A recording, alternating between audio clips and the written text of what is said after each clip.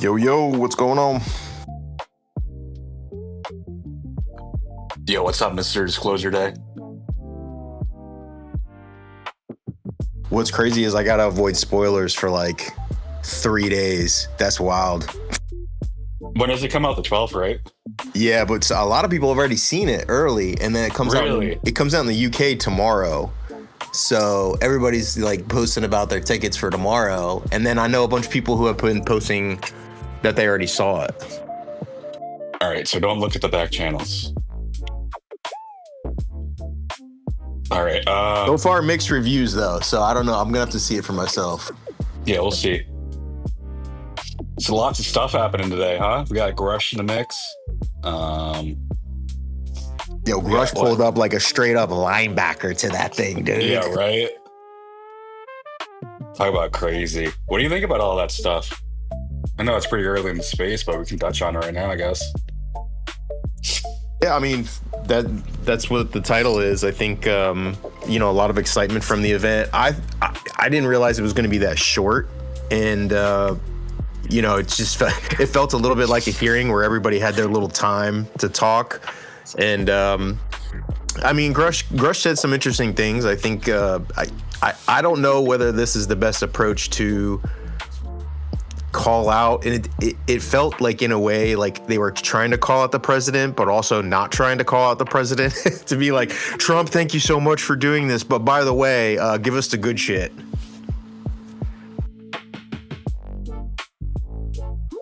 Yeah, I didn't get a chance to watch the whole entire thing, but I've heard snippets. But I mean, it does sound pretty promising. I think we're on the right foot now. I think ultimately Trump will give us the okay. What do you think? Yeah, I mean, he has to be Mr. Disclosure president, right? I thought that Eric Burleson had the best speech. He seemed pretty passionate about what he was talking about. He got pretty animated too. And so I watched it with my son, who's 13 years old, and he's getting a little bit interested in the topic. It was like 30 minutes long. The whole thing, I would say he was bored, except for when Burchett started talking. He was fucking dying at Burchett, especially when Burchett's like, especially when you got the punk in a man bun. We were both dying. That's hilarious. Probe, what's up, man? What'd you think? What's going on? I thought it was interesting. It was what I expected it to be. I didn't expect any revelations, but they're mounting they're mounting some pressure, and they did it with a good group of people, diverse group of people. And they're playing to what we all kind of know, Trump wants, which is praise and attention, right? Like that's his motivator. Not that that's a bad thing. Like that's Trump. So like, I think it's a good step. A lot of people are upset because it wasn't bombshell trademark, but it was what I expected it to be, and I think it's good. The more of these types of things that happen, the more you start seeing it in mainstream media, and that's when I think you actually see the needle move. So.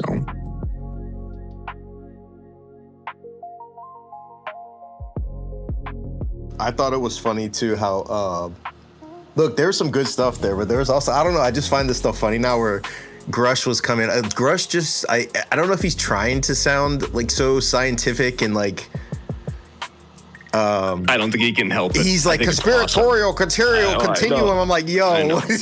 It's so good. Well, he's probably trying to make the subject believable for like the non-believers, I guess. I don't know.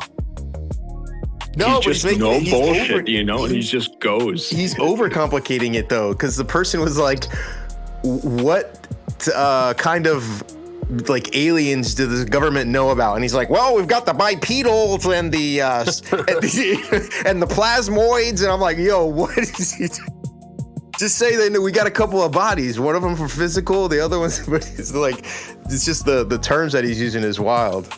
It just makes him a perfect, intel guy, right? Like that, like, oh yeah, like you're the type of guy who would be really good at that. Just so matter of fact. And yeah, I mean, it's entertaining. But good day. Good day overall. All right, so what was that thing about working on a language, supposedly? Was that Grusch who said that, or? Working on what, the whistleblower stuff? Yeah, someone was talking about how they're working on like a language for like UFOs and humans to work on. I don't know. I forget this was like in reference to. But I missed the whole entire Grusch thing today.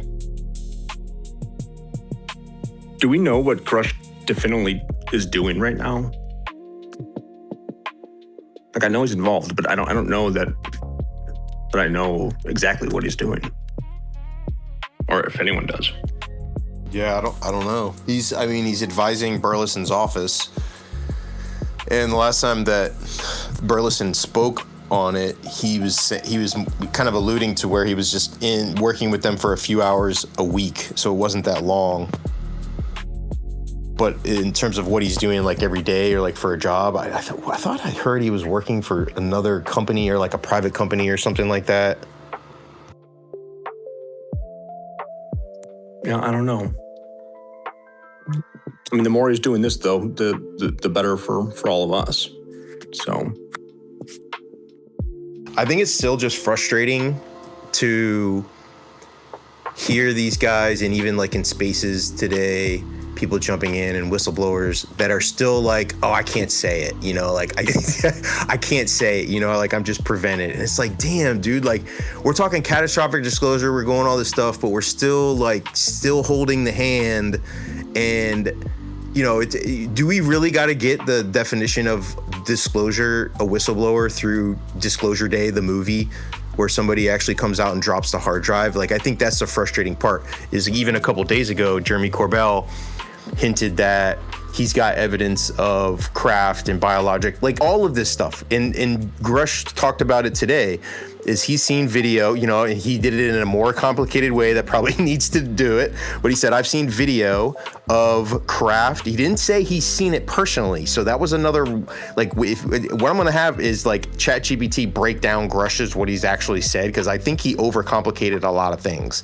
Not his fault. He's just like a very technical person in how he's explaining this. But what he was saying was that in his position, he was told about the legacy program, the UFO back engineering program, and then he saw videos of the craft and the biologics. So, who else has seen that? I would guess Jeremy Corbell, since he's just hinted at that and sort of threatened to release that, information or evidence if the government didn't come. So this is all like a play in my mind, that this is being set up. It's a little bit of a play where they're trying to be like, all right, well, we've got this evidence. We know that it exists. If you don't bring it out, then we're going to bring it out. And, historically, they've called the bluff and we know, and nobody's posted the evidence. Right. No, and I know your take on whistleblowers who pocket information but kind of dangle it, right? But I'll ask you, because I'm kind of in a similar situation. So you were talking about your kid. I have an army worth of kids. And I try to put myself in the shoes of a whistleblower who, let's assume it, whatever they're whistleblowing on, makes the whole thing definitive, and whatever you have to share with the world is compelling enough to convince people. Like, would you come forward if there was any risk at all to your kid? Or like, how would you go about it differently than they are? Let me say that, because maybe it's just more about the dangling, right? And the teasing of the info. That bothers you, I don't know. It doesn't seem like somebody has taken that level of risk publicly yet. So and there's a lot of, if I do this, then this is going to happen. If I reveal this information, then I'm going to jail, or I'm doing, like, it's all a what if situation. It's not, it's happened, and that has prevented people now. I think what needs to happen is somebody actually needs to go through that process of revealing classified information about UFO back engineered technology, and then they're taken to jail. Whatever that is, the sacrifice has to be made. Like, will I do it? Obviously, if I'm not in that situation. If I were in some of these situations, I would say yes, dude. Like, I would, if I knew that when I revealed the information that would change the layout, how people would then be like, obviously if somebody just says it, it's not going to have as much impact as somebody is being able to prove it, have evidence for that or drop that information. I think if it would have more of an impact if it came through a coordinated way. So if it's not just like one person, if it's all of these guys coming forward at one time and saying like specific information or a location or something that can be investigated, then if you just come out with blanket information like, oh, we've had dealings with the aliens back then, I think you'd have to come out with specific information that could be definitely investigated, and you couldn't avoid not investigating it. Yeah, I mean, that's fair. I don't know how I would respond. I think about that, but I don't know. I could argue both sides.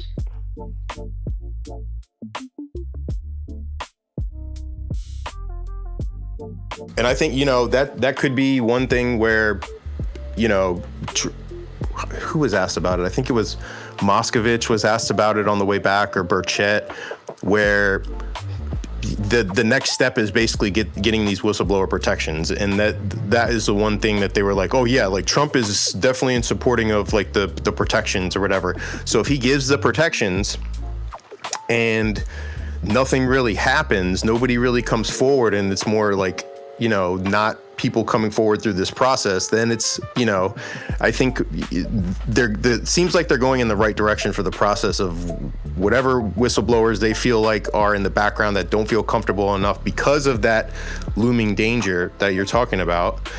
That if these protections were put into place, if it's as easy as a presidential order, executive order, where he's just like, these guys have got protections, amnesty and shit forever, or whatever Luna was talking about, and they can come forward and now reveal this information. If that's put into place, I think that will tell a lot of what actually happens.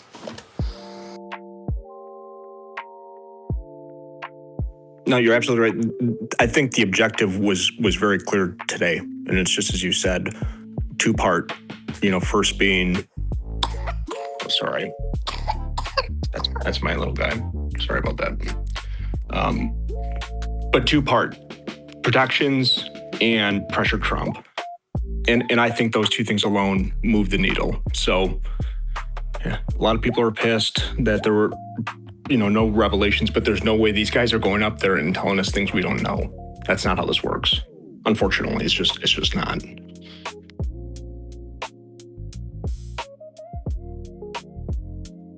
So, Probe, are you competing with Elon with all the kids? It feels like that. The problem is my kids are so young, and there's so many of them. We went for 3, and then there was 4. So there's like, my oldest is 5. The thick of it, as they say.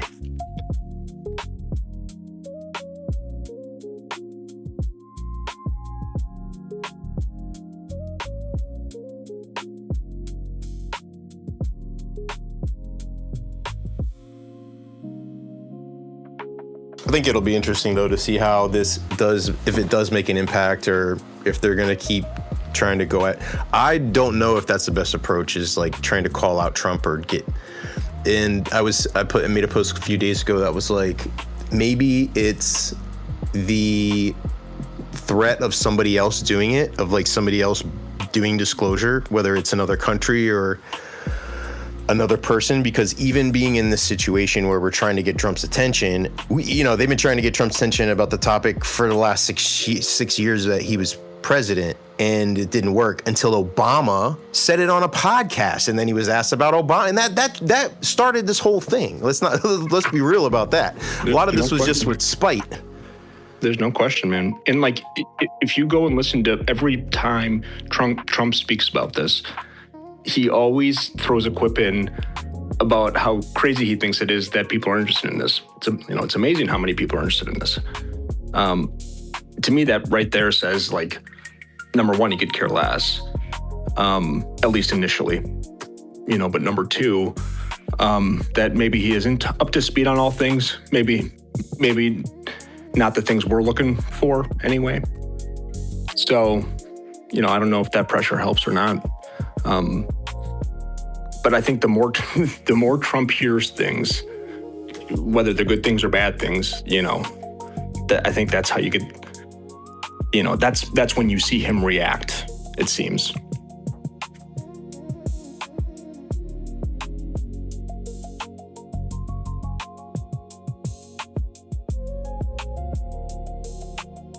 Yeah, maybe it's the you're not read in approach that could, because that's kind of Burchett's approach, it seems like, is just basically you're not read in, you're being hidden from the truth. All this stuff is going, and even Grusch said it, that there was like billions of dollars. He said some stuff that was like low key, I think, interesting, that not a lot of people caught because of how the delivery was.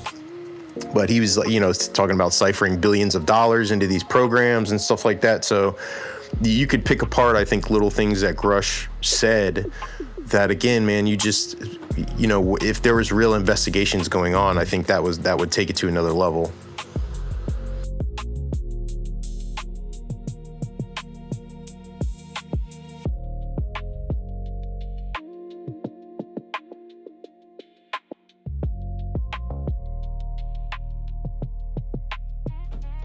I'm sorry, I'm not being a very good panelist here. I've got kids pulling every arm. Come on, man. I know. I'm trying. Yeah, feel free to jump up, anybody. We're just chilling. Want to get people's feedback on stuff that's going on, and maybe in the future, what disclosure's looking like. I think it's kind of changing now, it seems like. Okay, so I have a question for the panel. How come none of the whistleblowers ever jump in after someone goes public, or someone makes a pretty big statement like Grusch? I mean, I know Jason Sands was in the space today, but still, it's nobody chimes in, nobody jumps in and actually says something of value. It's crazy. It's just us speaking. You mean participate in media and stuff? Yeah, for sure.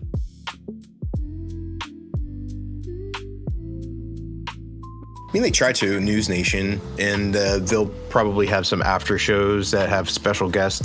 But yeah, I mean, even we're talking about transparency and being able to communicate with the community. There's not a lot of people who are involved in that whistleblower side of things that come into the spaces and talk with. I don't think Dylan Borland has ever come into a space, or Matthew Brown, or anything like that. So. No, definitely more experiencers than whistleblowers, for sure. And I don't know why. Well, I suppose there's a lot of reasons why, right? It would probably be tough to answer questions and feel like you weren't risking something, whether it's NDAs or breaking classified. You know what I'm saying? And I think that was one of the things that surprised me was Holiday, you mentioned the Jason Sands space. He was in there for 8 hours, and everybody was jumping in there. I was letting everybody up. I didn't care who it was. Yeah, that was crazy.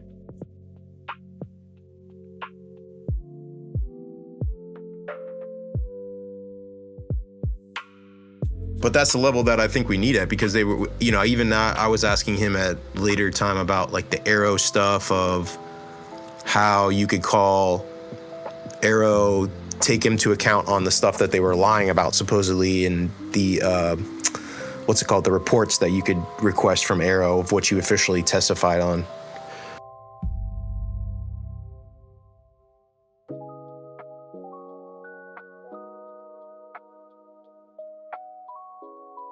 So I think low-key Arrow still control a lot of this process. It would have been interesting to hear a little bit more from them about how this UAP file stuff, because now it just doesn't even feel like it's a priority anymore. Now they're just, Grusch mentioned the UAP drop in terms of how many people visited the website, but Luna also mentioned in an interview a couple days ago that all of the videos that they requested, the 46 videos that she made up that whole list for the DOD to request and send, to Pete Hegseth and all that. They were released. I guess they were released in those 50 plus videos, the second tranche. That's crazy. I missed that. My wife told me that tonight. It's like, really? She said that? I totally missed that. But so some people were saying it was mixed, that those were all of them, and then there was others that were like, there still were some that weren't that were on the list that were really significant that weren't released. But she was asked by the guy from the Wall Street Journal, who I thought was a good interview. He like pressed her a little bit, which it should have been done, because he's like, wait a minute, let's go back to these videos. Like, are they all released? Is there anything that you've seen that's like a holy shit moment? And she's like, no, there's really not going to be any video that's going to come out that's going to be like, this is real, paradigm shifting, all this stuff. But they were sort of making it seem like that was coming down the pipeline. I'll have to check that out. Yeah, I don't know if this is a transition we're seeing. It was a calculated, it was a calculated move, whatever it was, right? So it does seem like there's a plan, even if it's, a plan put together with some haste. Again, there were a bunch of people from varying walks of life up there in job types that we don't always see. I mean, Leslie Keane was up there alongside representatives, alongside Grusch. It's like, whoa, what the hell's going on here? It was just different, and that in and of itself is progress, I would think.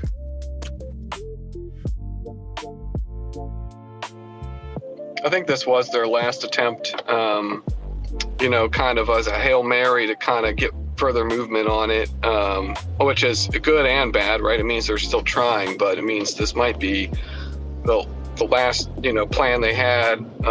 And we probably won't know for about a month or so whether or not it worked to get Trump to write some sort of executive order for, to pardon or, exempt these people with UFO information. I mean, if it happens, that's going to be great.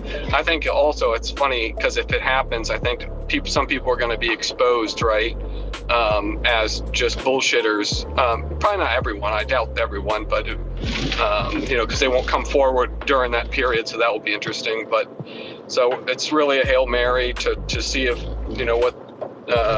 what the president's going to do, basically. I mean, I hope it's not a Hail Mary, right? Because it would be an incomplete pass. That would be the end of the game. But, I mean, come on, especially with Disclosure Day coming up, especially with all the attention that these people, in Congress and elsewhere are getting because of this. There's too many eyes on this now. I don't see the snowball getting smaller. Yeah, that's true. I think that the zeitgeist is, or what you could also say is the lexicon. The zeitgeist is changing in society. I would partly because the media is covering this, and honestly, probably partly because of age of disclosure, partly because of the media covering it, partly now because of Disclosure Day.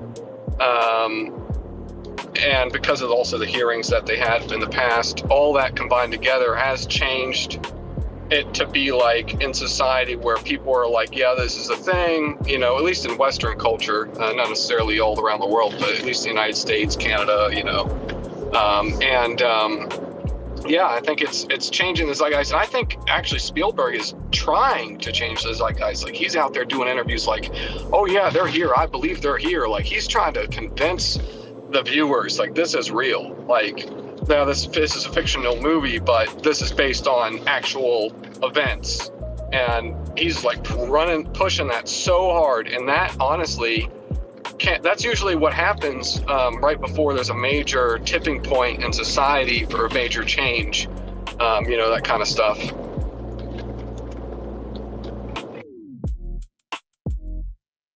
I think too, when the politicians are looking into this, one person who I think is going to really run with this in the next few years is Jared Moskovich. I just felt like he was making a political pitch. He sounded great. Like I think he's really grasped how he's using this as a message. But he explains it very well, where it's not even Burchett says not about the little green man and the saucers, but yeah, Moskovitz makes it more about they were just asking questions and starting to investigate this, and we're getting a lot of like bullshit and pushback, and that's when they're like, wait a minute, they're hiding something here.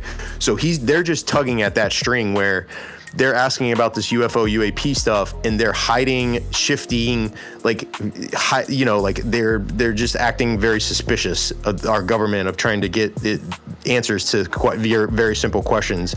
And so I think more politicians that are going to jump on that, of this like not conspiracy movement, but more of like, okay, let's try to hold, get the swamp shit and hold all the people to account and the billions of dollars being spent on secret access programs.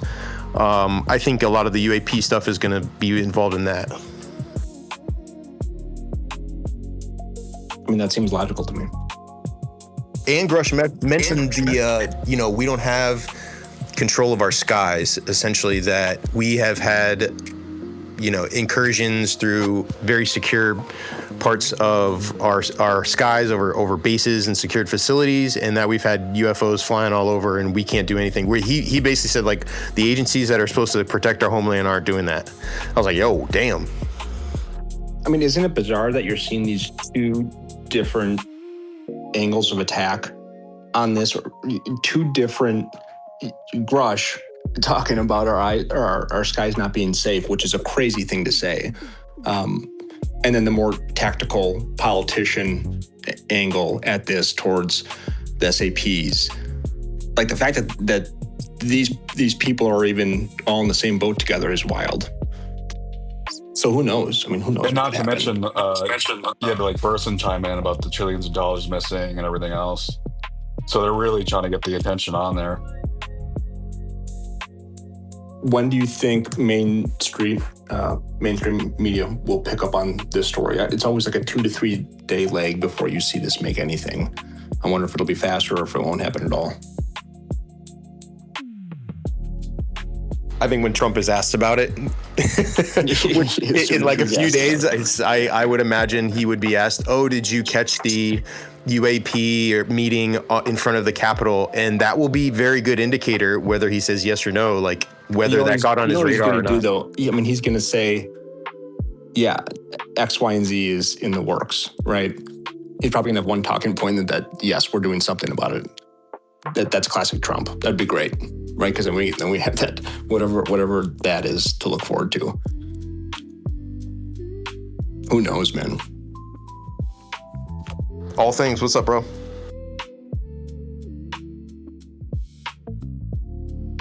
I want to tell Pro that he's putting out tons of good work. I sympathize.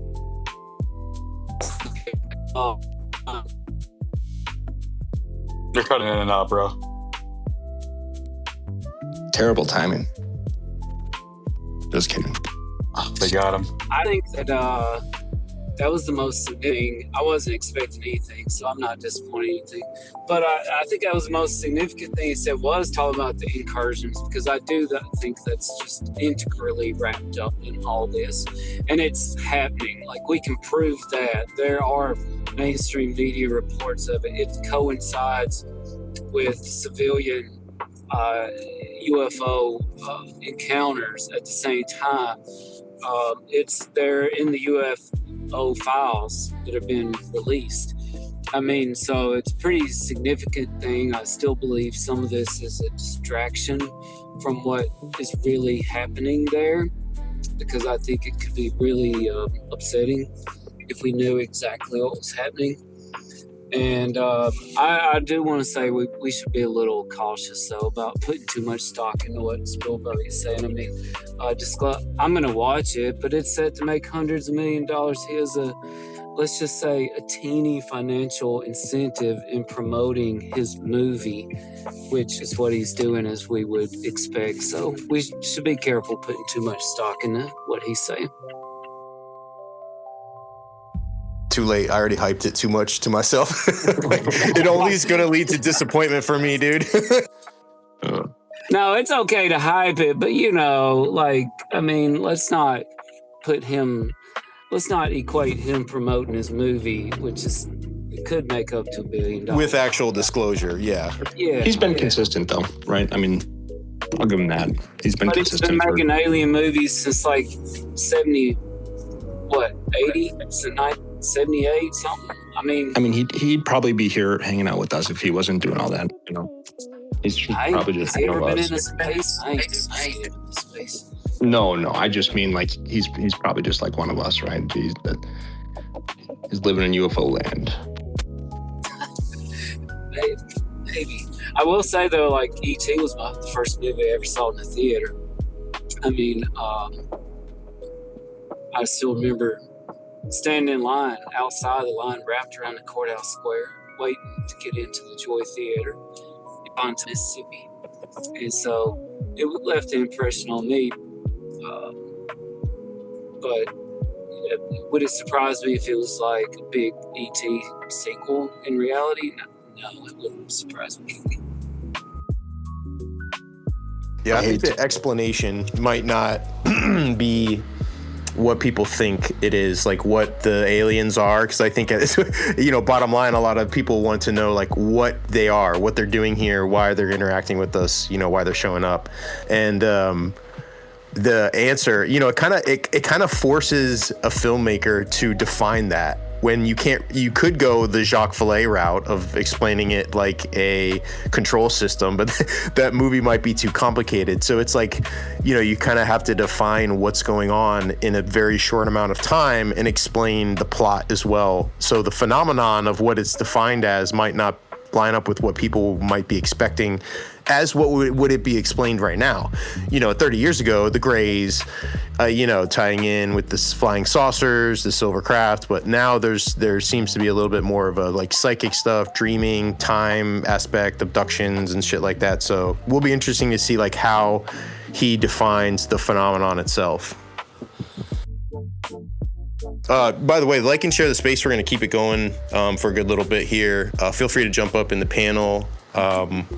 So we're just talking about the Grusch stuff today and future disclosure, all type stuff. So just chilling.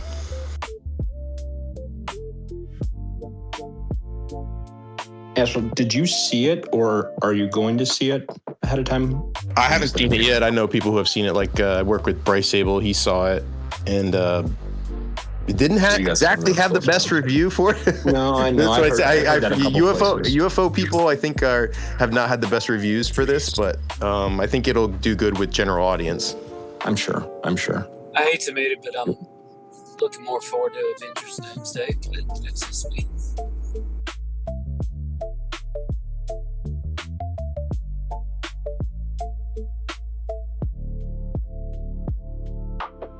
I saw the Backrooms movie. Has anybody else seen that? The Backrooms? Oh, dude, I keep seeing all these clips from it. That's pretty freaky. Were you a follower of that before the movie? Before you saw it? No, it just a little bit like came on my radar, but I didn't like research it like that. But it was interesting to see how internet kind of sensation turns into a film and how they interpret, you know, what it was back then, you know, while it was pretty viral to the film, how it ended up being.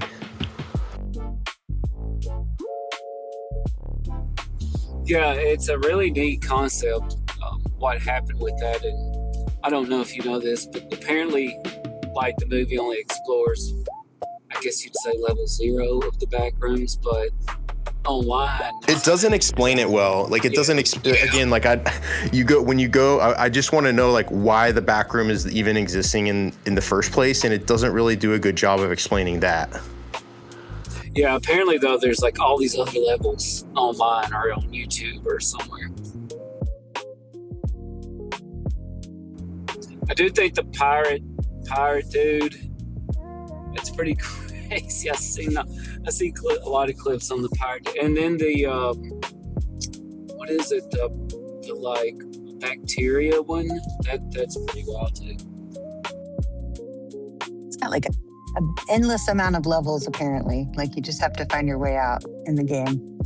I did follow it prior to the movie, and there's another. I just wanted to bring it up because he does have another series. He stopped the Backrooms for a minute I think when he was trying to figure out how to begin the process of making the movie. And so he sidetracked and he started another project. That one is the, I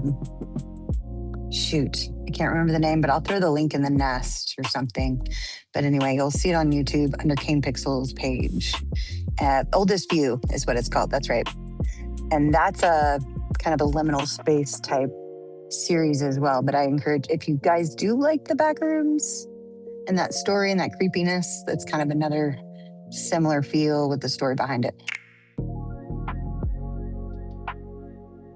I will say I still have a very healthy respect of the Great White because of Spielberg. So I'm still staying out of the water.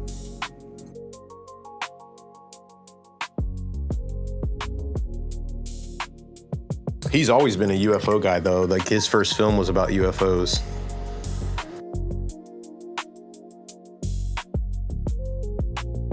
I like the Backrooms concept, though, with like the time and the dimensional stuff and people who enter it, like it becomes part of it. I was just like, damn, I wish I would have just explored that more. Did you enjoy the movie? I haven't seen it yet. It was good. I mean, it was different. There's some strange parts in there for sure, but I think it goes along with the movie. I thought the concept was good. It was interesting, and I wasn't too much into the lore of it, so I kind of had to get up to speed on everything. But I thought it was an interesting movie, like how it all set up and kind of interacted. How it played out in like the last little bit was whatever to me. But you can expect to see a lot more like that because, I mean, the amount he spent on it versus what it netted, I mean, that's going to reap a lot more copycats, if you will. Yeah, well, I like the first person. It's like one of my favorite movies was Blair Witch Project. And I think putting that aspect into it of like first person and kind of living in the moment of whatever you have to film is what you see type of deal, I think that's cool. I like that. And it wasn't too much of it. It was just, I think, a good amount. He's apparently an AI snob. So he came out after the movie, and he does all his work in Blender, or a lot of it in other programs too. But he made a statement about AI, and he's like real anti-AI. So you'll never see him, I don't think, making those films with anything AI, unless he gets overridden, I thought it was pretty cool how he had a choice to go to college or, produce his own movie. And he was like... Yeah, he was in high school when that YouTube thing went viral. Like, he was just in high school. So yeah, he was... I don't know what his plans are now, but I remember the first few interviews I saw of him, he hadn't even thought about college yet. He was just living a high school life. It was crazy seeing such a successful young creator. It's really cool. That's like the other movie that's been popular, Obsession, which has been just like low budget. And I think with the AI stuff, like, I don't think an AI movie will be able to be competing anytime soon with like Hollywood, but be able to like produce or create the concept of it, like to take that picture of the Backrooms that was posted and then to make an entire like episode, like 5 or 10 minute episode on a Backrooms, and then to get funded. I think that's a possibility, like that seems very likely now more than ever. I remember they did have a lot of spinoffs when the YouTube series became very popular. And I don't know what happened, but there's probably some kind of copywriting thing because it became so popular. It became his. And there's so many people that tried to do their own variations, but none of them were like ever as successful. I don't think anybody can get away with it now at this point. I will say, I can appreciate like painting on a canvas or whatever your canvas is. Art is art, for sure. But I have a pretty intimate relationship with all of the AI models. And like the subtleties I see day to day in the improvements, like Hollywood movies, we're already there. It's there. Some of the, Yeah, we're not far. Oh, it's to me as a developer, and I used to do a lot of motion graphics, like manual stuff. I'm trying to think of Video Copilot, if anyone knows what that is, tutorials and stuff, but fun stuff. And it is painstaking. It takes so much time. And the output with AI now is just, I don't know, fills me up in every good way, but there's also, there's concern. I mean, Anthropic just came and said right before they released this latest model that everyone needs to slow down. Now, they didn't get the government contracts, but, they're making so much money for them to say that. Well, that's kind of similar to Elon, right? He was saying, for a long time to slow down. We need to think about this AI thing, actually. Hold on. Went around on a, interview tour in 2020. Did Rogan and a couple other interviews for that. Hey, Probe, what do you think? Like, I saw today, maybe this has been out for a while, but I only saw it today, that I guess Grok has a new thing for doing code and that sort of thing. What do you think about that? I'm so sorry. I missed the first half of what you said. No, I'd only noticed today, so I don't know how long it's been out, but Grok has some sort of new thing for... It's like Grok build. Yeah, Grok build. Yeah. No, it's good. Grok is great in different ways. But, a lot of this now... Sorry, guys, I got a tiny little guy over my shoulder who's not feeling so hot, so I'm muting on and off here. But the Grok is going to find its place alongside OpenAI and Anthropic models very quickly. It already has for a lot of different tasks. I mean, the imaging stuff that they were doing early on was incredible. What is Build for? Sorry to interrupt you. What is Build exactly for?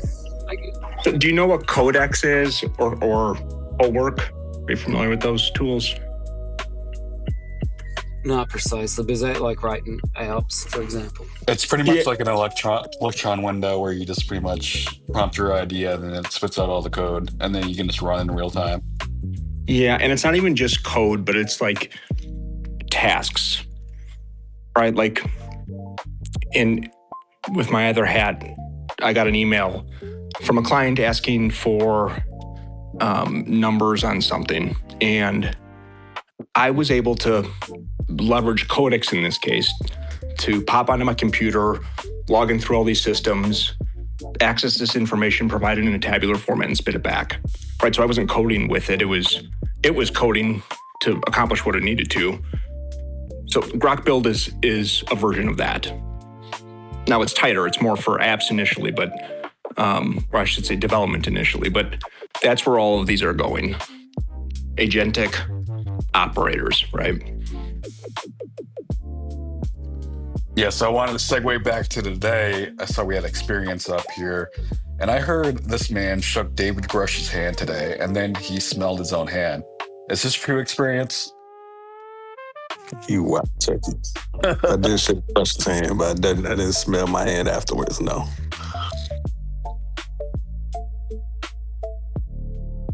Smelled like pine tar. My man was ready to go.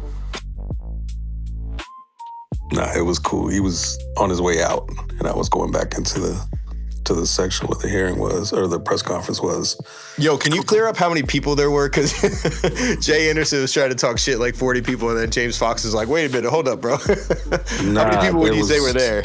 It was well attended. It was, because that little section of the lawn is where other people hold press conferences. So there was like two other press conferences for other people that were pushing legislation or something prior to. And there wasn't many people there for that. There was a couple cameras set up and whatever. But for the UAP shit, mad more cameras, like heavy cameras, heavy media presence. And then behind the cameras were like where people could stand and watch. Estimation, and then there was people like around the gates that didn't know they could come in. So I don't know, it was like 150 maybe, which actually was well attended for me in my eyes. I mean, it's a Tuesday in the middle of the day, like people work and shit. You know, how are you just gonna get off for an hour? I mean, there was other UFO Twitter people up there. Like, did you talk to Science Bob, or do you see anybody? Yeah, Bob was the first person I saw there. Cool. So we chopped it up. Met Matt Laszlo finally in person. We've been chatting it up in DMs for a minute. We finally got to chop it up. Who else was there? Is he as intense in person as he is on his videos? Laszlo? Yeah. He's a wild dude. He's fighting some bullshit right now. Poor guy. Yeah, they took his credentials away from some of the people that work for him, and he's fighting to get back. Yeah. Steven Diener, got to chop it up with him a little bit. And then who else? No, Augustus was like in a space today, kind of broadcasting from the event. Did you see Augustus? No, I didn't see him. I did not see him at all. I saw at the end of the stream for News Nation that he introduced himself to Science Bob. You could hear it live on the stream. Yeah, that's funny. That's what's up. That was Peter Scapefish. Chopped it up with him a little bit. Jordan Flowers. And who else was there, man? There's a bunch of people there. Sarah Gam was there. Yeah, so those guys didn't speak, but what was it? Did they have any role in the event? I know it was James Fox and Leslie Keane that were putting it on, but there was a bunch of people in the background. Yeah. Yeah, they were just there to kind of show support, I think. Be a presence. Exactly. Talked to Jeff Nessitelli a little bit. Me and him are cool from the last thing. And said what up to James Fox. And it's funny because a lot of these people, I didn't know if they remember me or not. The one of them being Colonel Clausen, who was at the James Fox thing. He was the retired Air Force colonel that was in Vietnam, and he had his UAP experience. He was like, yeah, I remember you. I was like, yeah, we talked for a good 20 minutes. He's an older cat, but definitely cool dude. His story is definitely compelling to me, at least. And then, but yeah, it was just, the regular heads that usually attend these things were there. All right, so I think we were talking about what Grusch was saying earlier. I was saying it was a little bit overcomplicated for some, but what did you take from what Grusch was saying from his part? And could you hear him? I heard people couldn't even hear people. Yeah, so it was more focused on, if the microphones were there, you obviously hear it in the video playback. So I was close enough to hear them. I think I was like right behind Science Bob. So wherever he was standing, I was like right behind him. So I was close enough to hear what they were saying. People in the back probably definitely couldn't have heard them unless they were closer. But what I took away from what Grusch, because there's a couple of things that Grusch said that were interesting that I think in that little 5 minutes he crammed in a lot of stuff. The push for to get Trump to try and get some additional disclosures and some protections is fine. It's a lot of theatrics and politics shit, which is what those press conferences are for, basically. It's not a hearing, it's not a legislation, it's just, hey, we're pushing to get this done, and to get the clicks from the public. But Grusch stated that the National Security Council was in charge of the Immaculate Constellation program, which is executive branch, which is why he said he couldn't really discuss the details because he didn't know about it, but he knew that he was familiar with that program. So that's interesting. That's kind of like, I don't want to say verifying, but it's another tick that thing was real. Like there was something to that. Also, the biologic question was interesting. He didn't get into the specifics of different races or anything like I think they were trying to get him to do, but at the end of what he said between, these bipedal species and plasmoid, whatever, sentient plasmoids, he said that the government was aware of these things. So, he ended it with that, which is interesting. But yeah, I think... Yeah. What'd you say? I'm trying to think what else that stood out. There was a couple of things that he said that were just kind of like, okay, I'm gonna make a note of that. NASIC being involved was interesting. The fact that they tried to somehow get him an espionage charge after his congressional hearing was interesting. Just little shit like that.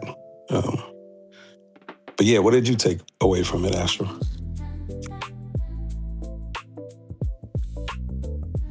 I thought it was good, man. I liked. I think it's just he may have been a little above level with the discussion of what he was saying for a lot of the stuff. Just like you're saying, he was like bipedal and plasmoids and all this stuff, where somebody would pay attention to that and not really know how to follow. But I think even like Burleson had a pretty motivational speech to me. Burchett was funny. I think everybody kind of played their part in it. Even James Fox.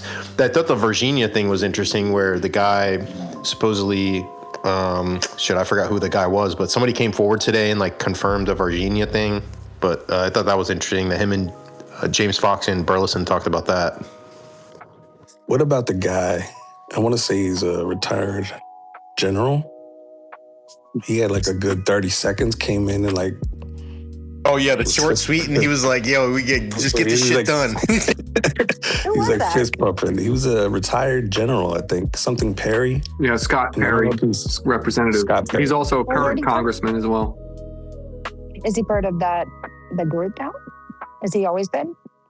First time I've seen or heard from him. I don't think he's in the. No, he's not in the task force committee. I don't think, but he is on the oversight committee, and he was. He asked a question one time.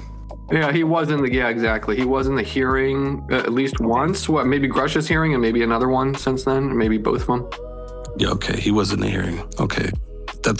He looked familiar, but I couldn't be like, who is it? He kind of like did his like 30 seconds and was out, Speaking kept of it short.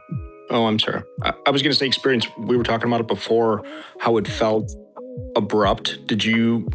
Were there like handlers moving people along? Was it a tight ship they were running to get it in and out? Not really. It was staffers and Capitol Police, really kind of regulating shit. But like keeping to a schedule of 30 minutes or however long it was. Well, the reason they left is they had to go leave to vote. So that if that looked abrupt, then that's why they jetted out of there quickly.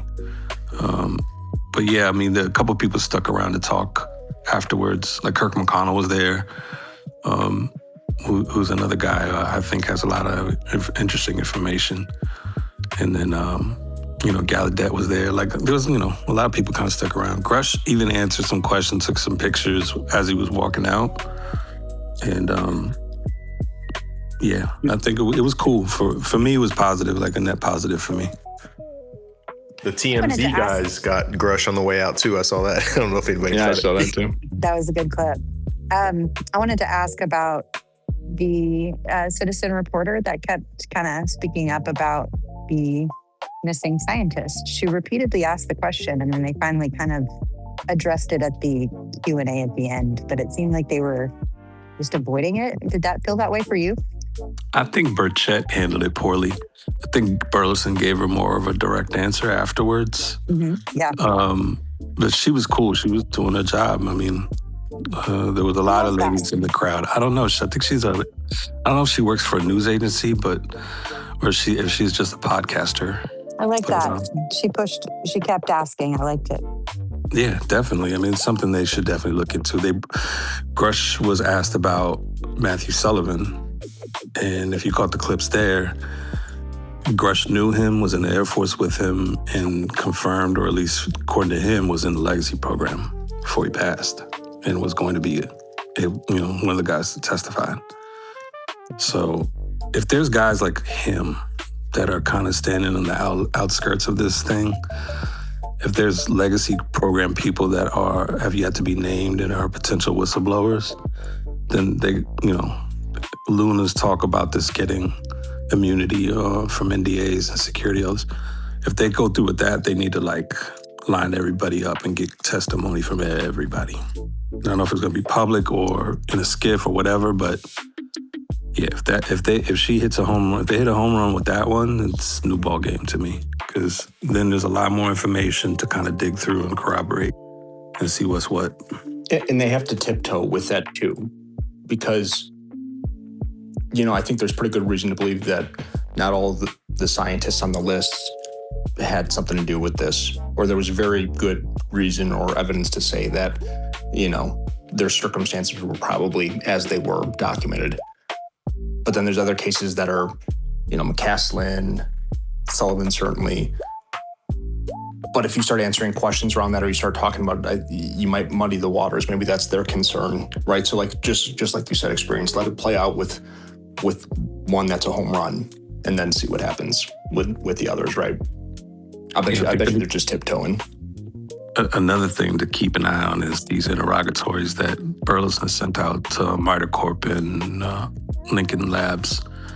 And if you kind of see what Gerb has kind of painted out, like some of these corporations that are handling the materials or even program managing the quote-unquote legacy program, there's going to be a lot of information there potentially. So we'll see what shakes loose from any of that. Yeah, he's been doubling down. That's a big deal. And that's something Gerb's been What media did you see there? I didn't see anybody. I didn't ask specific. Like I know Rob Jones from News Nation was there. Obviously, they're always going to be there. But there was a shit ton of other cameras, and I don't know if they were all mainstream or if these were independent people. They had the big cameras, so I'm assuming there were some kind of media outlets. I don't know if they were CNN or Fox or whatever. I didn't get the specifics, but there was a heavy media presence covering this, which I was kind of surprised. I didn't think there was going to be that many.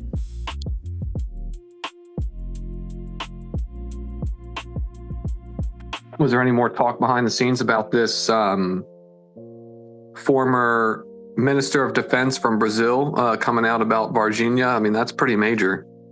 Yeah, I think that is major. They need to follow up on that, potentially getting more information from that. During the James Fox thing, Clausen was the one who kind of alluded to the fact that, all right, if there was any kind of United States transport of materials from Brazil, it's going to be flight logged somewhere. So, and then supposedly they had found the pilot who did the transport. Like all that shit was a couple of years ago, I think. And if that turns out to be real, then there's for sure needs to be information followed up on that. Didn't John FOIA that? John Greenwald? Or was that just talk?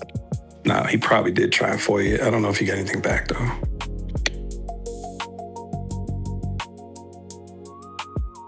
I think James Fox tried to FOIA it himself before his movie came out because he wanted to include it in the movie or in his documentary, but he said he was blocked, was denied by this. He said, he didn't address it to a specific department, I don't think. Like he just kind of open-ended, I want all government, federal government, flights from the United States to Brazil, or maybe he might have said specific airbase, I'm not sure, in January 1996, and he said it was denied by the CIA specifically.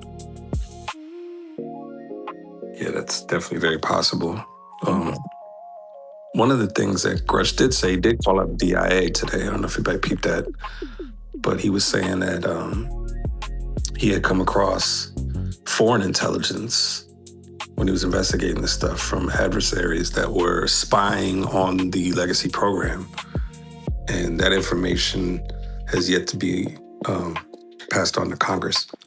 So. Oh, so that was the adversary thing that he was saying? Yeah, so he came across some intelligence reports or briefings, or however he came across the information of these foreign agencies that are spying on whatever the legacy program is, reverse engineering shit. The back engineering. Yeah, okay. So, but that's I was saying, he's over it's just so hard to take that from what he was saying because he's saying it so fucking complicated, dude. It's like... Yeah, he's a nerd, man. What do you expect? The guy is very... No doubt, yeah. Extensive vocabulary. So many details. I love it. Big guy, too. Shit. So did Jesse Michaels interview that general, or not the general, the Minister of Defense from Brazil? He posted a picture with him a few days ago. I don't think that episode ever dropped, did it? I don't think so, no. Right? It was 2-3 days ago he posted it. It's pretty recent. So I guess it means there's an episode coming with that guy, I guess.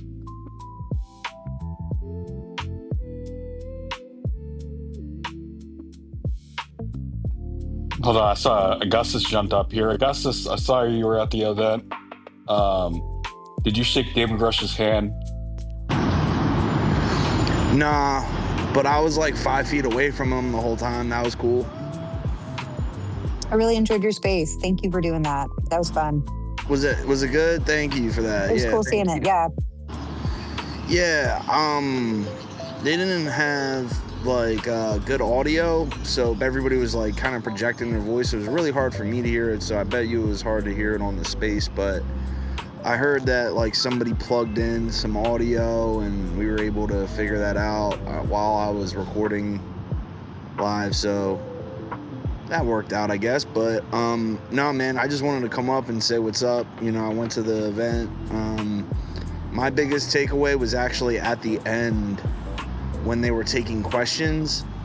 A woman shouted out, like a woman reporter was like, can we get a comment? She was like, hey, can we get a comment on the missing scientists? And I watched literally every single person that was at that podium take a physical step backward. That just makes so much sense to me, though.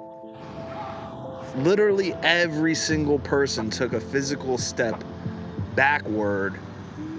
And she then asked it again after they ignored it and went to the next question.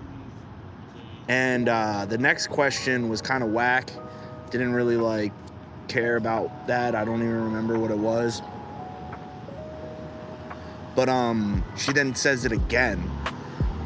And that's when Burchett stepped up, and he goes, listen, if there was 14 missing automotive mechanics, you would think, something's up. And now we've got 14 missing scientists. Of course there's something going on here, but we can't really comment on it right now. He said something along those lines. So that was like one of the things that like kind of blew my mind, being there live and like just seeing the physical reaction to that, being like a unanimous step backward was really interesting. It was really interesting. But afterwards, I got to go up and talk to James Fox. I told him, you know, we love having him on the X Spaces, that he should come back more to the X Spaces, and that we love his documentaries and he should keep doing what he's doing. I thought it was also cool when David Grusch shouted James Fox out.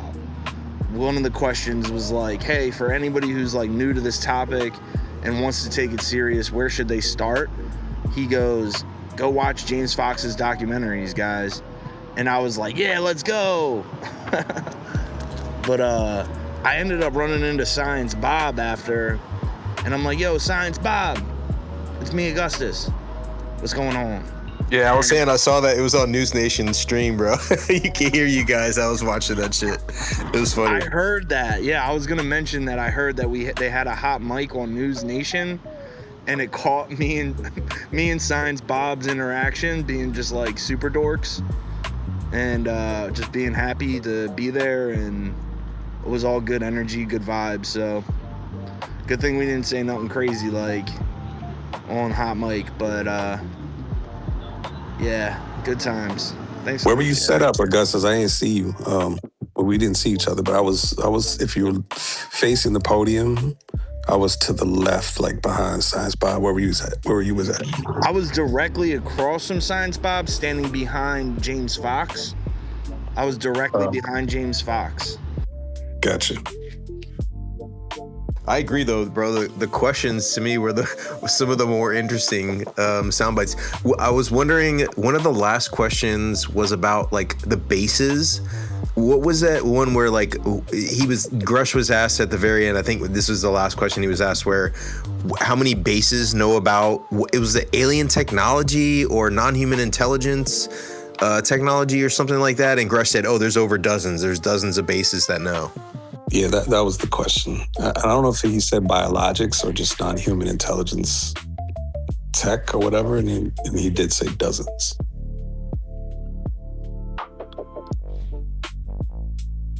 Wait, I missed that. So, because it was kind of hard to hear, and I never watched the replay like online or anything because I had to run back to work. But you're saying that he said that there was dozens of bases?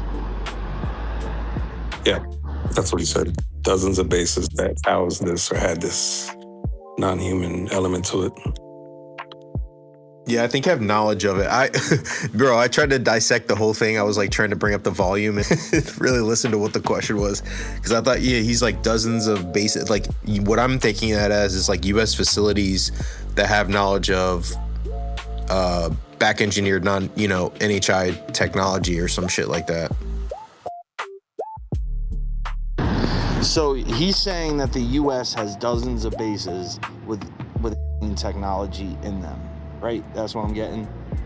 Not that there's dozens of alien bases on. Well, he said multiple alien races, bases and races, but he said multiple alien. Our government has knowledge of, at least two. He named them bipedal and plasmoid, but I would imagine there's even more than that, maybe descriptions, but multiple alien entities. And then what was the other one that we were talking about? He basically, he confirmed bases, which would be maybe military installations or private entities, bases that would be associated with military development, back engineered alien or non-human intelligent technology. And so those are the ones that I think where he is, where Burleson is talking about, he's trying to investigate a lot of these locations. That's where I think they're talking about. That's what I think they're really referring to, are locations in which have housed back engineered or have known for, working with some of these secret access programs, technology. Didn't Burleson mention one of the... I'm sorry, go ahead. So like an example might be like Fort Detrick or Crane, right? Those sorts of places. Yeah, I mean, think about the list of places we've heard, right? Area 51, right? Patterson, Dulce, New Mexico, Patuxent River. We could rattle off a list of at least 10 or 12. And then he's saying there was dozens and dozens, which that's interesting, right? Did Burleson mention, he kind of like ran through some things that he had been completing? Didn't he mention like he visited, I want to say like MIT or some kind of base and a couple other things that he had done? Was it there a point you said that? Patuxent River, I don't know if he said it today, but I know he's tied to that visit in Maryland. Yes, that would make sense. But he lists like one specific one. Are you talking about MIT Lincoln Lab? I'd have to go back to listen to this. Yeah, it was MITRE Corp and MIT Lincoln Lab. That sounds right, yeah. I think today it was mentioned it was a request for information that he was discussing. I think that's already been put out. Okay. I don't know if he's gone to him. Astral, do you know if he Yeah, that was the thing where UAP Gerb was trying to point that out to Burleson, and then Burleson asked about some sort of evidence, and then Burleson was in an interview recently, and then he said that whoever gave him that information, which to me was Gerb, was right in that they did have evidence, and he was going to try and release that evidence for MITRE or whatever that was. Okay. Yeah, I think MITRE was serving in a program manager role and had some information on USO stuff. So, but that's dope to see, dude. Like researchers coming in and being like, this is where you need to look for the evidence. And then they're like, oh shit, like they're right. Like this is actually where we need to kind of unearth this stuff. Hell yeah. And then just the idea that they're actually going at some of these private corporations, these defense contractors is a definite plus. That's where all the shit is at. So Jared Moskovich we were talking about Area 51. Area 51 was mentioned today, and I think it was Moskovich who said something about Area 51. I'm going to go back and see if I can clip where he talked about, but I think he was like, yeah, this was one of the reasons that they visited Area 51, and they were being a little bit shifty with what they had, access to and stuff like that. But I do know that Area 51 was mentioned today and sort of like that light. Yeah, Area 51 is always going to be tied to this on some level.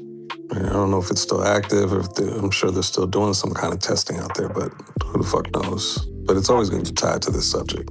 It doesn't move the needle for me. Isn't that what Burchett brought up today? And they took the aliens out of there a long time ago, or was I reading something else? Wait, hold on. But You said that. Who knows? Wait, like we just had a video that came out by Project Fear, right? You know, those paranormal YouTubers just came out this past week where they were out filming at Area 51 for, I think, a month, right? They were camped out there. Excuse me.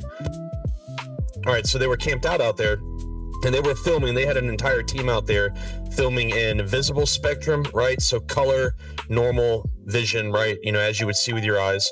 Then they had white phosphorus night vision, which is the greenish blue night vision. It's different than like, you know, normal night vision you would get on like a night vision, you know, scope or whatever. It's like white phosphorus. It's an enhanced version, some would say, of night vision, but basically night vision, right? Where it's greenish blue and you can see IR light, right? It shines out, you know, as bright white light. And then they were filming in thermal, right? So they were filming in thermal infrared, which is black, white, black, hot, excuse me.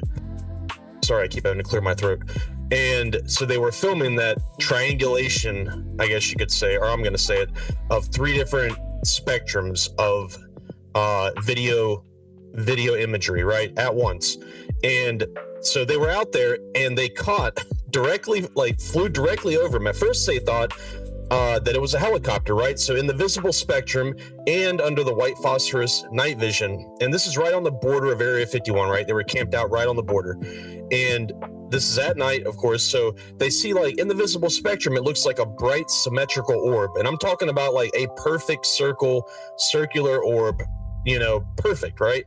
And it was flying low and it was flying slow. And they thought, oh, wow, this is clearly like a helicopter, right? It's got to be a helicopter, you know, but then once it got closer under thermal imagery, it was revealed to be a fucking aircraft, a jet airplane, but no contrails, right? And it looked exactly like the F-47 mock-ups that we've seen leaked over the, or not leaked, but, you know, the type of illustrations, conceptual drawings that have came out over the past couple of years of what people think the F-47 is going to look like, right? It's that cranked kite kind of, it looks like the XB-70 kind of, but a smaller, more condensed version. The fuselage is, you know, kind of, you know, super thin, right?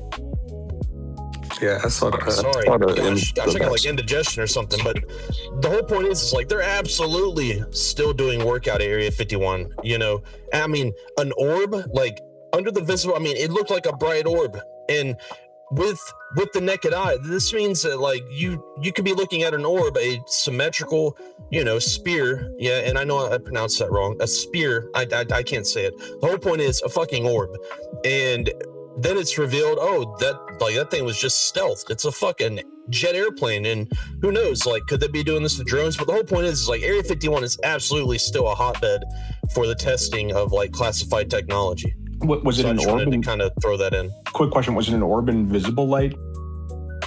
Yes. So under visible spectrum and also under white phosphorus night vision, it was a perfect spear, a perfect orb.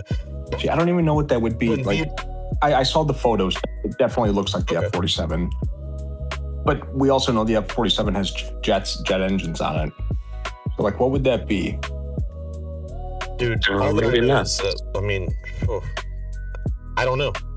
Like, what technology would that be? I don't even... If it was moving slow, like they said, well, I haven't watched the video. I just saw the pictures of what it actually looks like. If it was moving slow and they thought it was a helicopter, I don't know. That's interesting. They thought that it was a helicopter based on it being a bright light. Like they thought that, you know, because I don't know if you ever like, you know, had a helicopter, you know, fly low and, you know, towards you like at night.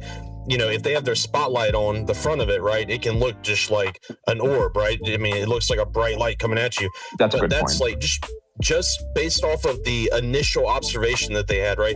I'm not saying that they thought it was a helicopter once it started to pass over them, but no, okay, so like much slower than, you know, a conventional jet would be flying, right? You know, that you would expect. And also no contrails, zero contrails. Like thrust vectoring explains that, I think. I mean, right. Well, just because like maybe- thrust vectoring goes back to what, the Harrier, probably even a little before that. It could just be really good now. But I mean, that's case in point that they're still doing shit out there, for sure. What did Birch say? Birch, sorry, go ahead. I was going to just say, Buddy had his hand up for a sec. Hey guys, love the conversation.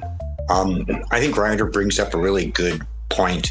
You know, so often things that we don't know, we cast labels on.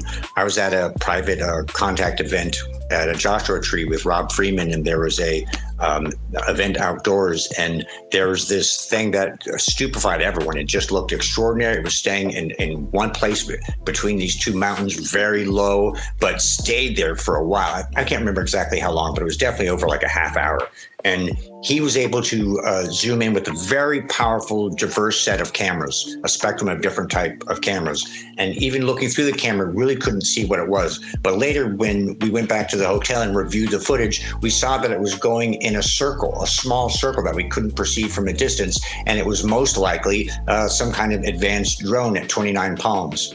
You know, and I've been at different events where, you know, people will see a flash of a satellite, you know, solar panel, and they'll like flash something and think it's flashing back. And I think it's like the most reasonable position is to be our own biggest skeptic. But if you take the basic premise that this stuff has been going on, no project in history would get more funding than ultra advanced technologies. It would be dispersed amongst not just dozens, probably well over 100 different groups and organizations. There'd be secrecy structures that would baffle us and astound us. We would expect, you know, everyone from the DOE to all the intelligence agencies, all the different military intelligence branches and exotic science branches. We'd expect, you know, everyone from Lawrence Livermore to Sandia to freaking everything. And this stuff would be privately sent out in a stove-piped way to get information. And, I used to think, why would anyone allow advanced materials to get to the stars without the government confiscating it? Because likely they've got a shitload more that they're studying, and any insights from people on the outside, or they knew something about this stuff. So I think we may massively underestimate the size of this stuff. Even if you take the most mundane black project, super advanced technologies angle, which I believe it's not that. I think there's a spectrum of these things going on. The amount of secrecy and the amount of different locations that we'll be exploring and examining and testing and trying to maximize it. Of course, I think, a patriotic person cares about national security, but on another level, information that we've been denied may have stunted our growth at like a pivotal time. And I think that's an important consideration. I think that's part of the reason that drives disclosure too from some of these people, as they see a deeper importance in it. And so just wanted to share my thoughts on that. Love you guys. Well said, buddy. I agree with you on I think all accounts there. And like, think of all the agencies that we don't know about that probably stitch all of those agencies you mentioned together, and then everything else. And I find myself conflicted too, as an American, on the national security argument and the person who wants disclosure side of things. It's this little internal battle that I deal with, and I can't be the only one dealing with it. And if you're an elected official, that's a whole different type of battle. If you were, internal battle, if you were to have to, or if you were to be exposed to this information. So, yeah, for me, I don't really care about the prosaic tech. Like, that's not what I'm looking for to get turned over. Like the prosaic, answerable information. Like, I don't care about the weapons and all that stuff. That shouldn't be declassified. I agree with that. It's the other stuff that is along with this. If our logic's involved, if there's an ability or an option to study some of the science that they're using, whether it's potentially reverse engineering shit, that's the stuff that needs to be opened. I agree, but can you do one without the other? You know, like that's the thing. Can you do one without the other? Yeah, I think There's- I there's a think way to do it. the like Carl Nell said, the existence where he was like non-human intelligence is real. I think the existence of non-human intelligence is different from the UFO technology that has been back engineered by programs.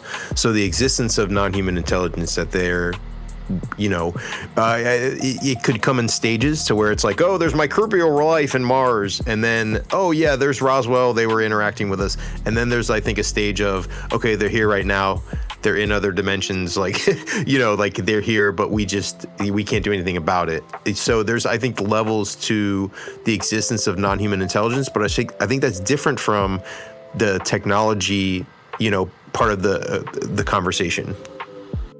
That's such a great point. And really quickly, I think the idea about this, the knowledge about it, is more powerful than the power or propulsion systems. The idea that we're not alone, it reframes us as a species, our preciousness. It could be something that unites us or makes us recalculate our definition of life, consciousness, all these different things. I think the idea is more powerful than the power or propulsion systems or the technology. Better get your hand up. Oh yeah, so I mean, like, I want to talk about the most important biologic from that press conference, and that was Luna. I mean, let me tell you, did she not look professional, right? She looked presidential up there. I mean, dude, she had the blazer jacket, right? The light gray, the pale gray, pinstripe blazer. Oh man, and then the fine vertical striping, classical business wear. Really just love the style, right? Did we lose him? I lost him. Oh, me and Luna had a moment, I think. Oh boy. Oh my God. Did your eyes connect? We connected a little bit. Hell yeah. Now I get it.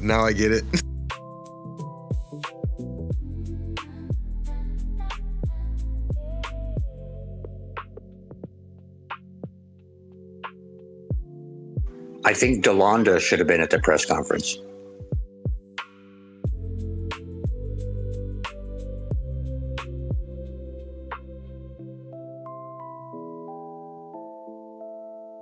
Where's the after party at? There's one. Where Greer's about to pop in on this after party. Let's be real. God, I hope not.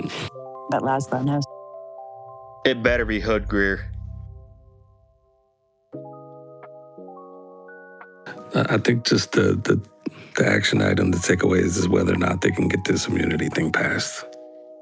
And everyone should be hounding them to get an update on what the status is on that and what the timeline is on that.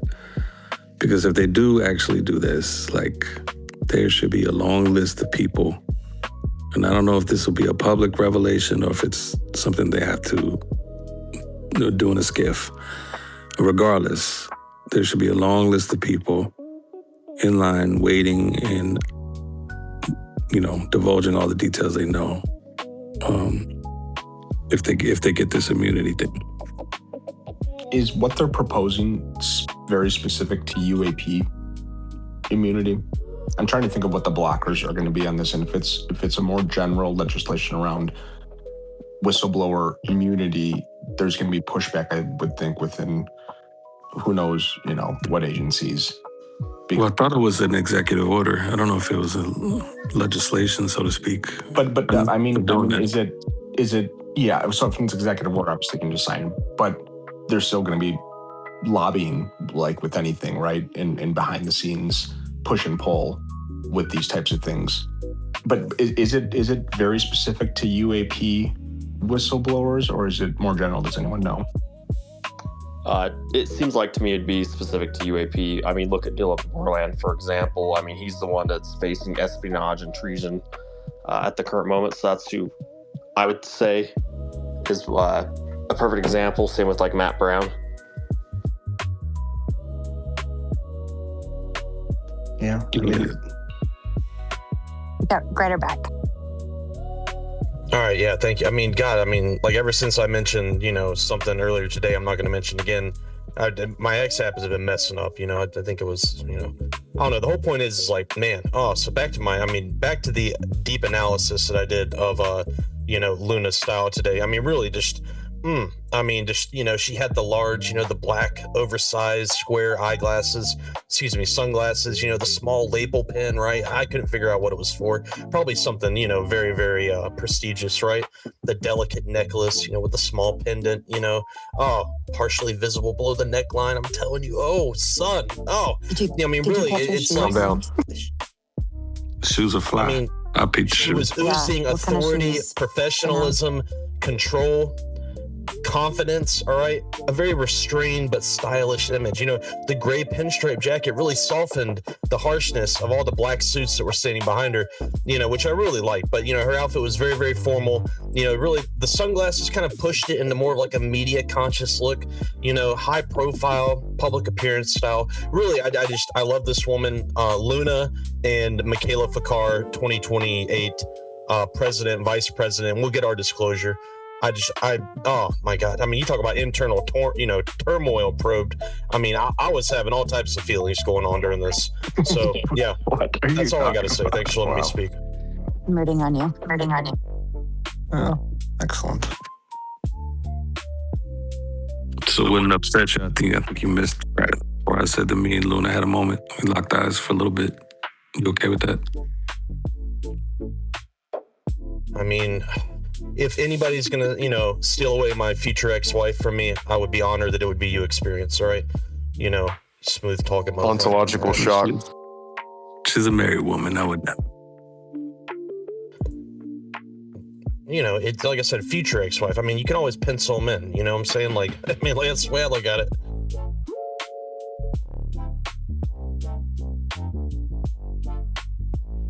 But hey, so on a less serious note, did you guys notice that they mentioned like age of disclosure, right? I think it was Burleson. No, I think it was it was Grusch. Said age of disclosure. Grusch was talking about the movies that they should watch, and he mentioned James Fox documentary and then Age of Disclosure. No. So, okay, well then maybe you didn't catch it, but I think it was Burleson who said we are in the age of disclosure. Oh yeah, he said that. Yeah, and then I think it was Burchett, right? Daggum, he pointed the guy out who looked like Spielberg. So like, I'm just saying, like, come on, guys. It just kind of like the guy that looked like Spielberg. What's going on? The man bun. No, the guy that looked like Spielberg was the head dude from Gaia. Oh yeah, that guy. Sid something, and I met him with the hair and shit. I talked to him for a little bit. He definitely looks like Spielberg, though. I said the same thing. It's funny that he caught that, and I was like, "You do look like Spielberg." Speaking of hair, was Danny? It's also funny that. Yeah, where was Danny Sheehan? Danny Sheehan was not there. Like, did they not like? One thing that I noticed on at least I don't know which YouTube video that I watched, maybe it was News Nation coverage, but they did they were like checking out everybody in the audience for the first 10 minutes of the stream. It seemed like they were just going face to face to face. It's I just thought that was funny how they were literally just for the first 10 minutes of the live stream just scoping out everybody in the audience, making sure to get that full profile. I don't know, I just thought it was funny. So Experience, I'm gonna go see if I can find you, be like, where's Waldo? Yeah, I'm gonna stand there right behind Science Bob. So there you go. Got him. Oh, you can't see it. Oh, well, I won't be able to see you behind that big ego, but fuck, I should have said that. I think it's interesting that Burchett has numerous times mentioned the man bun guy as someone trying to shut down the information, and a lot of people have a strong suspicion who that is. But he really doesn't like that person very much. How did we not bring the man bun up? Dude, I was watching, it's so funny. I was watching with my son, who's 13 years old, and he was just like, kind of like not paying attention the whole time. But then as soon as Burchett gets on and he starts doing the man bun thing, he was dying laughing. I was like, oh shit, like this is fun. He's like, this punk in a man bun. I'm like, oh damn, here we go. There's another thing to take away from that too, is when Burchett was done, he was introducing Moskowitz. This is what everybody got to understand. This is politics and politicians. And they're on opposite ends. Moskowitz is a hard Democrat. And he's like, this is one of my best friends, even though we're on the opposite of the aisle.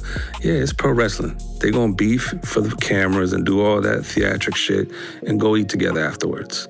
That's what they do. This is what DC is. It's a lot of theatrical shit. I don't remember where I heard it, but I heard it on some political show. It wasn't like UFO related. It was like the news or something, or some political podcast. But I remember somebody said, and it was like a congressman, said that Burchett was like the most well-liked guy in Congress because he just invites everyone to come have a barbecue over his house. He's just friendly to everyone. I think he spends a lot of time up there too. Like he basically lives up in Congress. Like stays at home a couple days of the week, maybe.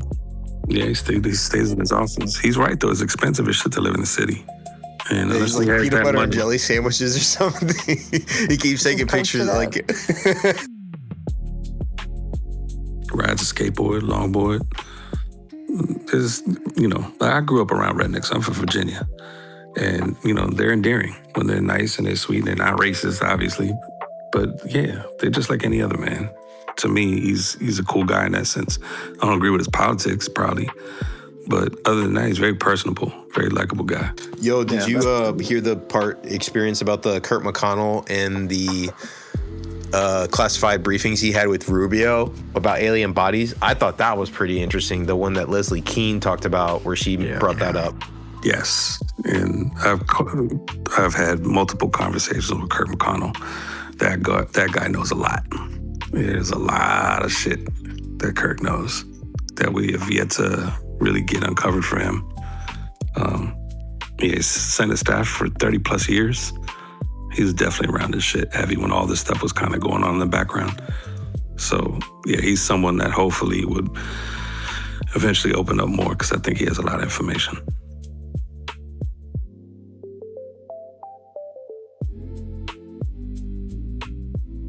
Experience, are you going to break it down? Are you going to do a space where you listen back to the whole thing and just kind of break it down for us? I was thinking about it. I don't know if it's long enough. I might do it. If I do it over the weekend, I'll probably do it then. But I think by then it'll probably be beaten to death. But it was good. I think Mike played it earlier and we went through Grusch's part at least, which was interesting. I think Grusch said, like I said, he condensed a lot of information in a little 5 minutes that we could pick apart. So I might do it. We'll see this weekend. There's also a lot of feedback on the other side of it where people are frustrated that, there was really nothing new that Grusch said in reality that anybody brought to the table. This does seem like a little bit of a coordinated, path, I guess you would say, of the evidence wasn't released that was supposed to come out through the aliens not the aliens.gov, but the aliens.gov is bad enough. The war, the war, website, so that this is the next play of having Grusch come out or having the people come out and say the evidence isn't good enough. They need to release this. So this is kind of like a process, a coordinated way that disclosure is kind of going through coordinated. Yeah, absolutely. I mean, think about this, Astral. Like,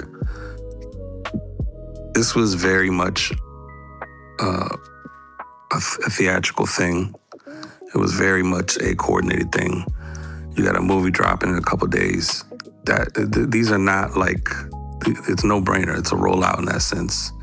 It's a way to bring the topic into public conversation, to get some kind of momentum going. And, to me, it's not a bad thing. And everyone wants new information. I knew we wasn't going to get anything brand new. There's a couple nuggets there, but to me, it's more of there's more meat on the bone here, guys, that we're trying to get to. So who's wargaming this then? Ooh, lots of meat on that bone. Like, so who's wargaming this, if that's the case? And I think this to me seemed very organized.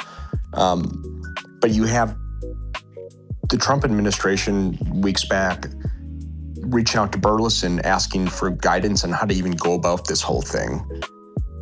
Right? So like You also had Grusch interviewed on whatever a while back saying that the next 60 to 90 days are going to be wild. in the know, seemingly, right?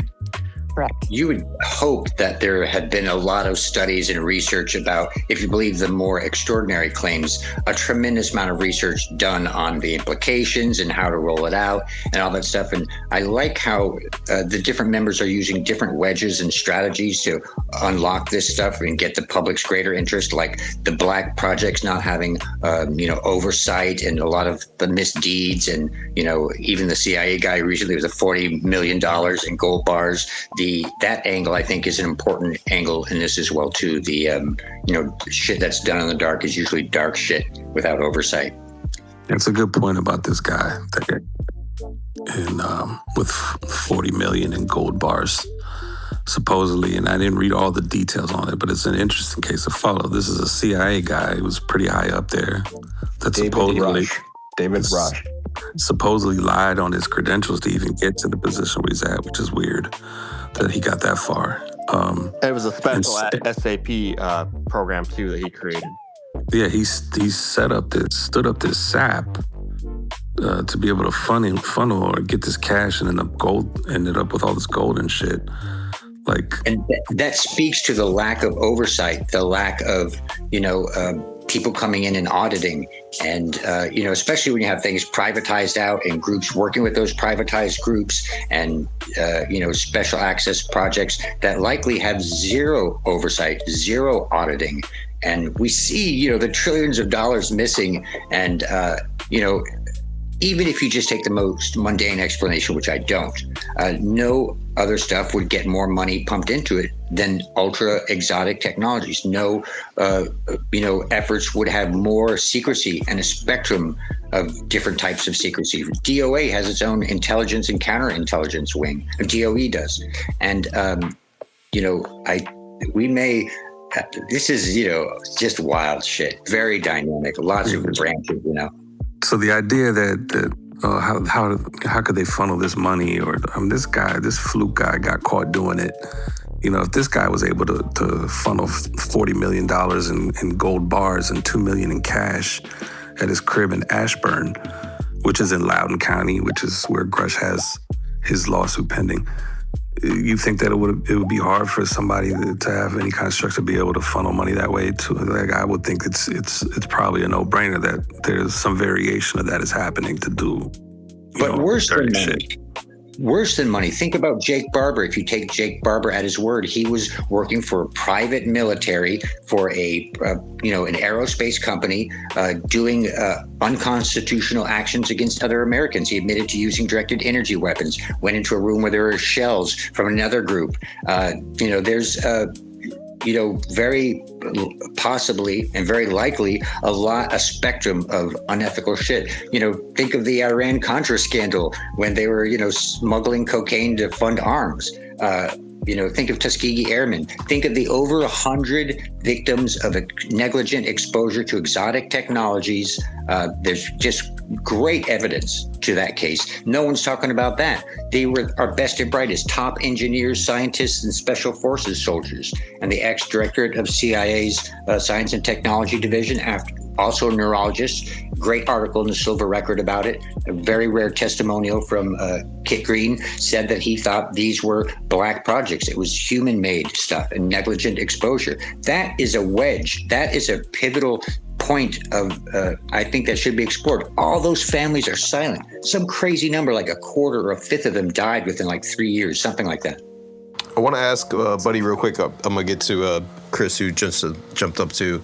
Buddy, recently Jeremy Corbell, and said that the psionic movement was a government-controlled, basically op.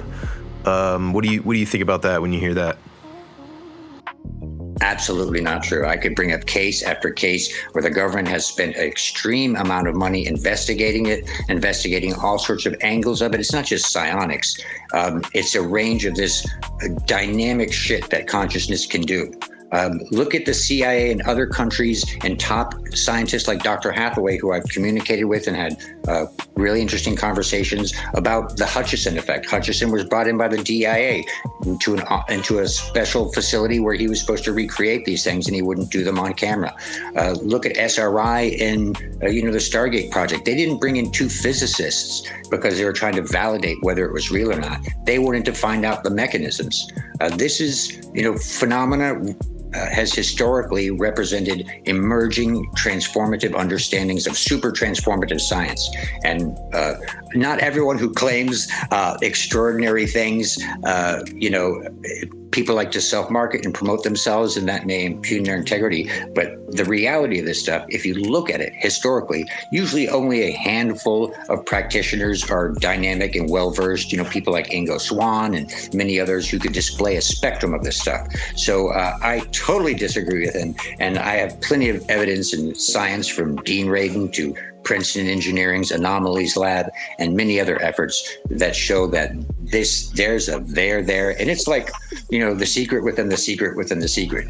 You have to get past the biologicals to get to the transformative powers of consciousness under certain circumstances. There's stuff like the PK displayers theory that, really, really interesting stuff. All right, I'm going to tag out now that Paranormal Chris is here. I'm going to go on and clock out, so I'll be down in the listener section. Thanks for letting me speak. Thanks. We missed Delonda. Thanks, buddy. Chris, what's up, bro? What's going on? Hey, y'all were talking about Dave Grusch and the SAT program that he created. About this time last year, it was found out that David Grusch created a control access program, kind of the same way that Rush did. Put it up in the nest, but Green Street broke that I think it's July 10th of last year, so almost a year. Just wanted to point that out. It's not something uncommon apparently, and it's just one of the things that points to Grusch and the issues he had with his clearance that no doubt came into effect. So just thought I'd throw that out there. Does anybody know, Chris, do you know what Grusch is doing right now? Like what the word is of what his current role is in anything? Obviously he's in the consultation role with Burleson's office, but I thought I heard Raytheon or something like that, or he was working. Does anybody know what his current role is, what he's doing now? I have no idea. I hadn't heard it, Raytheon. Where'd you get that from? I thought I heard that a while ago, months ago. Not confirmed. This is totally out in the dark, but I thought I heard that. I would think that if you're working for Raytheon or anything like that, you would need a TSSCI at minimum. But I don't know for sure. Probably just depends on what the position would be. So do you think it's possible? I think, at the end of the day with Corbell, right? One of the things that we're looking at is he's had access. He's trying to make it seem like he's had access to classified videos. Here's what I want to know. How much of the videos before they came out, these 52 in the second tranche, the second drop, how many of those before that day were classified and were not allowed out in the public? Right? That should be important information. It's how many of those before that were those 8 videos that were leaked in Corbell's sleeping dog. What was that? That's that kind of gray area right now where Corbell is trying to make it seem like he has access to these videos, but they're in a hard drive inside of the dirt somewhere. So he doesn't, you can't raid his house and find the footage. He knows where it is, but he doesn't. They're not specifically on his computer, but they're leaked video. That's what I feel like is the game that's being played. So so here's what's important for everybody to need to know about these videos. Those videos, the only reason that they're classified is because those videos are from ISR feeds, depending on what platform it could be, what drone, whatever resource. When those videos are live, they're classified. They're already classified. You just can't watch that on like your regular internet connection. So when somebody clips something in a feed, right? Because we know the MQ-9s, they stay up in flight for quite some time. You know, the pilots and the sensor operators, they work in like 12-hour shifts or more, and they're constantly flying.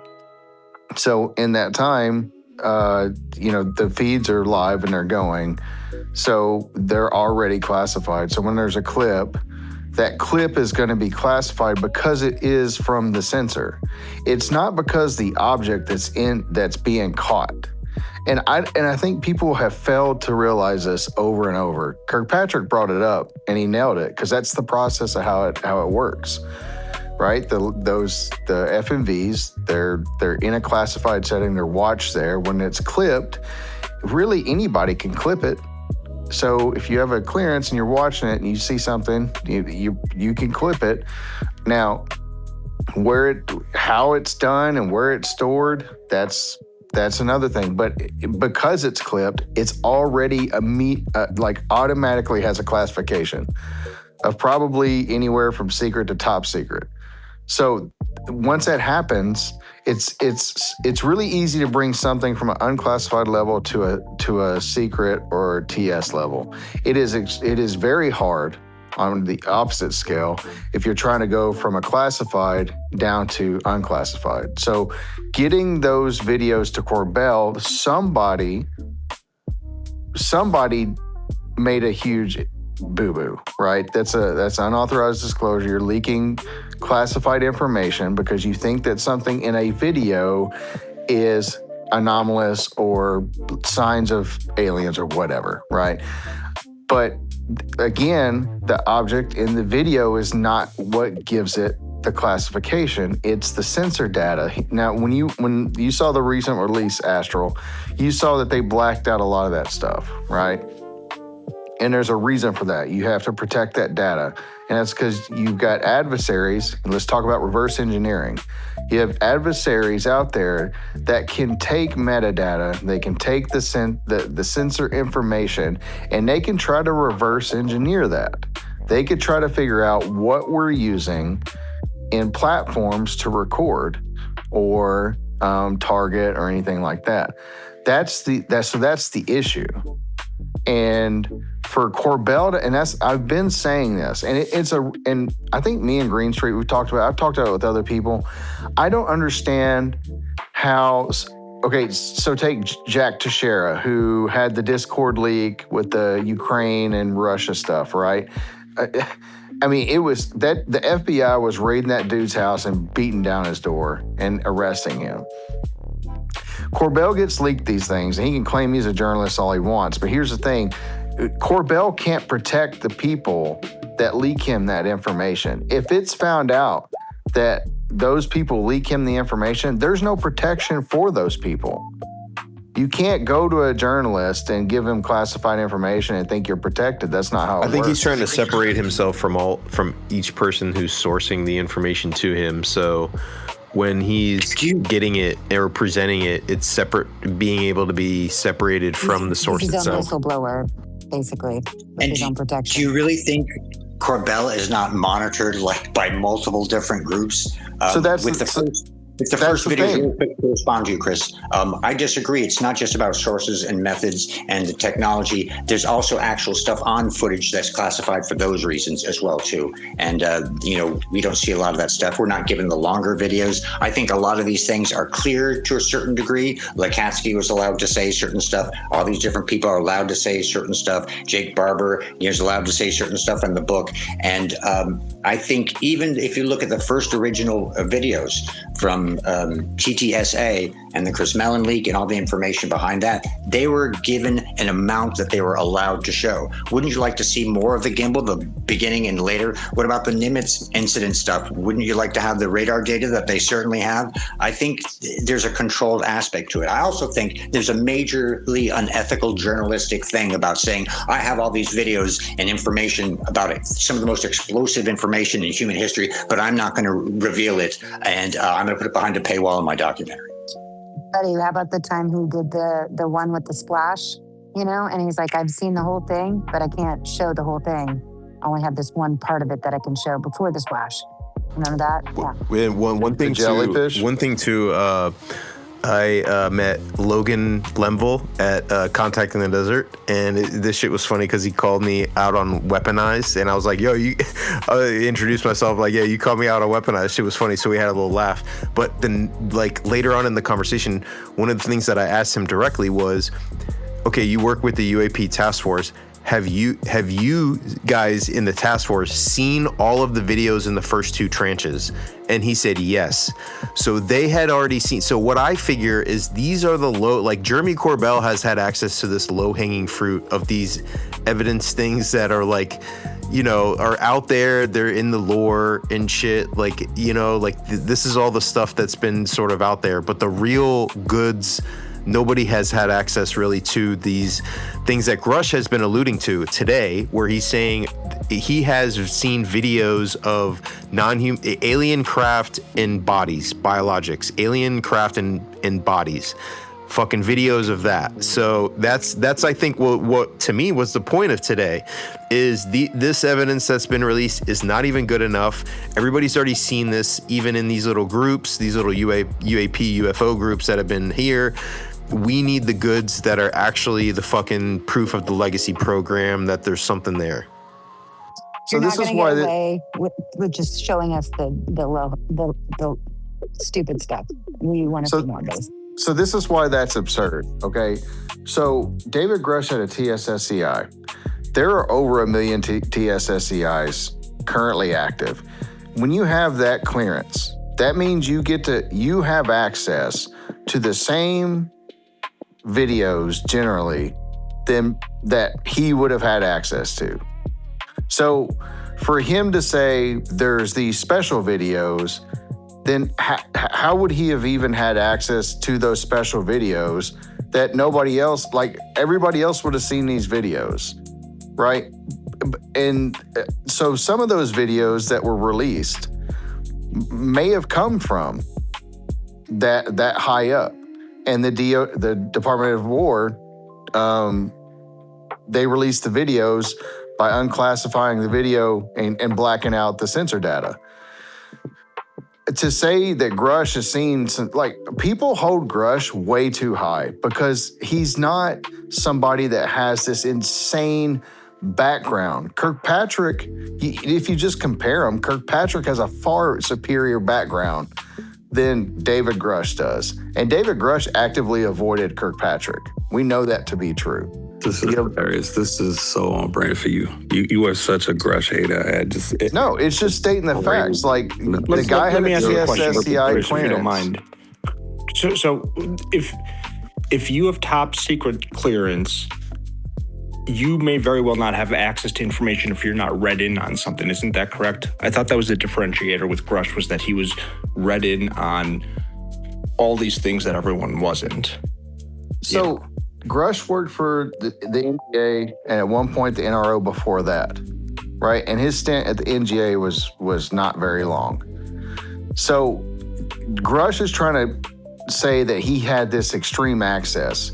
There are a ton of people that work in the NGA that had the same clearances, that contributed to the same things that he worked on. So for Grusch to say that he saw these things and nobody else has come out and said they've seen these things, and there's I don't know how many thousands of employees with the NGA, just that alone. Like, it's hard to prove it because in order to prove it, you would have to in order to disprove David Grusch, you would have to yourself probably divulge classified information to disprove him. And that's where he's so good at hiding. That's what Lou Elizondo has done. These guys hide behind, oh, I've seen things, I've done these things, because they know that the majority of people that are in this field don't have clearances or didn't have clearances ever. So if you don't have the clearance, you don't know what that access grants you. And when I'm telling you, I've literally have talked to a lot of people at the NGA. And I don't, for one, for Grusch to embellish himself as somebody that it was so high up and did these things and have this, this extreme background, yet nobody I talk to knows anything about him.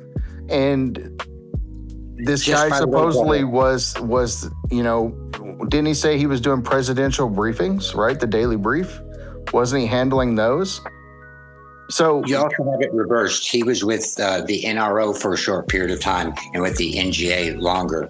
And I think the point that Probe made is a very valid one. Just because you have a clearance doesn't mean you're read into all the projects. Depending on your position, you've got access to different things. So I think you're assuming that he doesn't have it, but you're also making an assumption. You're criticizing that assumption, but we're also making assumptions ourselves.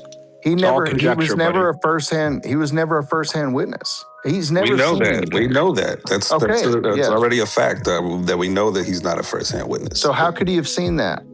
What do you mean? You've seen the video. He hasn't touched the craft, but he's seen the video. That's not the same thing. Seen the video of what? This guy has been working. He's been out for 3 years. He's been working with the government or under Burleson for what? At least 6 months to a year. And what is the culmination of Grusch's work?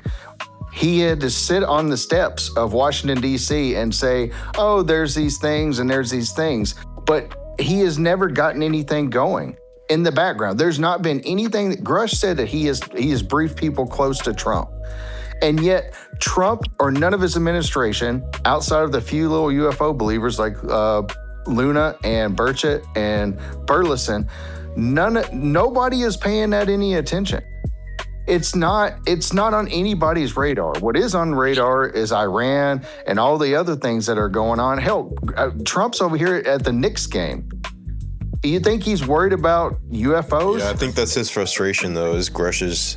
Grusch, to me, has been trying to. I see him less as like a person who's going to give us the answers, as more as like an investigator that's trying to bring out people who are going to give us more answers or information about it. So one of the things that I'm thinking of is John Harrington. So with the Sound, Light, and Frequency and Brent Friedman, he was talking about this guy John Harrington, who was in the Reagan administration. Grusch has been trying to work on bringing John Harrington forward through congressional hearings. So I think he's trying to be more of like this investigator, less of like going to for the answers, and more of like a way where Burleson, and again, dude, like you're not wrong. When you look at Burleson, Burleson is so, like, you look at his speech today, Burleson's fucking part to me was like inspiring. This shit was motivating, bro. He was passionate up there talking about this shit. But at the same time, you look at Burleson and he's like, I haven't found any evidence to back this stuff up. It's all sort of like based off of claims. We need to get to the meat of the fucking bones here where we can prove to people. And even Grusch said it himself in the speech. He's like, I don't want it to be based off of like me, what I'm saying. I want it to be based off of the information that's released out and that's disclosed. And I think that's the problem, is we're still at the trust me bro stage, and these guys are trying to get it to the information where it's not based off of anybody what they're saying. It's based off of the information that's disclosed out. Okay, so that's okay. Let me say something about that, Astral. You said that Burleson said he hasn't seen any evidence yet. He has had Grusch in his employment for almost a year. This is the guy that supposedly had 40 witnesses that had all this evidence that he has seen. He provided the information to the ICIG and the DODIG. All that information. It shouldn't be about Grusch getting the access to investigate. He should have already had the answers because he's come forward and said that he's provided those answers in classified settings. You cherry picking, Chris. Why has that stuff not come he out? only has a top secret clearance right now. So he can't brief anybody at the TSSCI level he was at previously. 100%, yeah. That's not how that works. but okay. Hey, All so right. just to support Chris here, Chris was right? Chris, you said that Grusch worked for the NRO longer than he worked at the NGA. Yes. Is that correct? Yeah, that is correct. He worked at the NRO for 5 years. He worked at the NGA for less than 2. Yeah, I know. I've studied correct. that resume. I've called around about that resume. Oh, we know you studied Grusch for sure. That is definitely on your resume. I mean, I'm kind of with Chris. Like, I mean, I think Grusch you are, Brandon. I know you are. He's just kind of, I mean, dude, come on now. Like, the guy's about to do a Joel Schumacher film. Like, come on. I mean, come on, dude. Like, so what? So do what? Great work on resumes, both of you guys. I just want to give you both credit.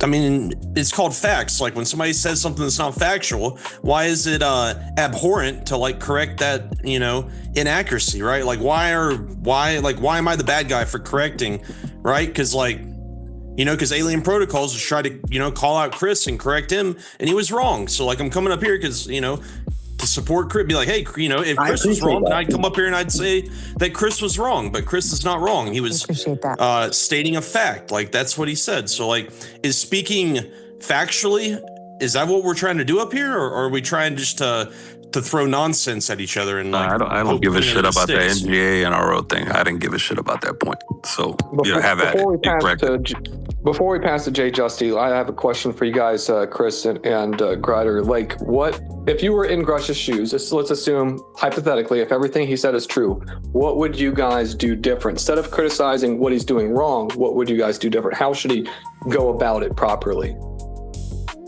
I mean, where do you start? Like, dude, Chris, like, maybe you can answer this question better. Like, I wouldn't even know where to start with answering your question. Like, how far back do you want to go? I mean, that's the way I look at it. But Chris, maybe you can, be more concise. Are you saying if everything was right, how would we go about it? No, just like if you were in his shoes, like what was the process you would follow? Would you file a whistleblower complaint with the IG? Would you get hired by Congress when that failed? Would you take all these same steps, or would you take different steps? What other steps would you take? First of all, I wouldn't even have come out and threw my career away unless I was 1,000% sure and I had the evidence to back it up. And if I was going to spend 6 months to a year underneath a congressman, I would just be able to give him the information, and they've already got these whistleblower protections in place. I would have met with Arrow. I would have met with everybody because I would have had the evidence, right? I'm not saying people need to do this or be whistleblowers, but we know in the past, real whistleblowers have been, they've been booted out of the country and not been allowed back in because of the things they're done and the things they're going to be charged with or whatever. What we're having is these people that claim that they're whistleblowers, and they say, oh, my life's been in danger, we've been threatened. And you look today, and for somebody that's made the claims like Grusch saying, I've gotten these threats or whatever, he's walking around all smiles doing these interviews and like everything seems funny and happy-go-lucky. The last time I checked, if the information you've got and you're being threatened and all these things, you'd be a little bit damn nervous. I wouldn't have personally have come out with anything or threw away my career where I was a career-long intelligence officer, but unless I was absolutely for sure. And that's where I think this is just another red flag where, he avoided people like Arrow and Kirkpatrick. When he was called to give the information. At the advice of his lawyer. Can you let me? You can't help yourself. At the advice of his lawyer. You can't help yourself. And when you come out and say that you received reprisals because of your AP whistleblower protection or the whistleblower information that you gave, and then that investigation comes back and it wasn't reprisals, it was just you had security violations, behavioral issues. Yeah, man, like the guy has some embellishing issues, and people don't want to see it because they want to believe that Grusch is the guy, like Experience. Experience worships Grusch. That's his idol. Worship Grusch. And that's the thing. Second of all, you worship Grusch because you are so on his dick. You know every fucking little nook and cranny of this guy. It's so hilarious. Look at you. That's all it is. Anyways. Because you've got all of these people who served in Congress, even a guy who served in Congress who knows stuff about this. He was privy to intel. So you've got Clapper, you've got different people who have they have credentials. They're not just some idiots Okay, so I don't Nobody ever even called know them what- idiots, J. Just. Yeah, but my I queen. don't even know what your angle is. Why would they lie about this? This is the question. Why would they lie? Yeah. I mean, why would they lie? Why would all these why would all these people serve their country? Okay, they served their country. Why would they lie about Well, I it? think one of the no real one's saying anything about questions. service to our No, one of the real not questions. one. We don't have two. Okay. We don't have three. I served We my probably country. have 45. I served my country too. Yeah, I Hey, served my you know what? witnesses. I held Plus, a secret. Hey, I held a secret security clearance. All right, so that makes me qualified around here to be an authority figure. All right, No, it secret. Yeah, doesn't, that's because you're not that's big using time. your What? intelligence. Okay. I'm blowing the whistle right now. All right, hold up. Let's reframe this real quick. let's bring this back real quick. I want to bring it back to the Grusch stuff because I think it's important going on to everything. I want to give my opportunity to my co-host Jess and Android to reframe the question. Anything that you guys got, any thoughts that you got on today's activities? I'll pass. Y'all are having a great conversation. I guess the only clarifying thing I would ask is like, okay, if you wouldn't come out, unless you had 100% proof, how can you let that 100% proof out without, in jeopardy, putting yourself and your family in jeopardy? So I guess, Chris, you're saying you would basically pull like an Edward Snowden kind of thing? No, so he had the opportunity to go to Arrow. He had the other people did the same. He had the opportunity to go there. He would have been protected. It's been emphatically stated by Kirkpatrick in interviews that they had all the clearances, and it's come out that they did have all the clearances to accept what Grusch was able to say, and Grusch actively avoided them. We know this to be true. We've seen the texts, we've seen the emails. He avoided them. He stood them up in a hotel, right? If you're sure about what you're Because saying, they were a honey trap. People didn't want to Just- go and talk to I don't them. know. I will say, ass. look. I will say one of the first things that got me kind of like on the skeptical side was when Luna had this whole week based off of disclosure, and then she asked Chris Mellon, Lou Elizondo, and David Grusch all to come into a skiff, and they all fucking declined. They all made up excuses. Like Mellon and Grusch were sick, and Lou Elizondo went to that McMinnville fucking festival. Oregon, yeah. And I was like, yo, what? I was like, this is like the most important thing in the world. And all three of these dudes at the same time made excuses why they can't come into a skiff and give the information what they're supposed to give. That to me was like, wait a minute. I had to step back a little. Dude, I would go into a skiff with Luna any day of the week. All right, Oh like my I'm here God. waiting. Hit me up. I'm sure Trump would too, and that's probably why he's going to listen to Luna potentially. I don't think they have the pull they claim. They don't. Am I incorrect? They're all in junior something? congressmen. Like that's not even a question. You know what I'm saying? Like, and the other thing is just like, to me, and look, all this, there's nothing to see here, folks. I'm past that shit. So y'all can have at it and argue the little semantics. This is not something that's gonna go away. So I give it time, it will go away. highly doubt it. And then we'll have another version of it. I mean, like this shit's all happened before. Okay, so 3 years going, Grusch has still not provided any evidence of anything. But why are you focused solely on Grusch? This is what I understand. That's your boy. This is your You said boy. it's not gonna you go are away. a Grusch groupie. 3 like, years. Straight up. 3 years, no evidence. He didn't even. Hey, Astral, weren't we promised something from Grusch along the lines of a document? Wasn't it something he was supposed to publish? What was that thing called that he never did do? The op-ed. Like, He can't even do an op-ed. Hey, Chris, He you can't beat, even you, do an you op-ed, beat him to bro. that op-ed, didn't you? You that's a star on your motherfucking on your wall right there. You're taunting him now. No, but the Arrow historical report is also on the other side of it. So it's like, damn it. This is the best space ever. Today, God, I'm having Grusch has such a good time. provided zero evidence to the public. Just want to put that out there. Zero evidence, and his reprisals never did occur. According to you. According to the DOD IG investigation, it's You can see it. Which It's is not public. the ICIG investigation. And the IG said that it was urgent and credible information, and I guess that Alien. he's an idiot. Did you not? If you read the article, I break down what that means. That does not mean anything. It just escalates it to an investigation, which the DOD-IG did that. And reprisals. And we're isn't going. his lawyer now.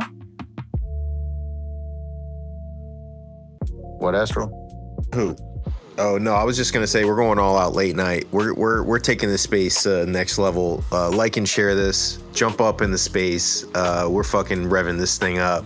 Pour some gasoline on the fire here, folks. A new world. You had your hand up for a little bit. Go ahead and jump in. Yo, what up, man? Good shit. About 5 beers deep. We're about to keep it going. It's just hilarious. I mean, hearing people think that they can actually trust Arrow, that's a fucking hilarious new one. I'd rather trust Susie gas station or Joe Biden around kids more than I could ever trust fucking Arrow. You know, that's pretty common sense. I just can't help but laugh at some of this shit that's coming up, man. All the Grusch haters, it's hilarious. I love it. We're not haters, man. Like, I'm not hating. Like, we aren't hating on anybody. You know? You hate the fact that he's checkers, got a movie coming. Stop fronting. Yeah, he does, man. Timer. Send that op-ed. Like, that's a fact. It's probably gonna be a banger too. Oh, I bet, man. Hell yeah. I do find it interesting that, again, I feel like what Jeremy Corbell was doing with Sleeping Dog was he was showing us the cards that he holds. If the current administration does not provide the information that they want, basically I see it as this is the information that he has that he could potentially release, as he has stated. So that's why I'm curious to see what happens in the next few weeks here, if he follows through on that or not. Call me Nostradamus, but I predict nothing's going to happen. That's what I predict. Yeah. And given Corbell's track record with the videos he's released, none of them have been anything significant. Yeah, that's the thing about the videos. Like, he's provided the videos that have actually shown up. I mean, he's declassified several of those videos that have actually come up from the initial releases. Those have come from Jeremy Corbell himself. I mean, dude, but also, like, he has, like, all the videos that he has are unredacted, right? You know, like, they don't have the black blocks over the sensor data. Like, Corbell, dude, sorry, newsflash, but he's like an intelligence asset, either, you know, on purpose, like either wittingly or unwittingly. That guy is compromised, right? Like, the guy's lied about 29 Palms. He's lied about, I mean, like, the guy's not to be trusted, all right? So, like, who cares what Corbell has to say? I think the worry is, though, that Luna talked about the 46 videos that she requested from the DOD, and then she mentioned that all of those videos have been released. If all of those have already been released, that's not a good sign that they've already played their best hand of all the videos that they've compiled, you know, because Corbell was part of that list. So if these, you know, if this was like through these, you know, back channel IC people who, you know, were in the task force that were like, all right, these are the top videos that we need, and we just got those released and they haven't had effect. You know, I think this is the next level where Grusch is coming out.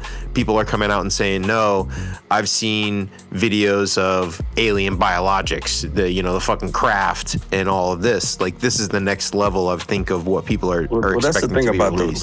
the tranches of videos that were released, right? These are all videos that were probably swimming around JWIX somewhere. And some of them were absolutely classified because JWIX is a classified server, right? This is not scratching the surface of what they have. This is all the little. I asked Linval Logan the same shit. I was like, is any of this stuff the stuff that you saw that was compelling? He was like, absolutely not. It's like, this ain't shit. So if these people are saying that there's, like I said, I haven't seen one thing that was 4K or 4K clear footage of a craft. Most of the video footage on there were coming from Reaper drones. Supposedly the holy grail of this shit is all satellite footage, which we'll probably never see. You know what I'm saying? So why jump in real quick? Yeah, go ahead. Sorry. So just continuing the conversation about Grusch, I just wanted to know, are any of you aware of the lawsuit that David Grusch filed against the Department of War? Have any of you read that? Yes. Yes. And why did they take so long and not give him his FOIA request if there's no reprisals? I don't know. I haven't read it. Have you ever filed a FOIA request? I mean, dude, it's not the most reliable system. I can tell you from experience. I do know this. Usually they don't take about 2 to 3 years for, somebody who's filing one that's pretty specific.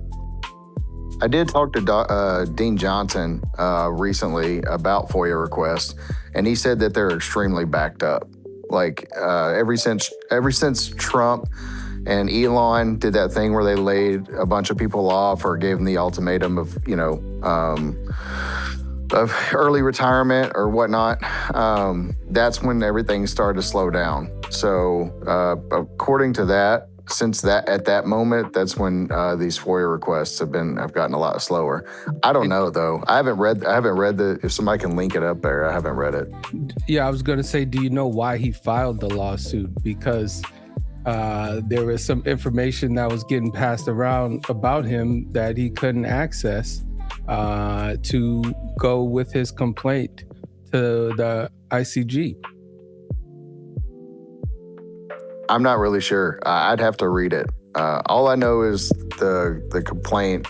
The DOD IG already did the investigation, and they informed him of the results of that investigation, and he decided he didn't believe it. Basically, he told them that I forget the terminology, but he doesn't believe that he wasn't reprised against for what he disclosed to the DOD IG as far as UAP. Yeah, hey, so Chris, basically the lawsuit is he's filing a lawsuit to get access to get records of emails sent between the DOD IG, the supervisor, like one of the head guys at that time, who's already retired, and he's been retired for I think 3 years. But that's what he's filing for, is for their intra email system records, right? So that's what he's.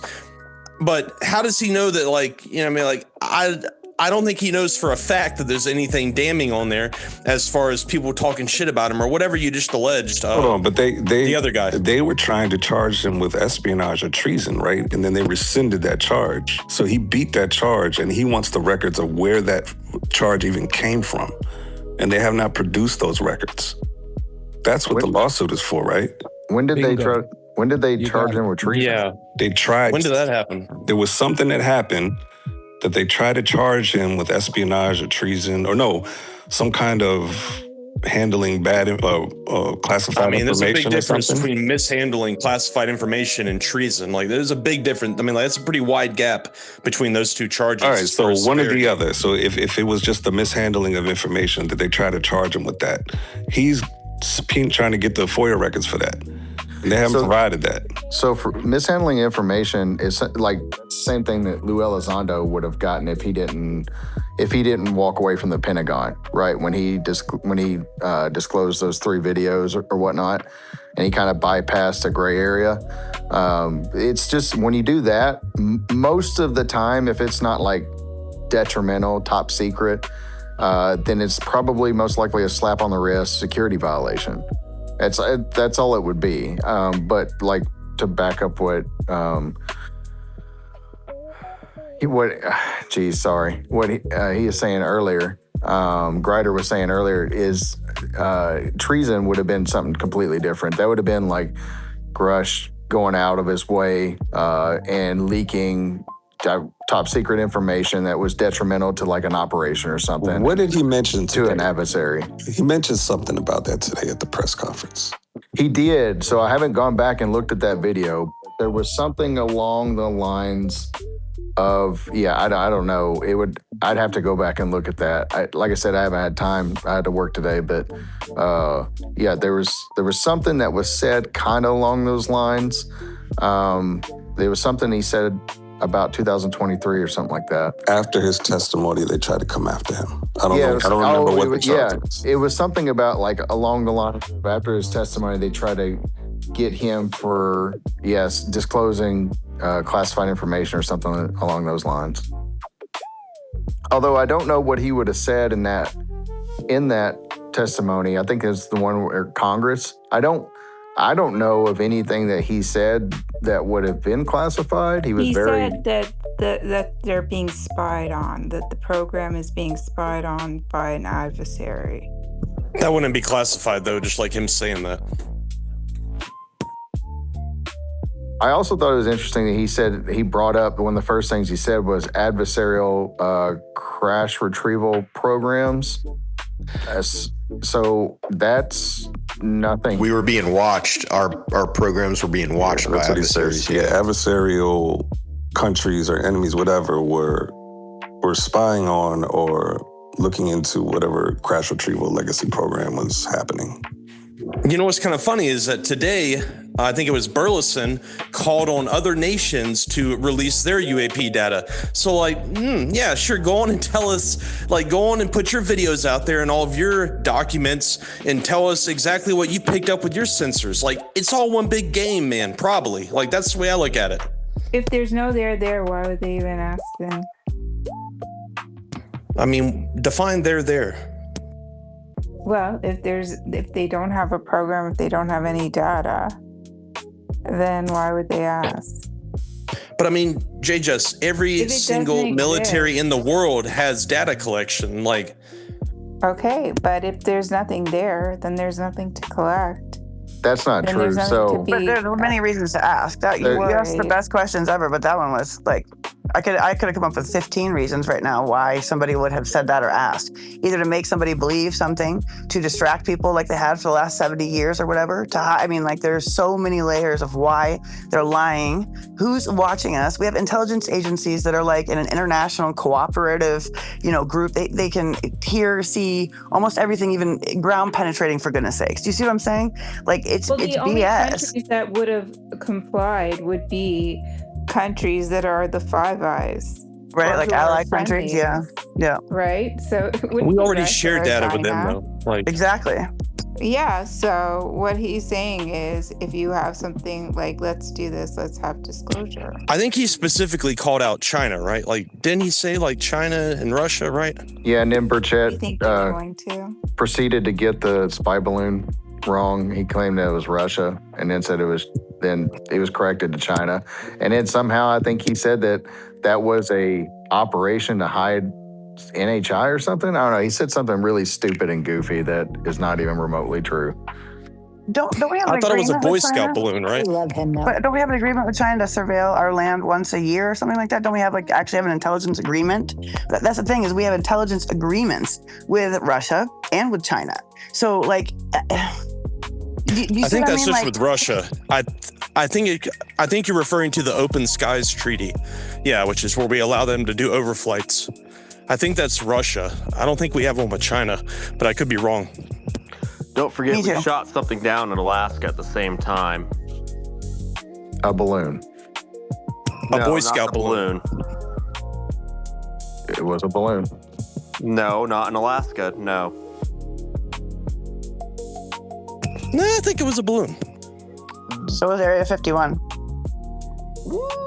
No. I'm just kidding. You know what's funny is one of those releases, there were videos of us literally shooting balloons out of the sky. And how So many? yes, it was a balloon. How many million? Right, were over those the lower missiles? 48, not the one in Alaska. So fun thing about missiles It's a Boy Scout balloon, damn it. and munitions. Here's the fun. Okay, so here's the cool thing about this. People are like, why would we do that? Why would they shoot balloons down with these $500,000 missiles? It's very simple.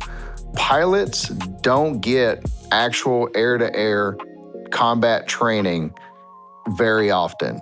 And doing that with balloons and using munitions to target those balloons are actually, one, good training for pilots that don't get that kind of training regularly. And two, it's good for data for the munitions and how they target certain things. So they can collect information from, hey, we shot this munition, it was a Sidewinder.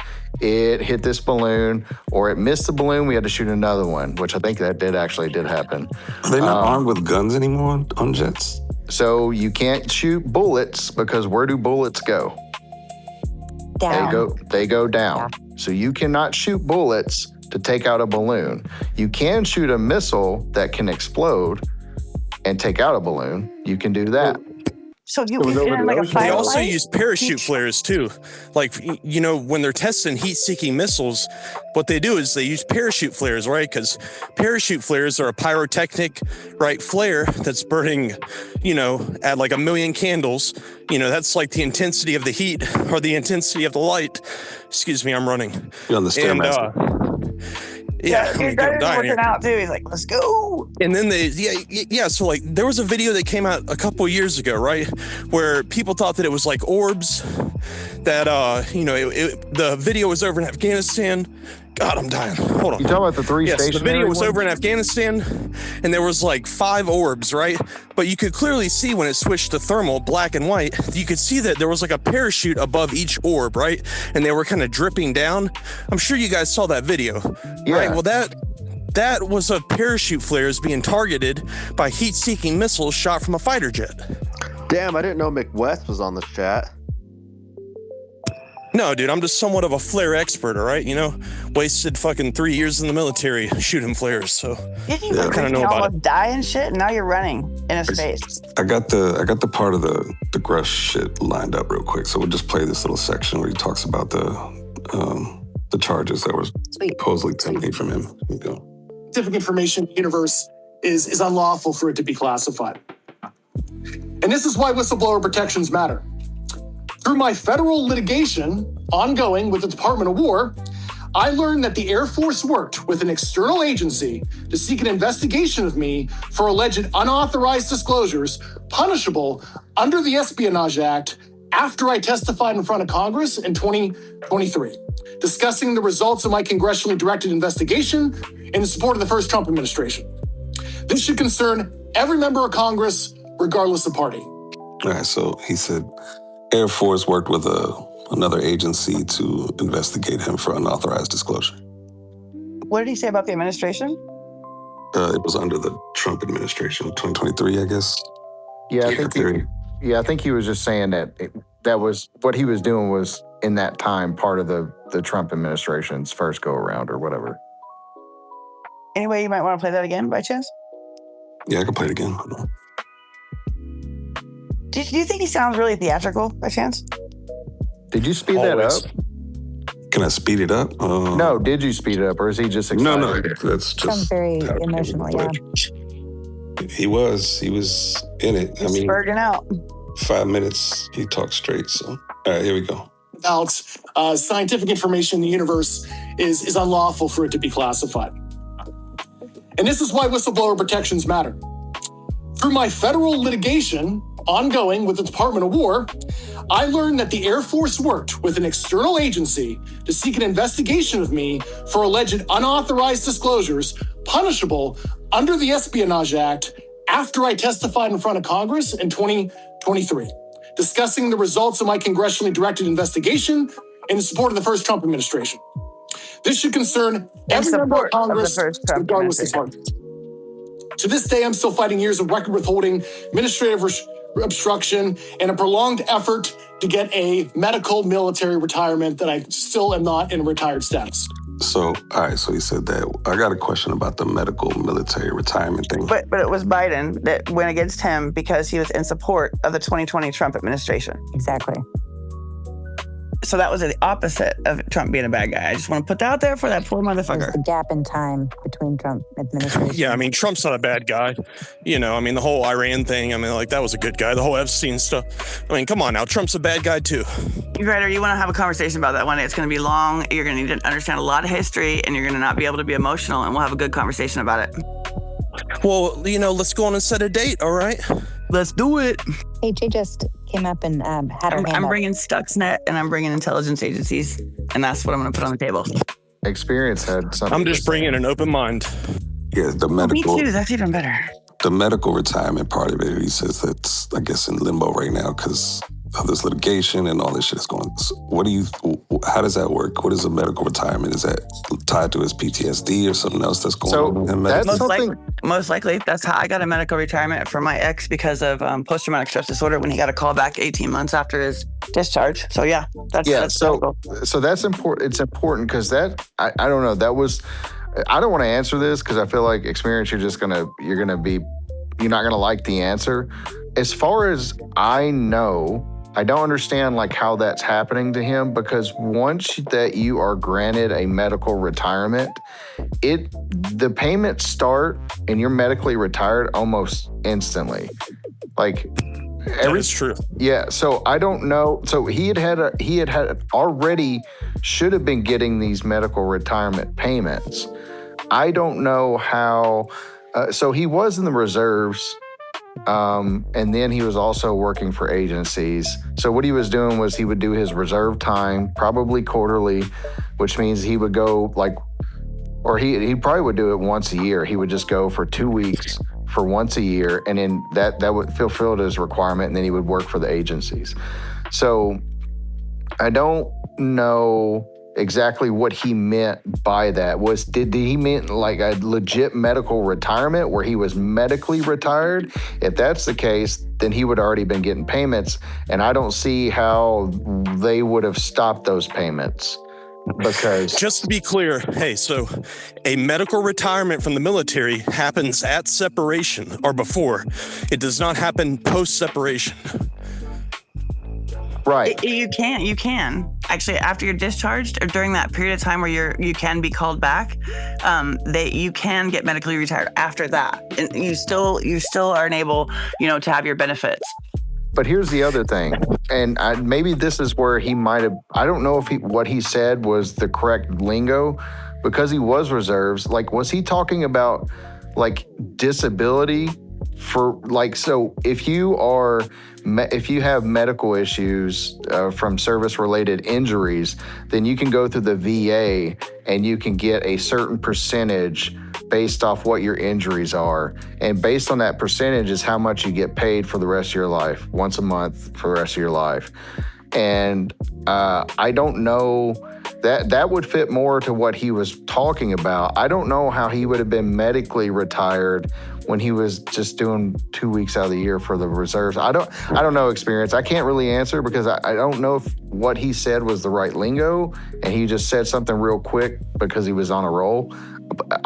But to me, I don't see how that's possible that all of a sudden something that would have been given to him as he separated would somehow all of a sudden just... Well, would it be paused because he has pending litigation with the Department of War? Never, dude. The VA is separate. Like, if it's VA disability that he's going for, then that would be separate from like his civilian, his civilian litigation. Like, they wouldn't mix medical with that type of stuff, right? And I've never heard him mention once about the VA or about doing a claim with the VA. So also, medical retirement, you just get your cheap amount, the small amount that you get per month for a period of time. What is it, like 3 years or something?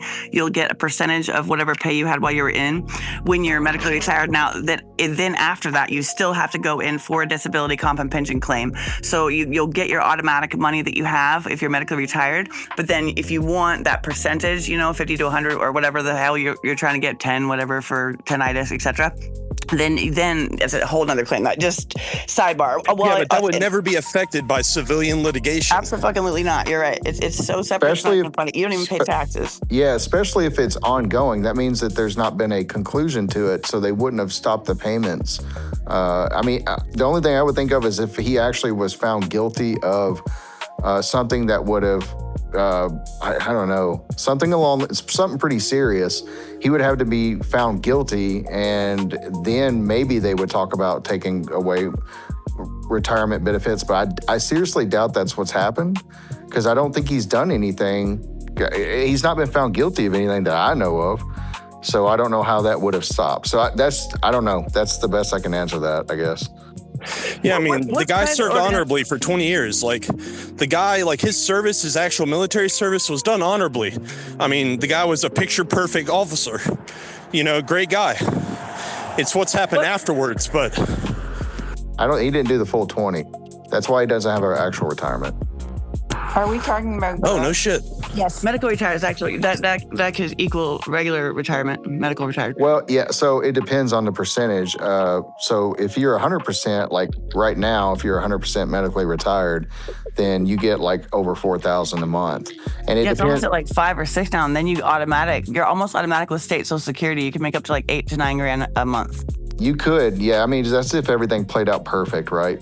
Most guys. That's if I'm on your team. Yeah. So wait, so Grusch didn't have 20 years time in service? No. Like how many years time in service did he have? I think it was somewhere around 16. You got to look at his resume, but he didn't do a full 20. Dude, wow. He'll get credit though. Okay, when you're medically retired, it's still like you served your full. You know what I'm saying? You're not like penalized for that. Okay, so in the Guard or Reserves, if to get medically retired, I think you can do 15 or 16 years, and then you still get like a percentage. There's something like you don't have to do a full 20, but if you have a service-related injury, I think there's something they do that you can still get the benefit, like retirement benefits early. And I think it's somewhere around 15, 16 years or something like that. I don't know. There's so many nuances to reserves and Guard, like you have no idea. It's insane. It's not like active duty where everything is a little more straightforward. But the nasty girls. What private company do you think that the Air Force was partnered with to research him to try to, pull him up with espionage? I think he said just outside agency, didn't he? Experience. Yeah, he said Air Force worked with an outside agency. Yeah, so that could be really anybody. That could have been NGA. It could have been NRO. Grusch did, while he was an intel officer, he did work with in Space Command, so he probably had a lot to do with NRO. Would that be standard if somebody is going to come and testify in front of Congress and be a whistleblower? Would it be standard to check and see if they did everything right and didn't leak something they shouldn't? Well, that's kind of the whole point of like the Dobser stuff too. Like you're supposed to be able to run stuff through there. But I think, so he said something about if I just have to go off what he said, it sounds like what he did is he said something in the congressional hearing that he was not cleared to say in public. And so it was enough for that to trigger an investigation into an unauthorized disclosure. So so when you're in front of Congress, you can't just say whatever. And that's why, like, if you watch his interview, there's plenty of things he doesn't say because he says, I'm not allowed to say that in an open setting or outside of a skiff or whatever. So something he said triggered a red flag and triggered an investigation. So I don't know what that was, though. Shit, he said about the alien bodies. And he did say specifically that he got all of his congressional testimony cleared through his security officer. So I guess whoever that would have been back in 2023, he was clearly still employed by the government to be able to have a security officer that he would run that through. Ryder, I think you need to medically retire from that jog and just take a chill. Sounds like he's getting back. He's getting ready to get back in. Dude, I need some oxygen right now. That's what we're about to get from Jay Stratton, right? Like that's what he's bringing. Yeah, man, I'm gonna go back in. I'm gonna become a airborne ranger, Halo Navy SEAL, Delta Force whistleblower. All right? No, sweetheart, I'm going into the crash retrieval program business. All right?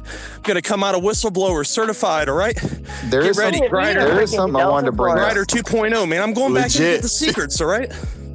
Experience. There is something I want to bring up, Astral. Maybe you heard this. There were people that were asking Grusch questions, and the question came up about James Sullivan and Matthew Sullivan. Matthew Sullivan. I could have swore. I don't know. I would have to go back and listen again.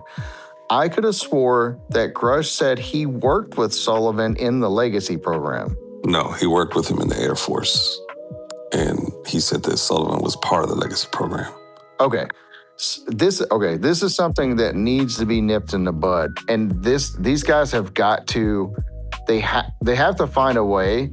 Okay, so and I've said this plenty of times, there is no one legacy program. There are a ton of legacy programs, right? A legacy, like the C-130. Anybody know the C-130 plane? It's a legacy program. Like Lockheed Martin for their munitions, a lot of them have legacy programs. That stuff is public knowledge. So I hate when they say the legacy program, because there are a ton of legacy programs, and people, I don't feel like they know that. And I really wish these guys would be a little bit more clear when they say the legacy program. I think when they're talking about legacy program, and I agree with what you're saying, right? There's a ton of those, right? And I think specific to what they're talking about with UAP, when they say legacy program, is specifically crash retrieval and reverse engineering.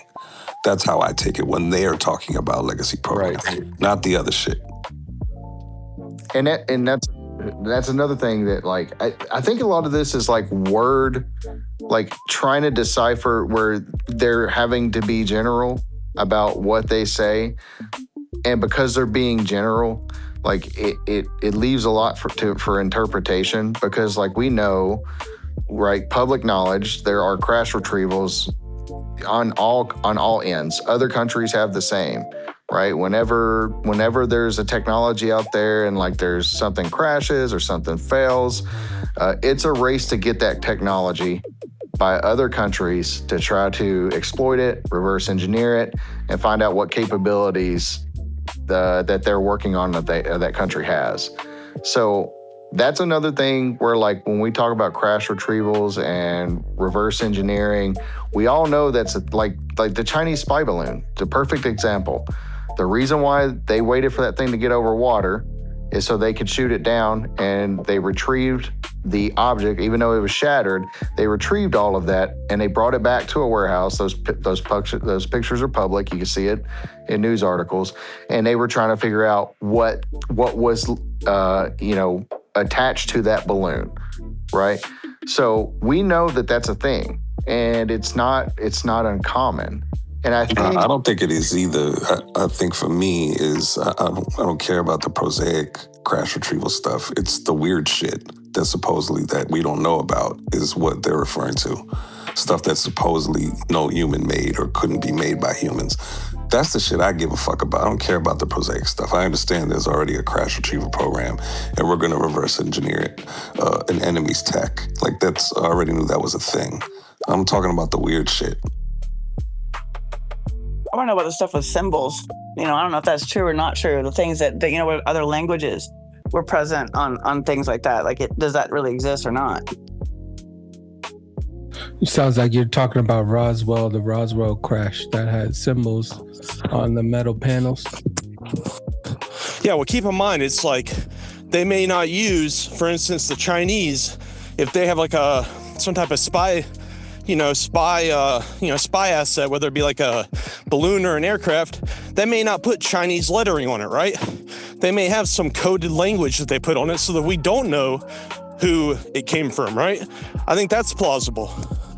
I'd only be interested in their batteries, their battery life. Do you know what I'm saying? What type of energy they're getting, how their satellite technology is when they have, from that, you can kind of glean whether or not they have any sort of technology that's even greater. I would think we've probably been doing that forever. Look at gunpowder. Where did we get that? You know what I'm saying? Like, it's a repeated thing, but is there something that fuck, I don't know. It's either all our technology and there's nothing out there, or there is something out there and there's coming out here and saying that there's a bunch of different bodies and different beings and different types. I mean, this is like, I'm having a really hard time to shift from this is all, our own engineering, which I firmly believe in a way that, in whether or not that comes from civilizations previous to us or not, I'm not saying, but I'm wondering whether or not people are getting in front of the American public, and Congress is supposedly standing around them to position themselves that people should solidify and believe this stuff. And look at what we're actually being told. What's the purpose? And why does Burleson say that when he's in the skiff, they tell him it's real, and when he's out, they tell the public it's not? I mean, because that's what you hear in the skiff, the truth, No, well, because the first time he said, I can tell you in a skiff, that son of a bitch, how many times did he say that? And then they didn't show up. A ton. He said it. He said that over and over. If you took a shot for every time he said that during that congressional hearing, you'd be blacked out. And then he had a chance, and he went to a freaking party. Like, he was in a freaking street fair. Like, are you joking me? We're talking about billions of people across the world that are interested. Oh, yeah. Well, Here's the thing is, like, okay, so look at what Steve Bannon told Jeffrey Epstein during like their interview that they recorded back, before he died, right? Before he got arrested. Steve Bannon said something like, a key disinformation technique is to flood the network. That's what he said, right? Like, for instance, when you're trying to control the media, the news media, well, if you don't want them to report on something, you just flood the network with a bunch of shit that isn't real, and then it's like information overload. That's what we could be getting. I mean, think about all the lore going back, 70 years? There's been books, TV shows. Dude, I wanted to nail you on that. Bannon. Talk about Bannon's book. Look at Bannon's book about the freaking aliens. Bannon was, come on now. All that I'm saying is that, tell me about him. Because Bannon, I think they have a long, his father, like their history with that in the books that he wrote and Epstein. And do you know what I'm saying? Like, what is that? Yeah, I'm sorry to bring up Epstein. I was just trying to make a point that that's the key disinformation technique, is to flood the information airwaves so that there's just an overload of information and people can't process it all at once. Grusch actually did bring up Epstein. He said that if Epstein? He said if this gets out of control, this is what we're looking at, is another Epstein situation. He 100% said Epstein. Yeah.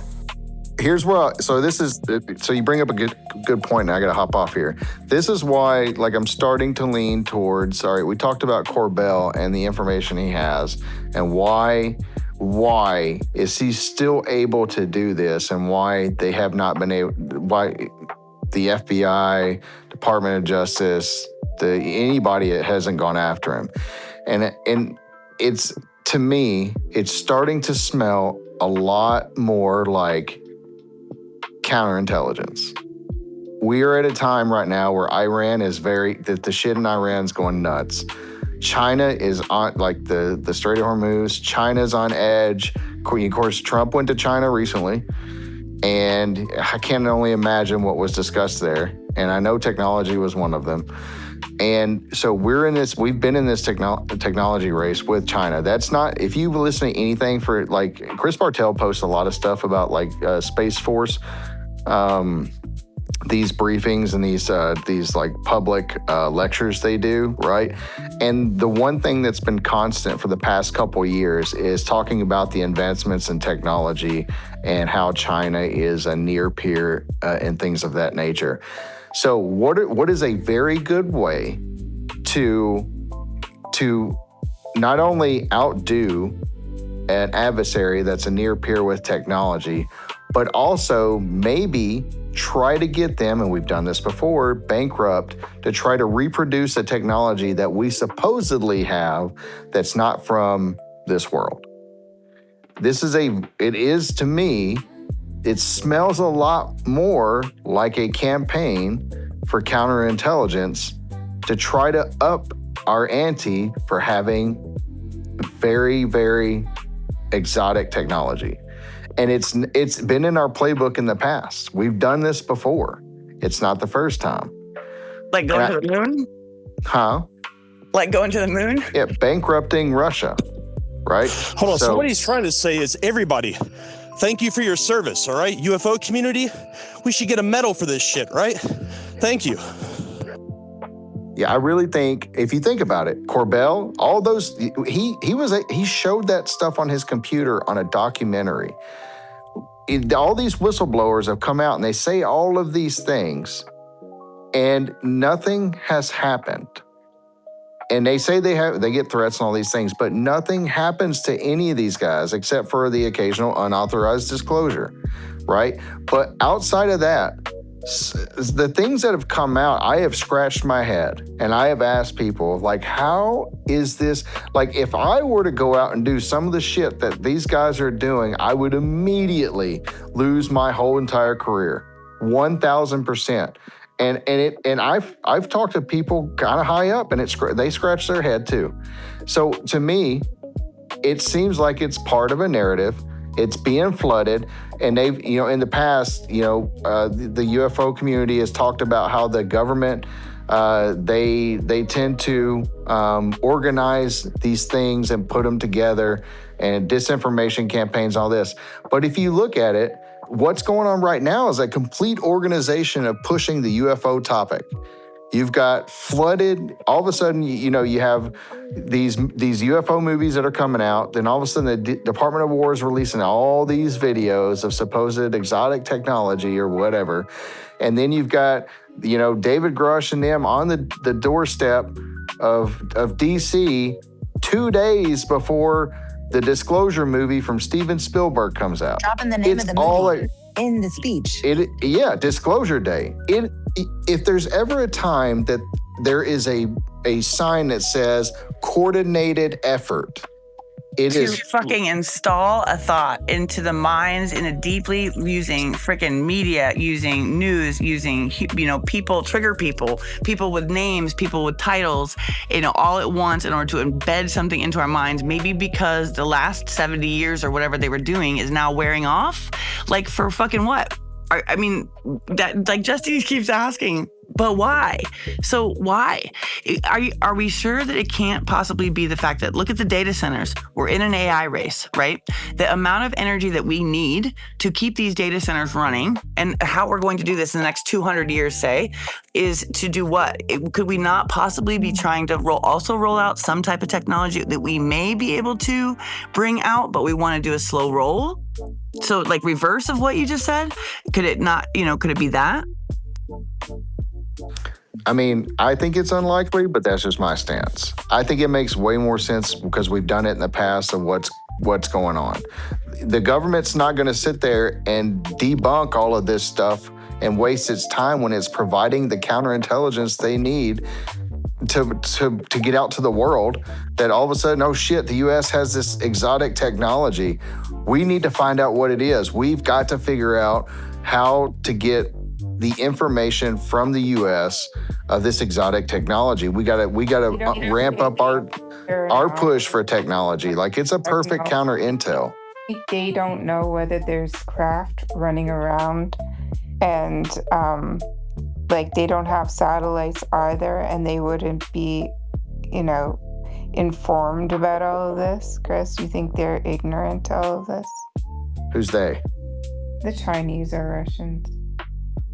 I'll be honest with you. This is coming from just everything that I've done in my career. I think that China's sitting back and just kind of laughing. To be honest, I really think so. Well, I'm just saying, if you think that's what it is, to kind of scare off China or to get them to spend money on something that doesn't exist. Do you think that they don't know whether it exists or not, considering they have the same technology as Americans and would have noticed the same kind of data and would have seen things on in their skies and on their satellites? That's what he's saying. It's about sowing that seed of doubt, right? But they would know. They would know whether maybe it's not. a ruse or not. They wouldn't know. They're just humans also. They wouldn't have complete access to everything that we have. That's not how. No, they wouldn't know everything you have. And yeah, there might be something going on, and there might, they might have one or two craft, or they might not have any craft, and they're trying to, pretend they do. But I'm saying that they would know whether something's going on, and there's a there. Well, let's just say this. Has anybody heard of China? Right? Has anybody heard of China coming out and saying they have UFOs and reverse engineering alien spacecraft? They have a program. No, they have a program. It's somewhere in the news cycle somewhere. I think General So and I think it's General So and General Holy Fuck or Fook. Damn it, I fucked the joke up. I fucked the joke up. My bad. We too low. Holy Fook. It's a game of all I'm saying is right? the whole thing with this counterintelligence psyop trying to get everybody on board. That's y'all stance. I ain't buying it. That's all I'm saying. What are you buying? I'm buying that there's something going on. We don't know what the fuck it is because we don't have enough information to make. I think that we would agree with you. I can tell you that I agree with you 1,000%. We don't know. We just don't know. All that we're saying is that, if it looks like a duck and quacks like a duck, and we got history books on ducks, right? We study ducks. We know, duck behavior. I'm telling you that what we're looking at, it's quacking like a duck right now, right? When they have these press conferences and all this shit, you know, it looks like a duck to me. That's all I'm saying. Now, could it not be a duck? Could it be I'm just saying. It could be Howard the Duck. Dude, he's weird. What about Hellier? Do you think Hellier was being honest? And do you think the Israeli ex-space defense guy was being honest? Hellier being the Canadian ex-defense minister? I can't call it with those guys. Him, Hayem Mashed, stuff like that, I just can't put it to the side because there's no way I could tell for sure one way or another. So here's something y'all know the Project Fear video that made its rounds recently of that aircraft? Where they're recording shit at Area 51? Yeah. Yeah, so it's the biggest thing ever, right? So let's talk about how, let's say that the exotic technology thing was right, like Experience says we got something. Why are we still making planes? We're still making planes. Planes with wings. But the potential, if we begin to manufacture these things on any sort of a basis, then other countries will also get their hands on it, and then other countries behind them. So we're talking first, third, second, world countries that will have access to that, and whatever technology is used within that can be, brought to other types of weapons. It's all a race for weapons, really, isn't it? AI weaponry. They've already pivoted to drones, though. I think that's what Chris is saying.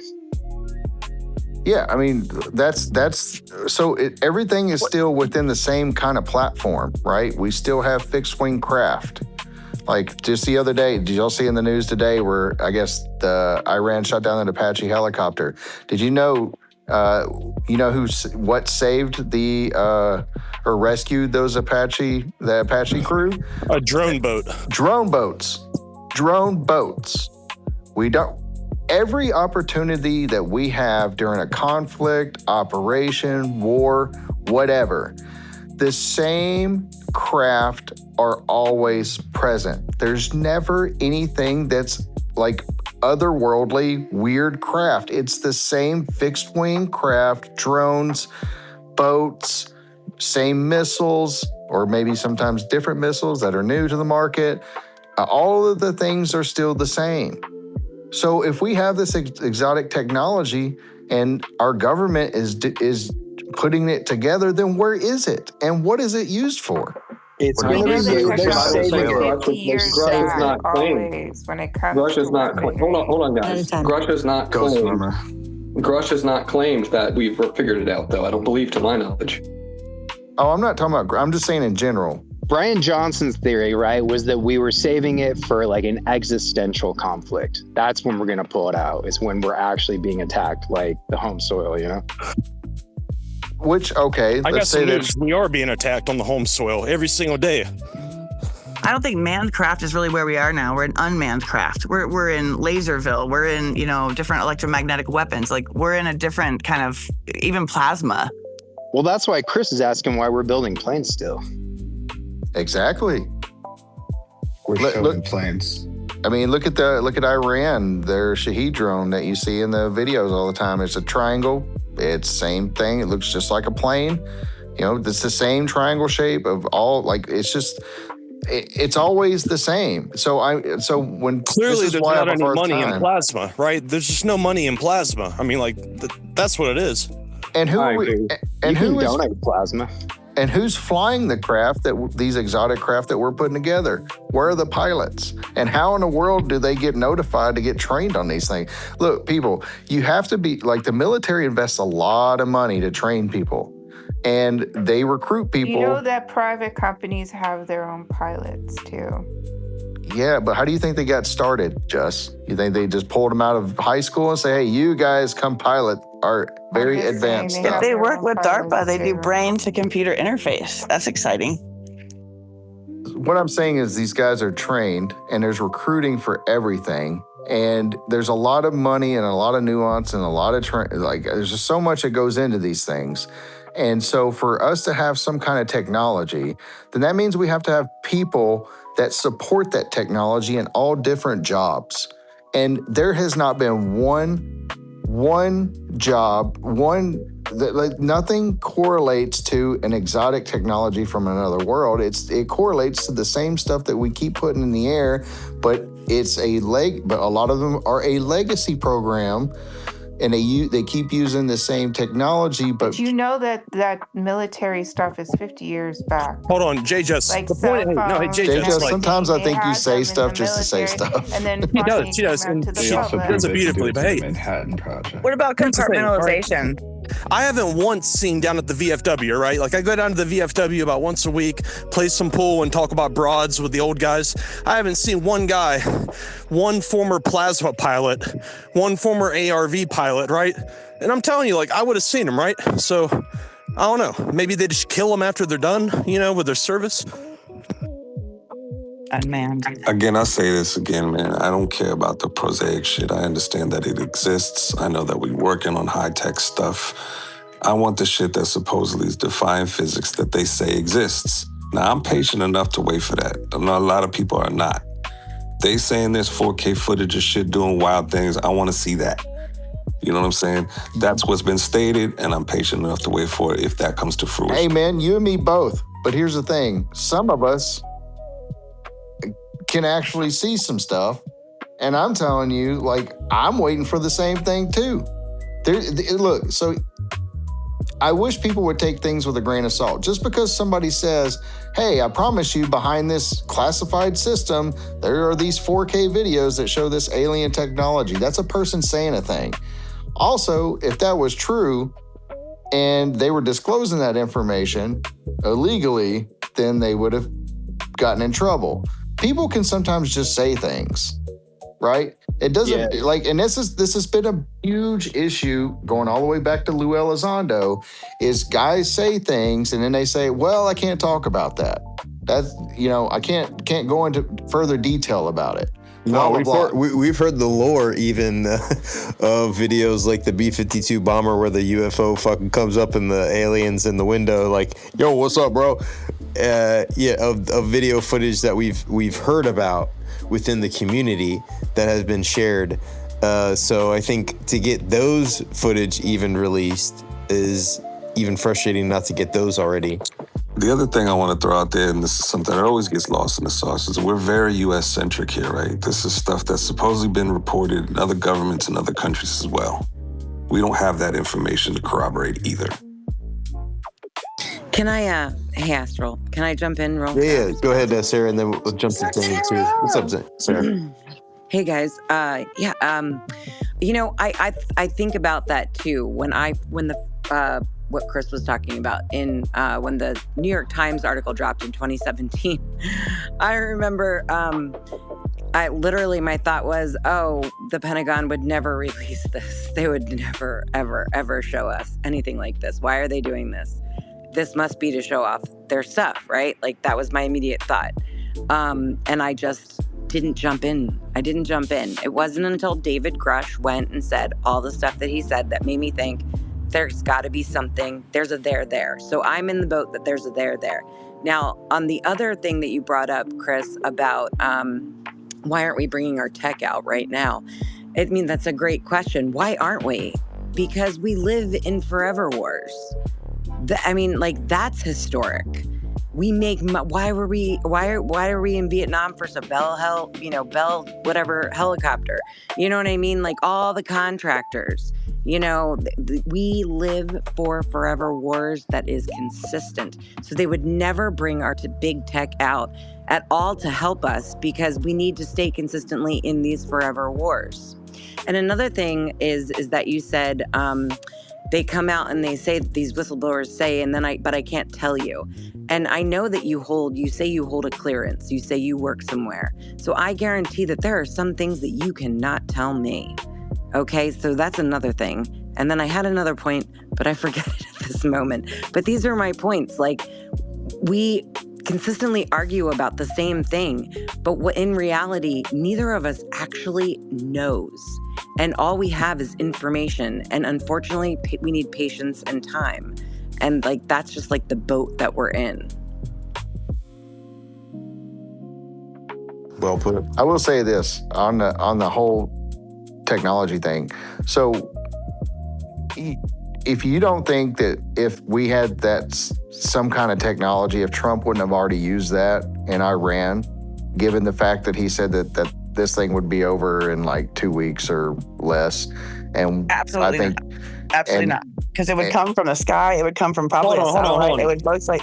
Can we please let a man speak in this space? I mean, sorry. He just asked. What would he not let a have man brought his shit finish. out of fucking hell? Yeah, no. but I mean, please, my goodness, all this misandry coming around here. God. all right, we'll wait for the fucking old man to hear the question, and when you have the same answer, let me know. Wait, who's the old man? Ryder. Oh. Hey, now. Anyways, I'm 39. I'll have you know. Look, Iran is supposed. This whole thing was supposedly about getting nukes out of the hands of Iran, right? Or getting the nuclear material out of the hands of Iran. And we've been stuck in this thing where the Strait of Hormuz has been shut down, and there's blockades, and it's just been long drawn out.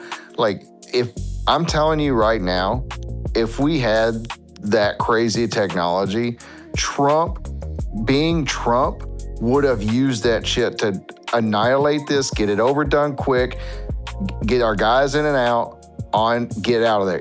But the reason being, because he's kind of taking a hit, right? He said this thing would be done in just a matter of days and under like 2 weeks. And we're at like, I think 2 months now.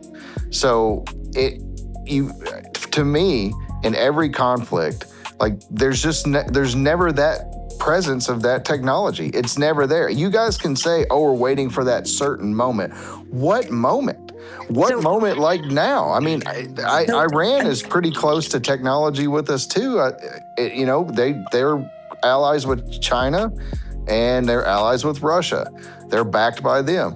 Like, there isn't a better time, honestly, because if Trump's trying to do what he's trying to do, that the technology would have come out. And we would have had the leg up. Do you think military leadership trusts Trump enough? I think they're pissed at him right now that they're even fighting this war. That's just an assumption, but maybe they don't want to bring out the goodies under Trump's rule right now. You've got guys. 100% agree with you. No, you've got guys that have been on ships for 9 months. You have to look. You have to look at the picture, and the picture that you have to or the picture that I look at. I'm sorry, I should say it this way. The picture that I look at is if you can just step back a little bit, the man is compromised. His administration is compromised. Everything right there is compromised. You want to give this guy the keys to the big stuff?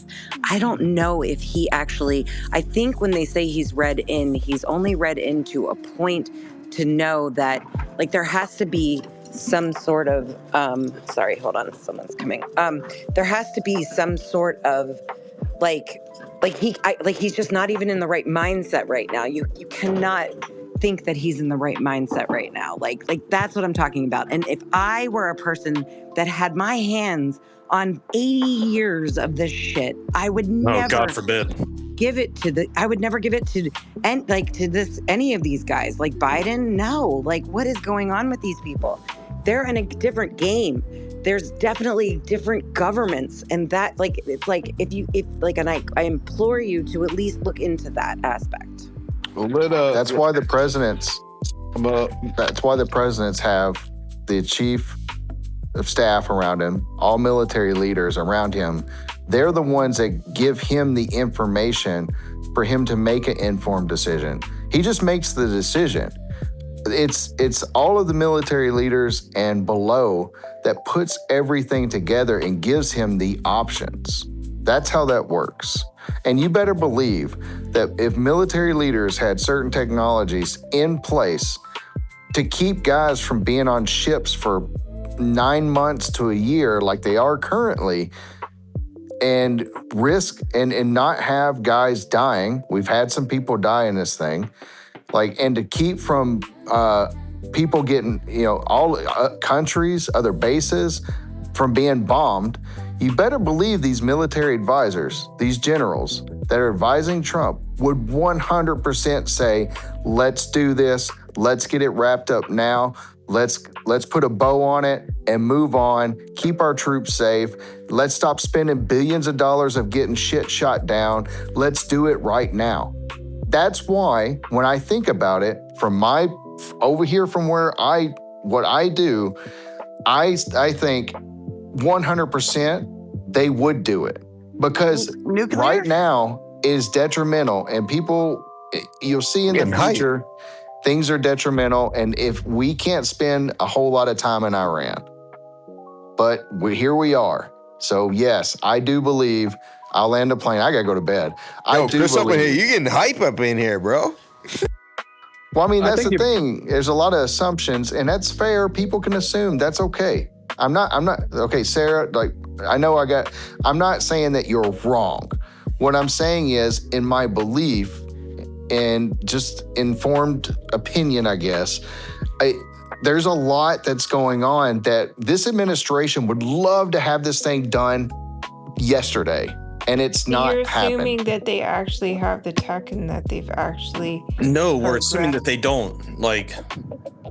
No, but you're And I'm saying assuming that if they did. And I'm assuming that they did. And Chris, that's like where we come down to it. We just have different points of view. No, but Sarah, that's the best point of the night. Military leaders, the last thing that they want when they retire is to have dead soldiers on their conscience, right? Men that they could have saved their life if they just would have made a certain decision. So like, it's out of touch to think that they have a fucking warehouse full of like goodies that could have saved, countless lives, saved countless soldiers, countless caskets. I don't get that. I don't get that. That's ridiculous to me. That's so fucking dumb. That is the best point of the night. We didn't use nuclear weapons. That We is didn't use fucking drones. We didn't use drone swarms. We didn't use lasers. We didn't use fucking. Are you kidding me? We didn't use that heart. Biologic fucking weapons. There's no such thing as that heart murmur. Come on now, like. And then. Oh my God! What are you Venezuela- talking about? Or the Venezuelan. What am I talking about? Show me some evidence of that existing besides Hold on. friggin' Okay. CNN like news. Yo, what is going on here? All right, hold up. I want to give Chris an opportunity to peace out, and then I want to throw it to Zane. Zane has had the hand up for a while. I'm going to keep the space open for about 30, 45 more minutes, so feel free to share it too. Like and share the space, everybody. Thanks to Jess and Android for co-hosting as well. But I do want to reset the space a little bit. Chris, if you want to say any last minute things, then I want to throw it to Zane. Yeah, no, that's where Grider nailed it. And this is where kind of a veteran point of view comes into play. That is the nail on the head. That is these guys who are the leading guy in each branch of the military advising the president. If they have packages, they have things that are at their disposal, and they say, look, we have these options, Mr. President. This is how we're going to get this operation done. We have these at our disposal. We can do this. This is what we have. And they go to him with options, and options are selected. And the main goal for these military officers at the highest level is to protect their men, make sure that there are no lives lost, and make sure that at the very top, make sure that they are successful in every operation they do. And to do that, you use everything at your disposal. Everything's on the table. And that's how they make informed decisions and present that to the president. If we had exotic technology from outside of this planet or whatever, if that option was available, given the circumstances of what's been going on lately and what the future could hold from all of this stuff, and all it takes is a little bit of reading what's supposed to happen in 2027 with China and Taiwan. We did the thing in Venezuela, we're in Iran. Like, if you don't think that we wouldn't use that thing, I completely disagree. And so to land it, that's why I think everybody seems to think like Grusch and these guys, they know, they're in the know, they know. Well, if they're in the know, then there would be tons of other people in the know that are also presenting that same thing as an option to the president of the United States. I don't believe it's there. I don't believe it's there because recently there was a new plane videoed over Area 51. We're still building planes. This is where I've been trying to get at. The evidence is there for everybody to see. You can believe, and that's fair for everybody here.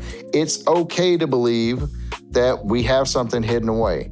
My point is, the evidence points towards we don't have that thing hidden away because we would be using said things, and we just don't. We're not using it. Instead, we're still using drone technology, and we're using planes, we're using satellites, we're using all the things we've been using for years, but they were a little more advanced. And that's what's called a legacy program.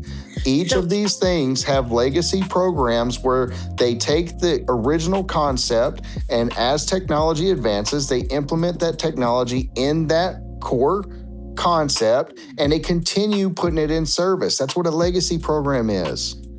So that's where I'm landing the plane. I think that's my at a 76 IQ. But you and Greta both said that you wanted me to, and so I want to answer on the fact that don't you think our generals would, bring out all the tech to save their boys and their women and bring them home safely? And yes, I do think, yes, absolutely. However, if there is a there, and this does exist, then I think they wouldn't know about it.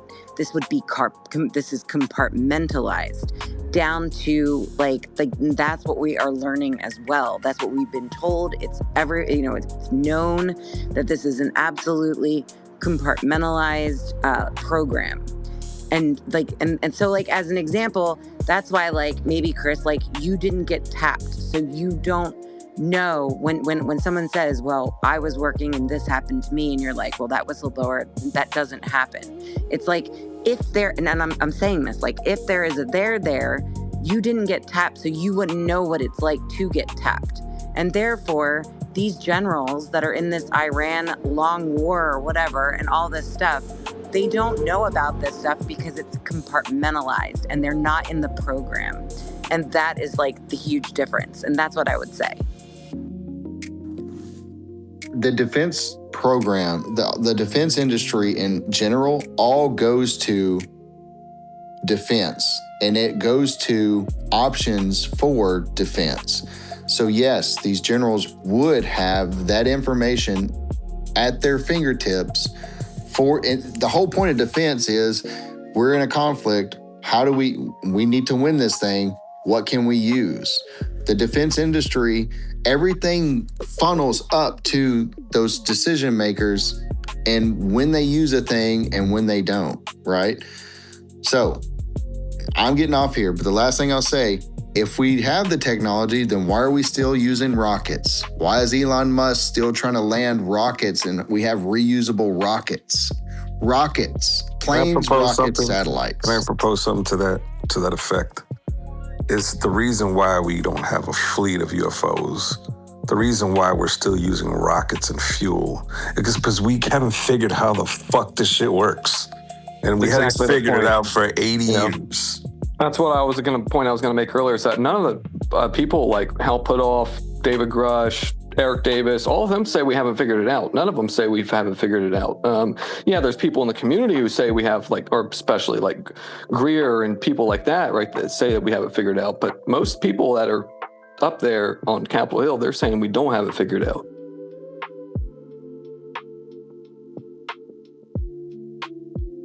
Yo, Zane, please jump in here. I mean, this was an incredible conversation. I mean, this is right up my alley for everything I look at. And honestly, what a time to be alive right now. And thank you for having me up here, Astral. What a time to be alive. I mean, I live in a world where I can talk to my phone. It talks to me back. It gives me all these crazy pictures, exactly how I image it in my subconscious, and it just comes out. I'm creating music. I'm having laughs.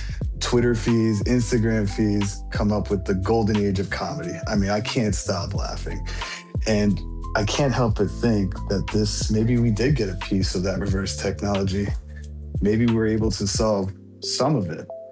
Maybe not the propulsion aspect, but we've compartmentalized so much information previously. I mean, the most blatant one's the Manhattan Project. Around the same time where we created nuclear weapons, seems like a common playbook to use. And for my perspective, governments like to use playbooks again and again. But I do appreciate Chris's standpoint, I mean, I think it's very valid. Why would we not use those weapons?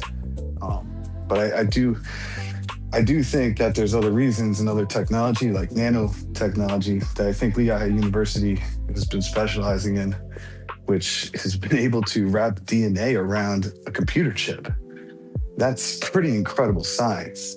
And that was done in 2008. We're in 2026. Everything that we've probably experienced so far, in my eyes, is an operation. It's an intelligence operation. And I think they got their hands on something that's special. And I don't think we're the only ones. Clearly, China, Russia. But why wouldn't we be using that? Well, there's a couple reasons. And I heard a lot of good ones from Chris. But in opposition to that, I mean, there are such things as treaties. We have nuclear treaties. Why don't we just bomb each other? Because I don't think anybody wants the end of the world. I watched Terminator 2 not too long ago. Phenomenal movie. We do have this AI technology. You go back to 2008, the whole purpose of 9/11 after the fact was better communication across governmental systems. But yet here we are using an AI system that can cross-reference information at levels and speeds never seen before. It's just, again, an incredible time to be alive. I don't know what the future holds. I mean, even their AI creators see two different aspects, good and evil, because it's a mirror of our subconscious. And there it is again, subconscious consciousness. It all seems to come together. It's all related in some aspect. But when it comes to The Seeker, when it comes to today, I think the biggest thing was said by Burleson right at the end. And that's this topic is no longer fringe. And that to me is the greatest takeaway because it sounds like the beginning of the next step of the operation. And I'm looking forward to it because another part of me also feels that it was also a desperate time for them to do something like that. It took a big risk. And I really hope that people start to wake up because I used to talk at the dining room table and people would look at me crazy. And that was like 15, 20 ago. Now I talk and people, may no longer considered friends. And honestly, the conversation, all great. Like I said, you allowed me ahead, hearing things like, it knows that I'm right place. Thank you all.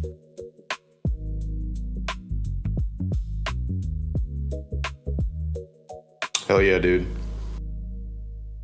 Appreciate you coming up. Okay, I got a quick question for Chris since he's still here somehow. And yeah, go ahead. What's up? Depending on how you look at it, it's only maybe slightly related to this topic. It's very relevant to this week's news cycle. And Chris, I appreciate you coming into these spaces and giving sort of a other perspective. You know, you get beat up a little bit, and this may not help, but I heard a rumor about you a couple nights ago. I think it was Zim or Logan, you know, so probably not the best source. Oh boy, here we go. They said, I heard, are you Mormon?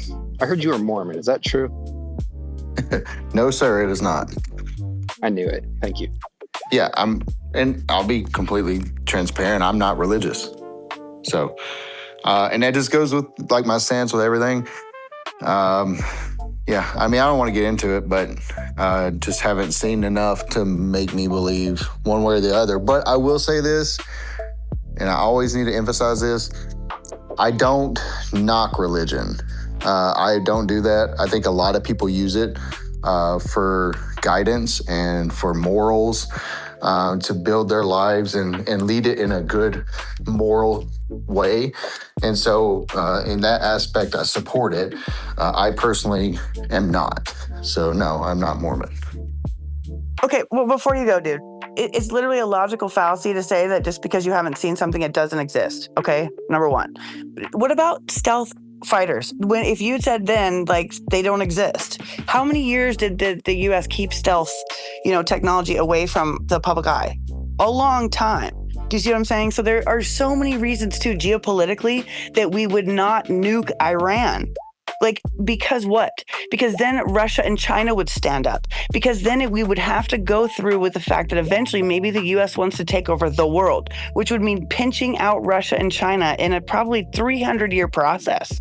I mean, this is not looking at the long game at all. So just to say that there's nothing because of that, I find that from my perspective, like, are you kidding me? Like, there are so many reasons, deterrence, intelligent capabilities. There's so many reasons to not bust out your big guns unless you are an imminent threat.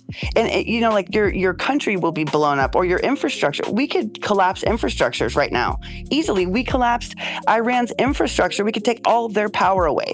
We could take their access to any food, water, anything. We could do so many things. The thing is that when you win a war, it doesn't always mean that people die.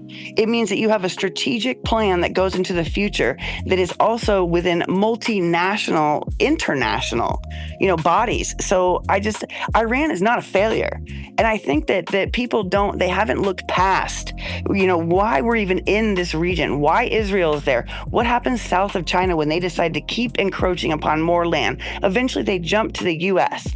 Eventually they come to the Americas. So we either build fortifications over on that terrain, not on the Americas, on those continents, or we will lose the long game. So we have to look forward, 500 years to. Do you see what I'm saying? So there's a nuance to what's occurring right now, and we have to think at least 100 years in advance and 100 years in the past.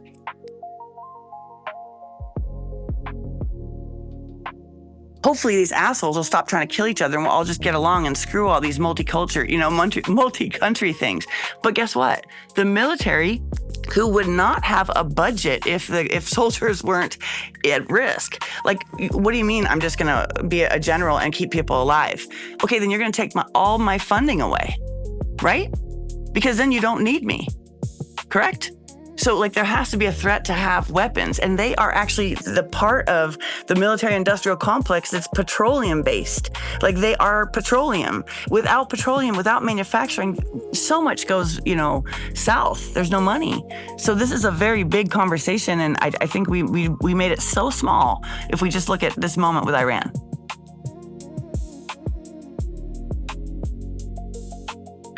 That's fine.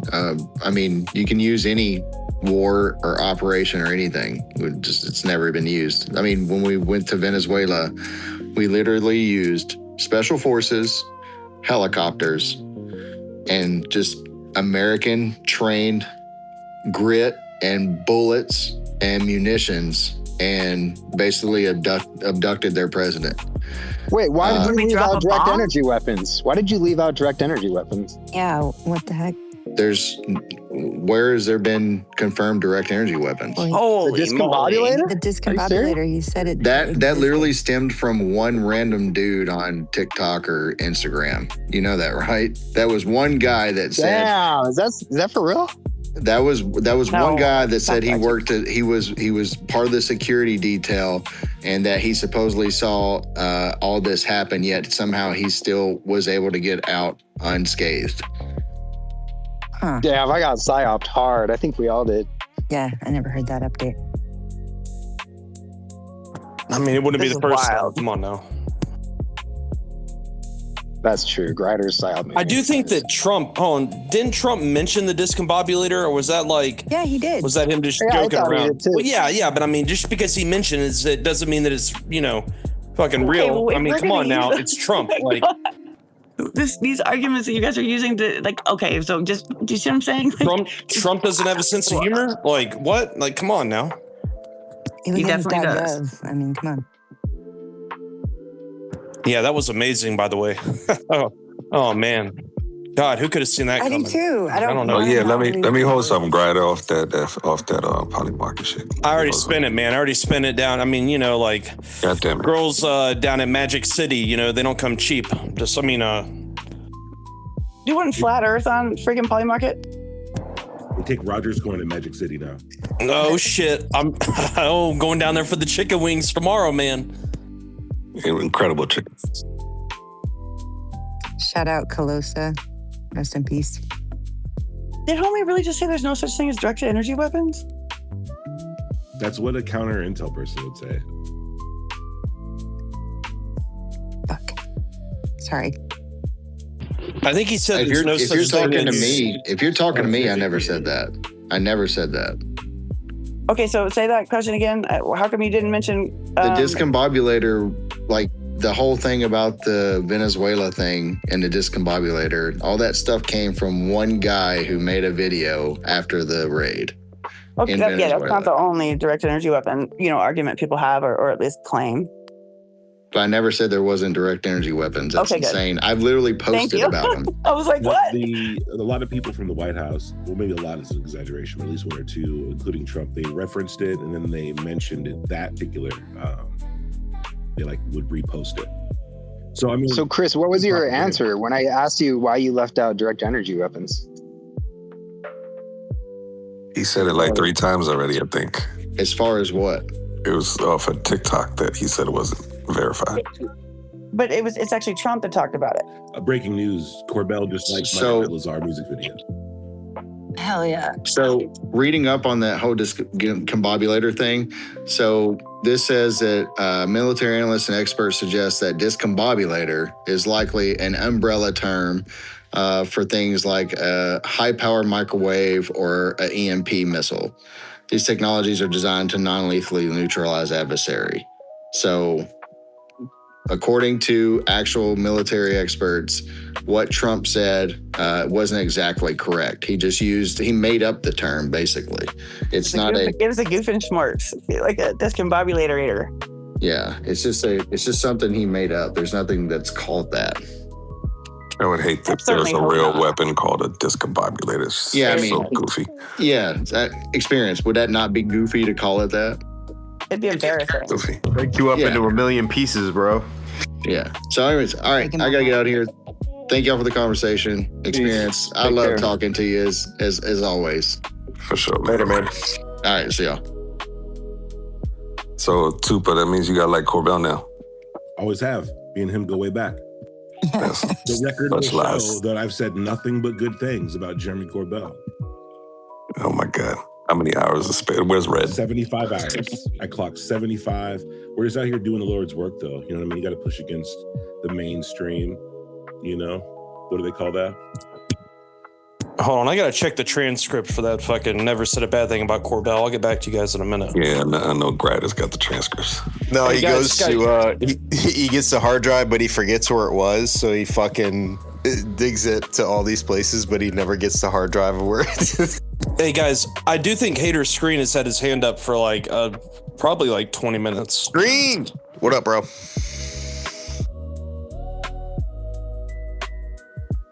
All right. No, y'all know I'm always multitasking, so I'll just do my thing waiting on y'all. I just want to say, though, just because most people aren't aware of certain technologies, because we get out here and we say they're keeping this technology hidden like it's all the same thing, or, it's kind of ridiculous. And, the stealth plane was a good example, except for it's not that we weren't using it for a decade before it was publicly known. It just wasn't publicly known. We were using it to help our troops, right? Fast forward, TR-3B type crafts could just be something similar to a stealth craft. That would explain why we don't use it, because it's just for stealth, it's for surveillance. If you actually do the work, you get into stuff like asymmetrical capacitors, all the stuff Jesse Michaels loves to talk about with TT Brown and stuff. I'm hands-on. I take this stuff and, I'm not in the lab, I'm in my garage, but, I put static electricity to these dielectrics and float them around. You can look up ionic lifters. There's high voltage ionic lifters. So that technology works, but it just doesn't scale. When you go to, if you need it to support any weight, like weapons or troops, it's not doing that. If you just needed to have some surveillance equipment on it, and it is, I don't want to say a balloon, but it operates similar to an aerostat, just made out of certain metamaterial. We're probably looking at something like that. And we are using it. You just don't see it. And some people do. That's why you hear the stories of it, right? So, just because most people aren't well versed on something, it doesn't mean it's not going on. And really, if you're not out here doing the work, or you're kind of just spitting in the wind here. Like, these are all just opinions unless you can show your work, pretty much. And just keep that in mind. Do you know anything about laser screen and where we are now? Somewhat, but not really. Lasers are really crazy cool, and they do all kind of weird, crazy things. Light in general is very cool. That's why I always recommend to everybody Walter Russell's Secret of Light.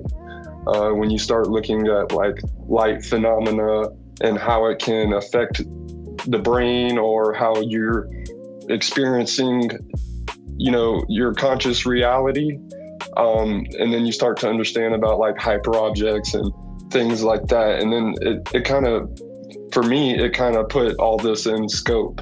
It's, once it's explainable, it's no longer unexplained, right? So then it's just science at that point. And we don't really see that step that they make there. So that's another important thing to think about. Yeah, that Star Wars program we used to have, where I think it was like the 80s. The fellow who was on that as a really young guy went to work for NASA and then was put into number 2 to one of the generals for the first Space Force command, and is now the liaison in between the Congress and Space Force. So a laser guy is, they brought him to the top. And when I sat down. Who are you talking about? Who? Like, I can't tell you his name. I can tell you what he goes by on Twitter. Wickwire is what he goes by. Kirkpatrick was a laser guy, right? Everybody hates him. They recruited him because of the stuff he was doing with lasers in high school. You know what I'm saying? And this is what I mean by it doesn't scale. To do the stuff that, when you're talking about like directed energy weapons and stuff, the amount of energy you need to do this stuff, that's why you can demonstrate it in a lab, but real world application, it's just outrageous, and there's better ways to do it. And that's why we typically don't do it.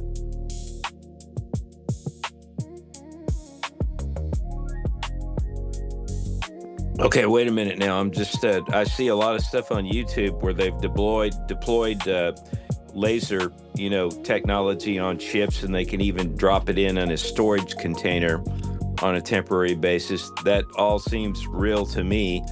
And they only have to charge it up with, on a nuclear aircraft carrier, for example, the charge, I don't know. It's like only about $5 to $10 worth of energy storage.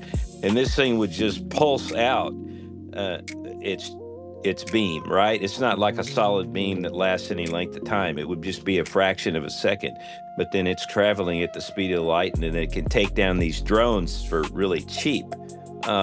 Or any other, thing if you hit it enough. Yeah, and that's a more recent thing though, right? Because we've had some energy breakthroughs and stuff. I didn't say it wasn't possible, right? But it's also, they're having to supplement that stuff. Like we have a Golden Dome supplemented with Iron Dome, right? Because they can be overwhelmed so easily, and they do have to take time to charge back up. That's what I'm saying. The power, it's not flawless yet. We don't have that figured out quite yet, and that's why I think we're starting to see more nuclear stuff be pitched, like these little micro reactors and stuff, because then you could start producing that power that you need. I think that's a large weaponry focus in the Space Force. I'll put it that way. Go ahead, Zane. We keep bringing it up, but I think we undervalue the power of the Space Force. We have a fucking Space Force now. Just kind of randomly popped in there. And to go with what Hader was saying, I mean, what better place to hide that technology then in space. Like, come find this. Yeah, right. Ain't nobody going up there. Aren't we only one of the few countries, just again, China and Russia, that are really going up there? I'm sure we get some of our allies to go up there and check it out. But Space Force, what a better spot to hide your equipment. You know what I thought about today was when Grusch was talking about, I guess he was asked about the different types of non-human intelligence, and he went into, the crazy explanation, but he said the bipedal and then the plasmoid, like that leaves a whole lot in between there. That's two that he just mentioned, but I feel like that's not, that definitely doesn't define a lot of probably what he knows about. So how many, we went from 4 type of races that aliens Eric Davis referenced to, then we talked about like 8 different ones, but I'm curious like what people think. I think he sidestepped that on purpose. I think they were trying to get him with a soundbite of him saying Greys and Nordics and reptilians. He wasn't going to do that. Yeah, So how he gave can the something general even answer. be corporeal and bipedal? If it's corporeal, it's not bipedal, right? Like, that's weird to me. A corporeal bipedal? What does that even fucking mean? It's telling you it's like made of energy, but also got 2 legs. Breaking news too, but you also got a "So Great" from Jeremy Corbell. Just saying. Oh shit! What with the Bob Lazar? Yeah, that shit's fire.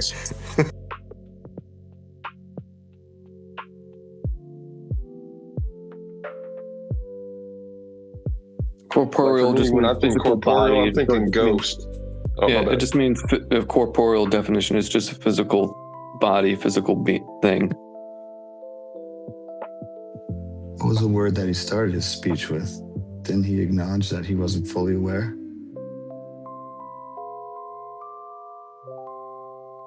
I'm telling you, I was watching with my son, and he didn't give a shit about the whole thing until Tim Burchett was just like, the fucking man in the man bun. And I'm like, yo, he started dying. I was like, oh shit. So one thing that got the response from him, I was like, oh shit. It was Tim Burchett being like, the fucking putts in a man bun. And that's crazy. That's coming from Burchett about somebody. But he Something has the to that same guy. 5 things. Like, that's so funny. I could have called like the same 5 things he always talks about. And he basically mentioned, it's not about the little green men or the saucers, the man bun, the guy who said this stuff is real, who left his backdoor office. A lot of these guys, Burchett, Luna, like I think that's one of the things that people are frustrated with is this is just recycled, this is just a lot of the same old stuff. We're just going through the motions of another surface level disclosure, with these videos and all this stuff and what people are saying. It's kind of like recycled, stuff that we know, if you've been in the field, that this is the stuff that's been around forever. Yeah, you said the man bun thing before. People want disclosure. It might have happened before a lot of us were born, right? Like, everybody forgets about the golden disc on the Voyager. That was literally sent out to communicate with extraterrestrials. If they're doing that, it's because of a reason, right? They didn't just do that for magic. It's just not what most people want it to be.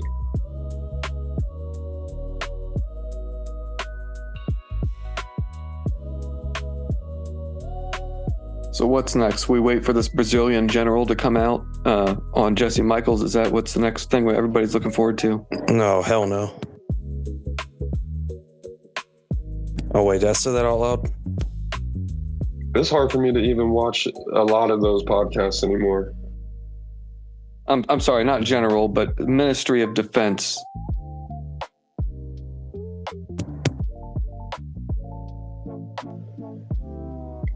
More like Minister of Magic. I'm just glad someone's doing something though.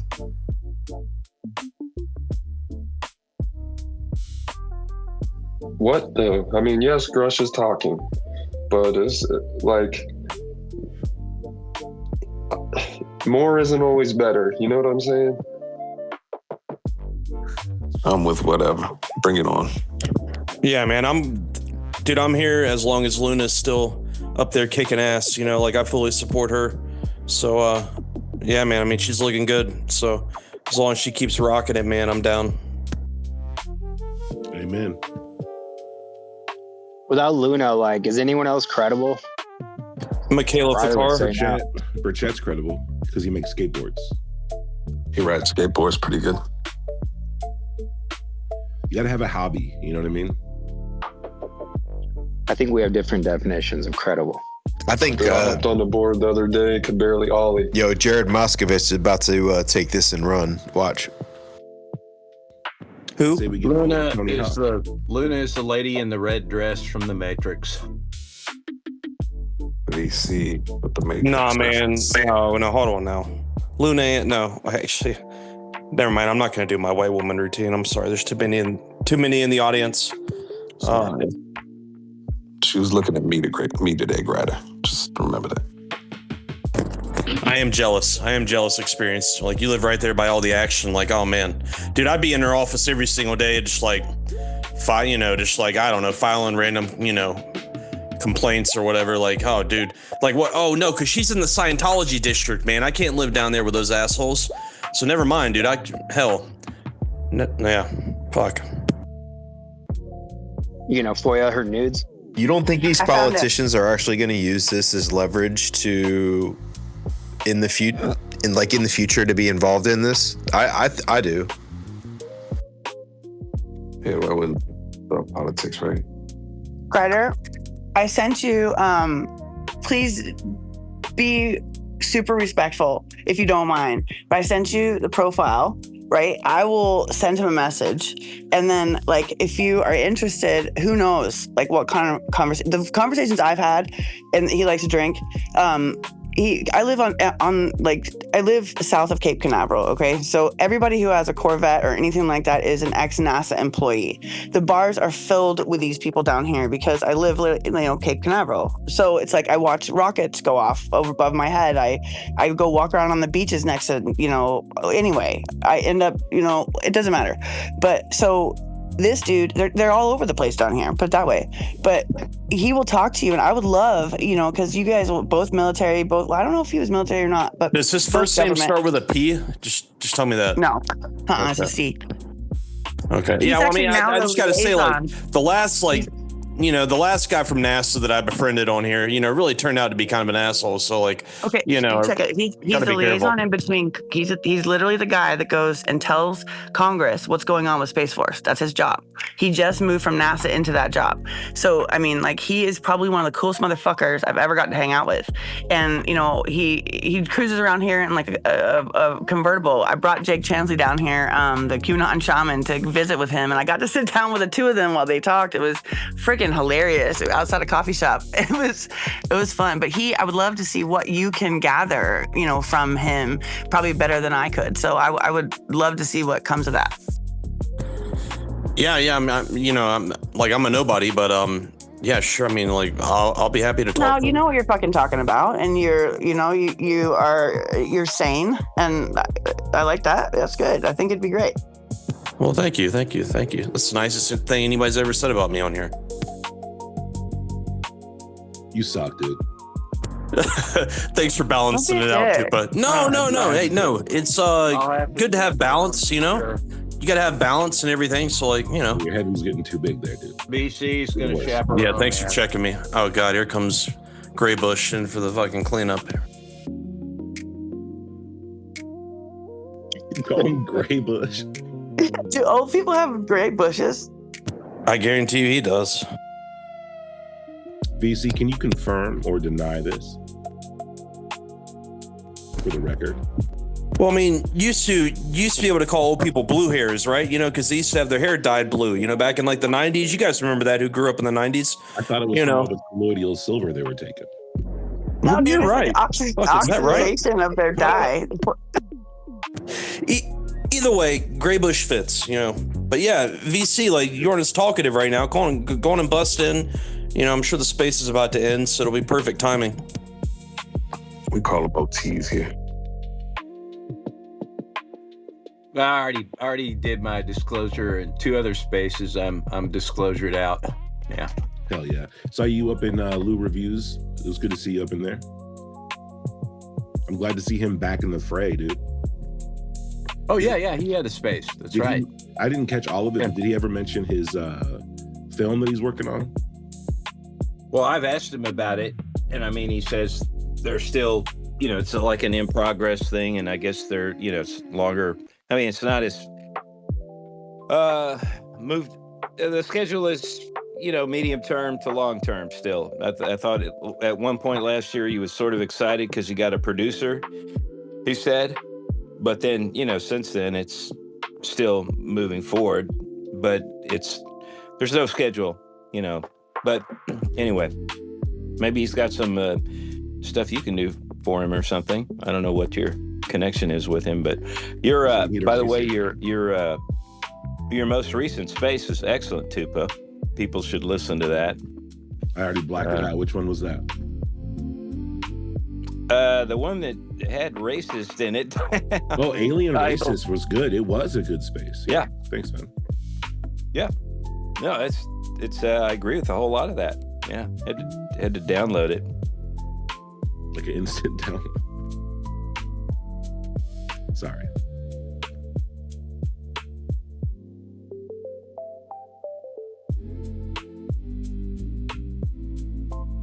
I mean, I'll say, having been gone for a year, I've come back and at least people have aligned more viewpoints paralleling mine. I catch them out there. Something that they would have argued with me against a year ago for sure. And so it's like shocking, even though they still hate me, I'm with the plasmoid, intelligent plasmoids. I'm with that. Who's with that? Sentient plasmoids. Yeah, I mean, I fuck with it. You know what I mean? What else are these orbs doing? I've seen one. I know they're there. They're called Willows of the Wisp, and they've been around forever. That's why they're re-releasing Ocarina of Time. Facts. You fall around the orb the whole fucking time.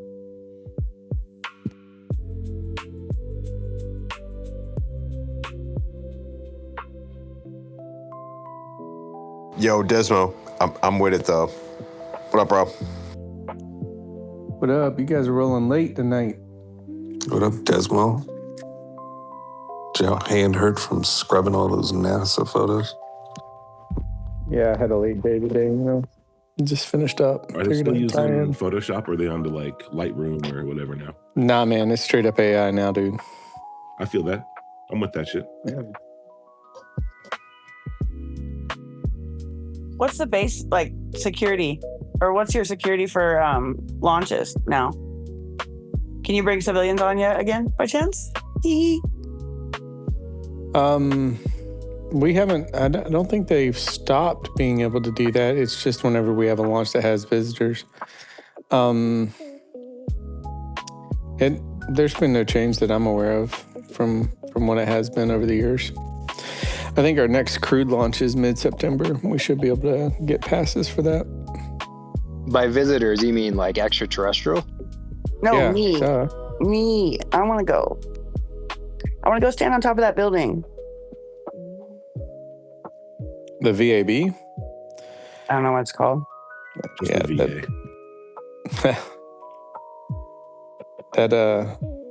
that's a little bit more difficult to be able to manage. Just go on a psionic asset trip that you'll get the same experience. Just dose you. It's a psionic acid trip. You won't even know. Yeah, that's what I was about to say. Keyword trip, right? That's not a plane. Desmond, do you know the dude we were just talking about? Were you in here a minute ago? I haven't been paying much attention. What's up? Do you know that dude I'm talking about who moved from NASA to Space Force, who's now the liaison in between Congress and the Space Force? Do you know him? I am not aware of that person. No. Drives around a Corvette? There's a lot of those out there. Yeah, a little bit long, like slightly longer hair, like Yeah, I'm pretty hot. Yeah? I've not met him, no. I don't know who he is. Okay. He can get us on that building really easily. And that's the guy that I just sent to Grider. And I think that we should, I think he would be fun to talk to. So maybe we should triangulate his ass somehow. I could be the decoy. Hey, Desmo, is there such thing as a U.S. Navy Space Command? That's something I've never heard of. I'm gonna send you this insignia thing that I popped up on my timeline. I don't know if it's real or not. Let's see. I've never heard of the Navy having a space command. I don't. It just seemed impossible, but just seemed weird to have Navy and space together. I don't know. Yeah. Let me send this to you.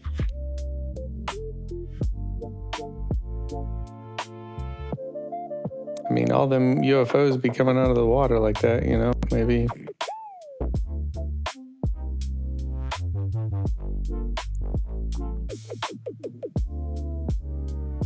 Have anybody seen the movie 0 Days by chance? Basically talking about the Stuxnet virus. Does anybody watch that documentary by chance? Missed that one. Okay. That's a good one to, if you're interested in what's going on geopolitically. It's interesting. It's a good thing to watch, just in general. I think also when you're looking at this, UFO kind of rollout and intelligences internationally, it's a good movie that really shows the combination of like British intelligence, Israel intelligence, and the U.S. intelligence, and what they formed around 2006 with Cyber Command and SA. I think it gave me a different viewpoint on what our government can roll out and what other governments are like directly involved in that. So it's an interesting documentary. It's free to watch on YouTube. It's called 0 Days.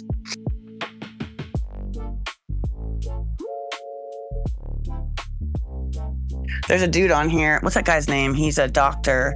He's in like Brazil or something. I'm botching this. Simon Godek. He actually,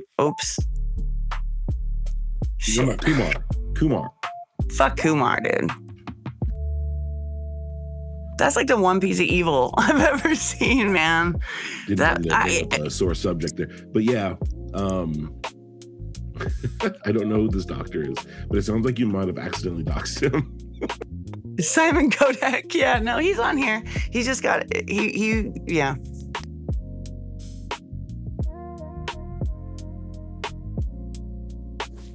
Google says it's a real thing. Experience U.S. Navy Space Command serves as the Navy Space Command to the U.S. Space Command, headquartered at Fort Meade, Maryland. Fort Meade, that's right around the way. Launching rockets off of aircraft carriers or something.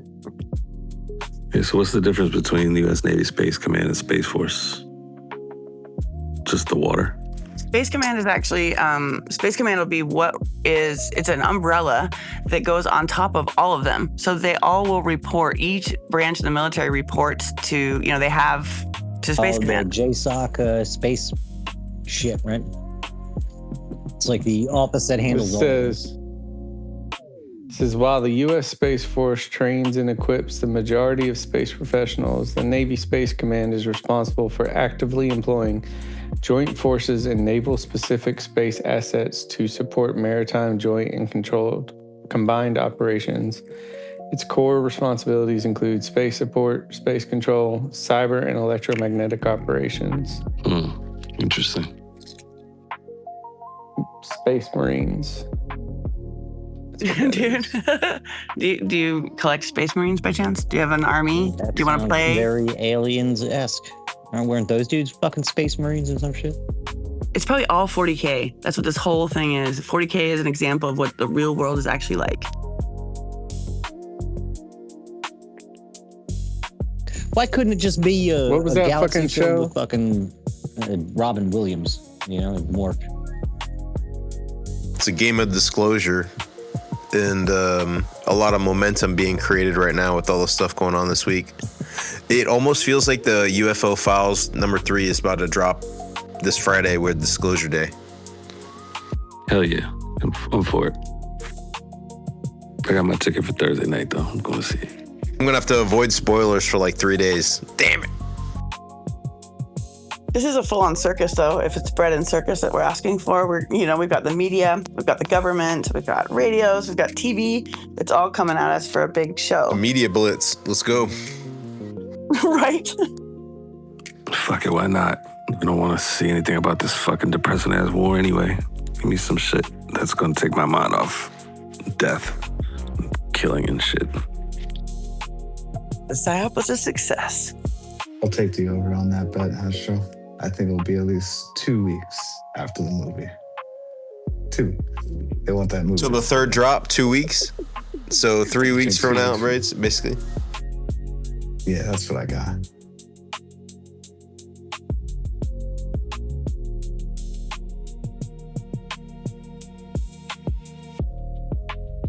Dude, what's that movie going to show? And how weird is that? Is that not going to like make the public conflate the two with like a UAP disclosure? Are they going to like, what's fact, what's fiction? I think we were talking about it earlier. I think the unfortunate part is that Spielberg is going to have to define what it is. And it's going to be different from so many people of what their expectation is of what the phenomenon, whether it's the Greys or the reptilian, whatever it is. Unfortunately, with the movie, I think he has to sort of define what the phenomenon is. And that might not fit with everybody's expectation of what that's in the movie. That is into the topic already. Man, it's a movie and it's Spielberg. I'm going to see that shit. I reserve judgment till after I watch it, but I'm not tying this into anything potentially is hidden in this movie. Nah, man. I don't think so. Yeah, I don't think it's hidden anything, but he's definitely trying to change the zeitgeist and convincing people this is a real thing. I mean, all his interviews, like, just saying, like, oh no, they're not just real. They've been here. Like, I mean, that's wild to have the most famous director in the whole world say that to the public, to society. I just want to say this. I don't know if I'm right, but he, at this point, is the CEO of a temporary company that's supposed to make other people money. And so if the UFO topic is bubbling now and it's an excuse to fill the seats, he will absolutely use that reason in his because he's on a promo tour. He's not on a truth tour. He's promoting his film. And so he's going to say everything he wants to say, but that's in promotion of a film, not of this other stuff. I think a smart guy would tie them together, and he's obviously in cahoots with the other people that are doing this. I mean, that's obvious, from the advisors on. But like, yeah, he just selling the movie. Yeah, and he's a fan of the topic, obviously. He's been doing shit like this for a long time. There's a bunch of new interviews just over the past 2 days, right? Of him promoting the movie. And he's said multiple times now, like, he doesn't know anyone in any of these programs. He's not read in on anything, which kind of goes against the lore, but I expect he's being truthful there. But his whole movie is based on the disclosure topic that's been discussed out on the internet. That's the whole thing. He got interested with the stuff in 2023 with the government.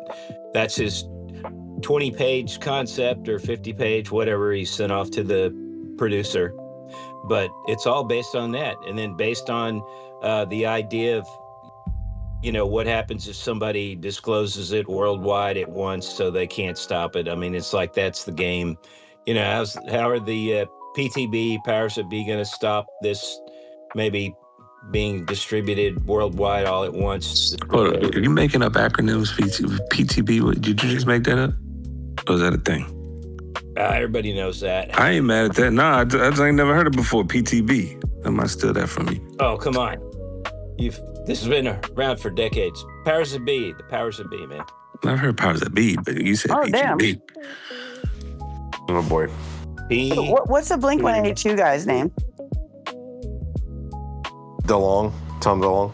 Yeah, DeLonge said that, who was it? Was it Podesta? He was called by someone from the government. First, he went in and told him everything he knew. We've been listening to this in Sarah's UFO Sarah's Spaces, these interviews over the past few weeks, and he talked about how he was approached by the government about the guy wanted to be involved in this rollout, right? So Spielberg is obviously involved in some kind of a rollout. There's a coordinated effort. I mean, Spielberg can't just be, oh, sweet, this is happening right now, so I should just throw out a movie right now, too, because the nomenclature is so close, right? So don't you think, and I think they were all hanging out with each other. So, do you see what I mean? It's I don't think he's influenced. Well, he's friends with Dan Farrow. Come again, both of you? What were you saying, Android, with Dan Farrow? He is friends with Dan Farrow, so it's possible he could be working with him potentially, but otherwise I don't think he's working with the government, that whole theory. Well, yeah, Spielberg's, he's got access to lots of people. He's worth a hell of a lot of money, and people want to talk to him. So he can pull in all kinds of information. But, yeah, it's just that he's interested lifelong in UFOs and the belief in extraterrestrials. So he's going to...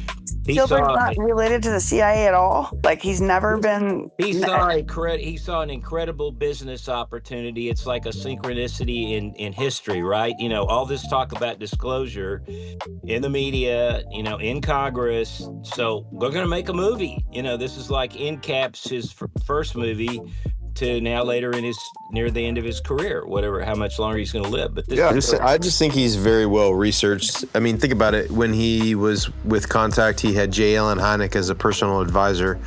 I don't know that he's had anybody directly for Disclosure Day, but this to me would just be his, take on where the UFO topic is, like what the UFO phenomenon essentially is. And that might not line up with a lot of people who see this as a researcher or a fan or someone who's looked into the topic as Spielberg presents it in the movie of this, it's the Greys or it's the reptilians or, it's love and light or it's doomer shit. You know what I'm saying? Like, it might not line up. And I think when people take that away, the general public is going to take it different from people who are into the topic already. Holly, I want to welcome Holly to the stage too. What's up, Holly? Thank God. Yeah, hey, Holly. What's up, girl? There was some chat in one of the back channels about 8 weeks ago about who his advisors, plural, were. Now, I'm not in the other back channel in which more of that information gets talked about, but someone quite credible was talking as if there was 2 advisors and how obvious it was who it is. I thought it was someone, but then it didn't map out. But I found that really interesting that they said advisors, plural. So who could it be? Didn't we already know that? It's Pasulka and Grusch, right? It's not Pasulka. It's not Grusch. Grusch got his own movie. Yeah, it's not Pasulka, 100%. Who is it, though? Bum, bum, bum. Well, he would definitely get input from Valet because he did from his other movie. He'll just No, I don't think it's Jacques. Jacques not mentioned it at all. No, I don't think it's Jacques either. I think it's something a bit more obscure that maybe isn't as sort of public in our conversations, but it's someone's, even though that's not a word, that I think has offered him some level of guidance, because the narrative is the use of the animals, the things that are very experience-led arcs within this film, and I just find that quite curious. Spielberg got a freaking he went to the Pentagon and he received the Department of Defense Medal for Distinguished Public Service. So of course it's not UFO related, but he has been, because of Saving Private Ryan, for decades he has had a close relationship with the government, receiving awards. Come on. The whole thing that we have media for in general is to set a tone with, the nation's public, to keep us satiated, to keep us believing in the same thing and kind of on a track that they want in a country to make it useful. And now we have, I don't know, it just seems to me awfully circumstantial. I mean, come on. It's just a coincidence? Okay. Maybe I'm paranoid. No, I don't think you're paranoid. I think there's elements to this film that I'm going to see it tonight. I'm quite excited. There's elements to this film that just don't feel like someone with his imagination and his produce team would just sit in a back fucking room and go, oh, let's weave that into the story. There's elements of experience of stuff that I just find really, really, really curious. He's not an experiencer. He talks about that openly in various guises. So where's that come from? Maybe I'm just naive and gullible, we all know that, but I do think someone of note who's an experiencer of sorts has advised on this film. I really believe that. What about Kit Green? No way. Well, that name keeps bouncing around. No way. Kit Green. I mean, did the whole thing with that the dude strap in the lurks. chair with the probes on the head and the psychic shit? Okay, I mean, I'll that's give you Kit that. Green. I'll give you that. I think that you could I would exchange a Kit Green for a Gary Nolan any day. He's more current. He's more up to date. He knows the same stuff Kit Green does because they were working together, and he's cooler. He hangs out with Katy Perry. I know he parties. So, you know what I mean? He's cooler. I certainly think he's gotten advisors from the current disclosure movement, because that's the basis of this movie, right? So I agree. That's why Gary Nolan fits the bill. It's rooted, he probably, he's going to know about from 2016 onward with To the Stars and Elizondo and all that stuff, because he's just a close follower of the subject. And he's produced so many, UFO related movies and series. He's got to be like the Hollywood expert on all of this, so he would have the connections to, just anybody, anywhere. So I don't think he'd have any problem getting access to getting help. People from the military, they're going to help him whatever they can, because he's done movies to promote them. So the military is always active in any film that requires the military, like if they reference it or whatever. And these filmmakers who have a really good pipeline with those that's not like liaisons or whatever, I think they would be, he's like super plugged in with that stuff. He's been making those movies for a while. That's why I'm interested to see what this Kozlowski movie is going to be that Grusch is reporting on. Because, I think Kozlowski did Top Gun and all the fighter jet scenes and all. They had to have crazy military access to do all that shit. Is there any law in America? We have a law here in England where you cannot, and I think it's more for like shows than films. I have to check it. We have a law here though that you can't kind of show like the military or the police in a light that makes them what's the one I'm trying to say? No, we don't have that. No, you don't have that. No, so it's like free reign. Yeah, if you watch our cop dramas and shit, the cops are dirty as fuck. That's like part of it. We can't do that here. Well, I think that speaks. I think it says a lot, actually. Yeah, the military does have a policy, though. If it's not a friendly movie and they don't like the script, you don't get any help. So that's the way that works. Spielberg stated that the movie was influenced by the post-2017 UAP revelations and congressional hearings. So by Leslie Keane. Maybe Leslie Keane and her Carls are in on this. They're in on it, dude. They're over at Essalon, just fucking getting that money, talking that new age shit, just spitting game, dude. Like, oh, they're coming. These aliens are coming and they want world peace. Do you think it was interesting, Sam, yesterday that Dr. Scarfish was... Esselin and Kane. Cocaine? Pronunciation police over here. No. What were you saying, Holly? Do you think it's interesting that Peter Scafish was behind, was just stood there yesterday at that press conference? Yeah, I talked to him today. He was definitely there. I dropped him an email over something the other week, and I was like, because his talk that he gave at Sol, like, basically changed my whole outlook.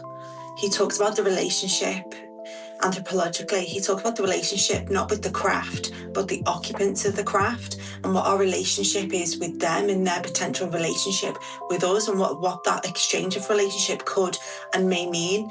And it really made, like, I was really high on cough medicine because I took the wrong pill, and I meant to take the day one, not the night one, and took the night one. So it could have just been sozzled. But anyhow, it really moved me. Like, I love her. It really moved me to, I sought him, like, I found him in the bar that night, and I was like, I need you to, like, break this down because I'm just not smart enough to grasp what you're saying. But I just found it really interesting that he has this kind of anthropological view on the others, and he was like front center behind that conversation. I've not seen him in that position before, and I feel like we're not looking at that enough. Like, he was front and center, and we've not seen him like that before, so why now? Yeah, I asked him to because there was, I think Nolan had alluded a while back about assault happening in DC. So I asked him about that today, and he was like, I can't really say, but he's like, yeah, you'll probably be happy. So I'm assuming there's going to be a assault conference in DC. It's not going to be as big as the other ones. No, it's not going to be as big. There's going to be two. It's going to be two, but they're going to be smaller ones, more regionalized, allegedly.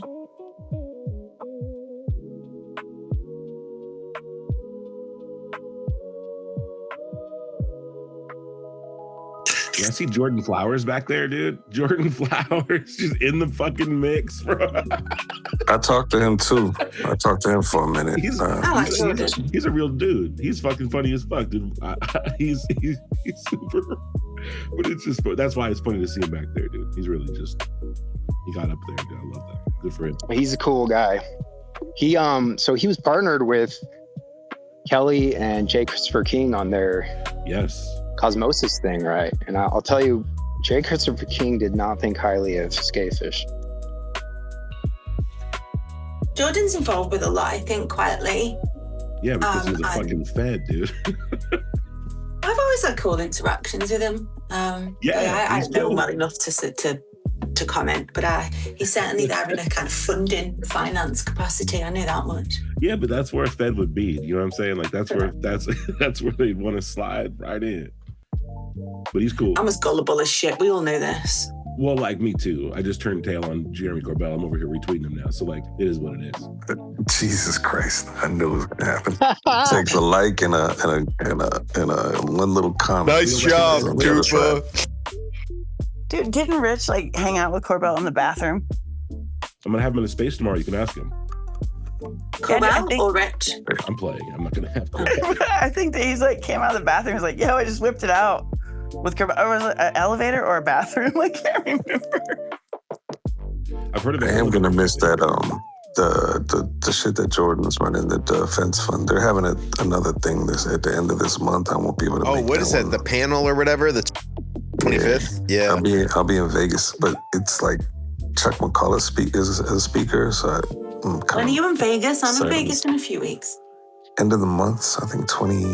No, I'm just a couple of weeks. 4th, 25th, 26th. Damn it. Vegas disclosure party. All right, let's do it. I'm telling you, dude, we got to go into that freaking dome thing. Dude, we got to do some Tupa videos up in that dome. Let's go. I'm staying at the Bellagio with the fountain and all that shit. Hell yes. Are there any hearings that are coming up at all? I mean, in the next year or so? Or that's it, what we got today? No, there's something happening in France. There's a big, they're kind of parliamentary dudes and dudettes. They're kind of meeting real soon. Invites have gone out to select people in the European community, but there is something, there's something la Republique, something else. But that was my real bad attempt at a French accent, sorry, France. But yeah, the French people are meeting imminently because I know journal requests have gone out for participation. I know you're English, but it's like, what kind of English? Because I can't, whatever you're doing, your accent is coming out. I love it. Will you run down internationally what you think? Because I don't know, right? I'm over the pond. What's your take on other countries? Didn't Grusch say something about having other countries kind of disclose as well? Yeah. What's your take on international? There's kind of like England's very quiet because by our very nature, it's all nudge, nudge, up a stick, cliff and all of that. But there is, certain players within the conversation. You look at the paper that Helen McCaw, great friend of mine, wrote about the potential economic black swan situation of disclosure. I was at an event with Nick Cook a couple of weeks ago and they had, is it Deloitte? Is Deloitte that banking institution? There was like the head finance guy from Deloitte and he was there really talking about this disclosure triggering a black swan event in England and in our European partners. England left the EU a couple of years ago, so we're kind of like on our own without our cousins anymore. But I know like the team over in the Netherlands are real pushing into the European conversation with the European Parliament. France has certainly entered the chat with this hearing they're doing. We have key people in Brussels, Belgium, Jonathan Berthet's over there. Italy certainly have a significant push, given the narrative around what really went on at Magenta and the other stuff. So I think Europe is in the chat. England's a bit more quiet and behind. I'm not privy to some stuff anymore because my morals, I don't want to hang around with certain people anymore. But that's my take on it. But I think this thing in France will be quite illuminating. France have really, Jacques says there's a lot, like France have really pushed in their own way for a long time. They've had their own releases that just haven't been as hugely publicized, but there's a lot of data that's come out of France. There's some of the most significant cases in Europe that have been highlighted by France. So I think France might be having their moment soon. Again, Europe is Europe part of Five Eyes, I think? Maybe it is. Something's happening, but this French hearing, I know a couple of people that are tipped to go. So I think it's like on the 24th. I feel like it's the 24th of June or July, perhaps. But that should be instructive in terms of where the European law. In Japan, you know, our great friends over there, that office, Owaka, his name is, the parliamentary guy, gorgeous human being. They're really pushing. So Europe has entered the chat, Japan certainly entered the chat. But again, it just could all just be misinformation, obfuscation, and the same old bullshit that we've had for the past, 7 decades. But as always, I remain hopeful. So the banking advisor, that was a big deal. Yeah, the guy from Deloitte. Yeah, he was right. He was he was German. Sorry. He was a German chap, I believe. Very, very, very finance guy. And he spoke for he was there, Hakeem was there from Side Games on the same panel, and this lovely, lovely lady called Dr. Roz, and she was very, very high up in a huge global PLC. And it was about how this could trigger, and this Deloitte guy, and everyone in the room went real quiet because he looked quite official, and he's a finance bro, right? And he really, really delved into the impact of a black swan event. And I'm not going to name names, it's not my place to, but there are enterprises, is probably the right word. There are enterprises forming in England and in Europe who have been advising American, Canadian, UK, European, potentially Middle Eastern companies on how they prepare for big D disclosure and what that means for them from a company and enterprise perspective, from their insurance to their people to the cash flow if there is a black swan event. So these things are happening and being talked about, but that Deloitte guy was very serious, and it was the first time I'd seen a serious finance person stand there without stigma. He was good to go. That's my thing is that I think that what happened in Europe is the banks are leading this disclosure, which I found interesting. It's financial, right?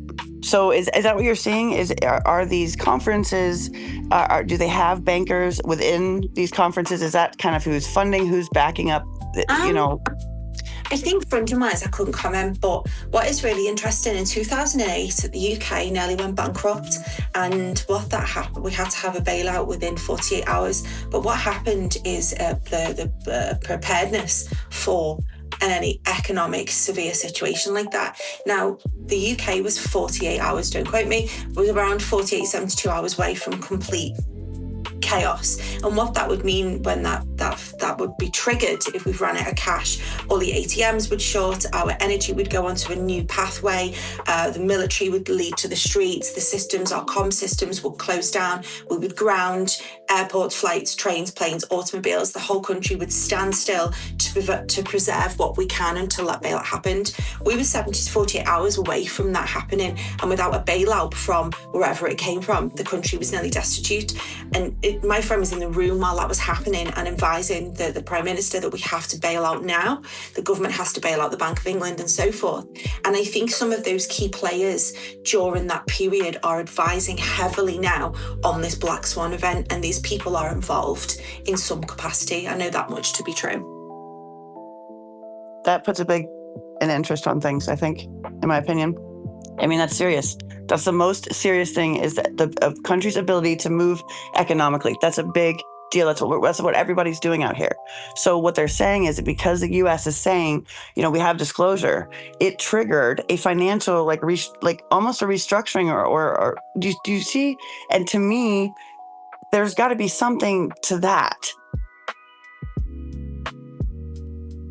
There has to be a plan. There has to be an economic black swan survival plan. Of course, like, look what COVID, everyone went fucking mad and was buying toilet paper and pasta, wearing masks in the car while them by themselves and acting like they've been taken over by fucking dragons. You know, we went mad as a society. We went mad, and how that impeded financially was crazy. All, you know, America, Canada, England, we're all in like debt, which I don't quite understand, but because of that, so there has to be not a country or continent or global plan of what this black swan event could trigger. And the word black swan really invokes like this scary, oh my God, we're all going to die, man. But of course there has to be a plan. So, you know, there has to be a disclosure plan. You know, Unhidden in the UK released their preparedness plan this week. You know, timing was impeccable. You know, we've got private enterprises and foundations. You know, Sol released their code of conduct a couple of weeks ago. You know, there's these like drips of like plans. I'm aware of certain names that were involved in the curation of a plan a year ago, and then unfortunately, I stepped out of that environment because it's not who I am or what I want to be. But you know, there are certain names that are involved in finance and AI and technology, I feel, that perhaps are behind a preparedness plan coming out of the States.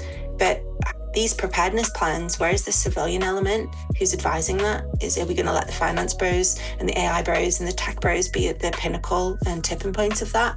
That scares me. Yes, digital currency. And didn't he just come out? What he was talking about, the Antichrist. Like, we could have the government oversee that, but they're all ran by the oligarchs, so it'd be pretty much the same thing. Holly, what's Unhidden? What is that? You'd have to check them out. I don't speak for them. Unhidden.org. Real quick, Holly, are you familiar with Penturk, the Penturk UFO incident? Yeah, Kaz Clark. She's a friend of mine. Oh my God. That's like such a crazy event that doesn't get talked about. She's a good person, and she's faced enormous horror and unkindness because of what's happened to her on the case. Yeah, it's about excuse me, it's about 40 minutes drive from my family's place in Wales.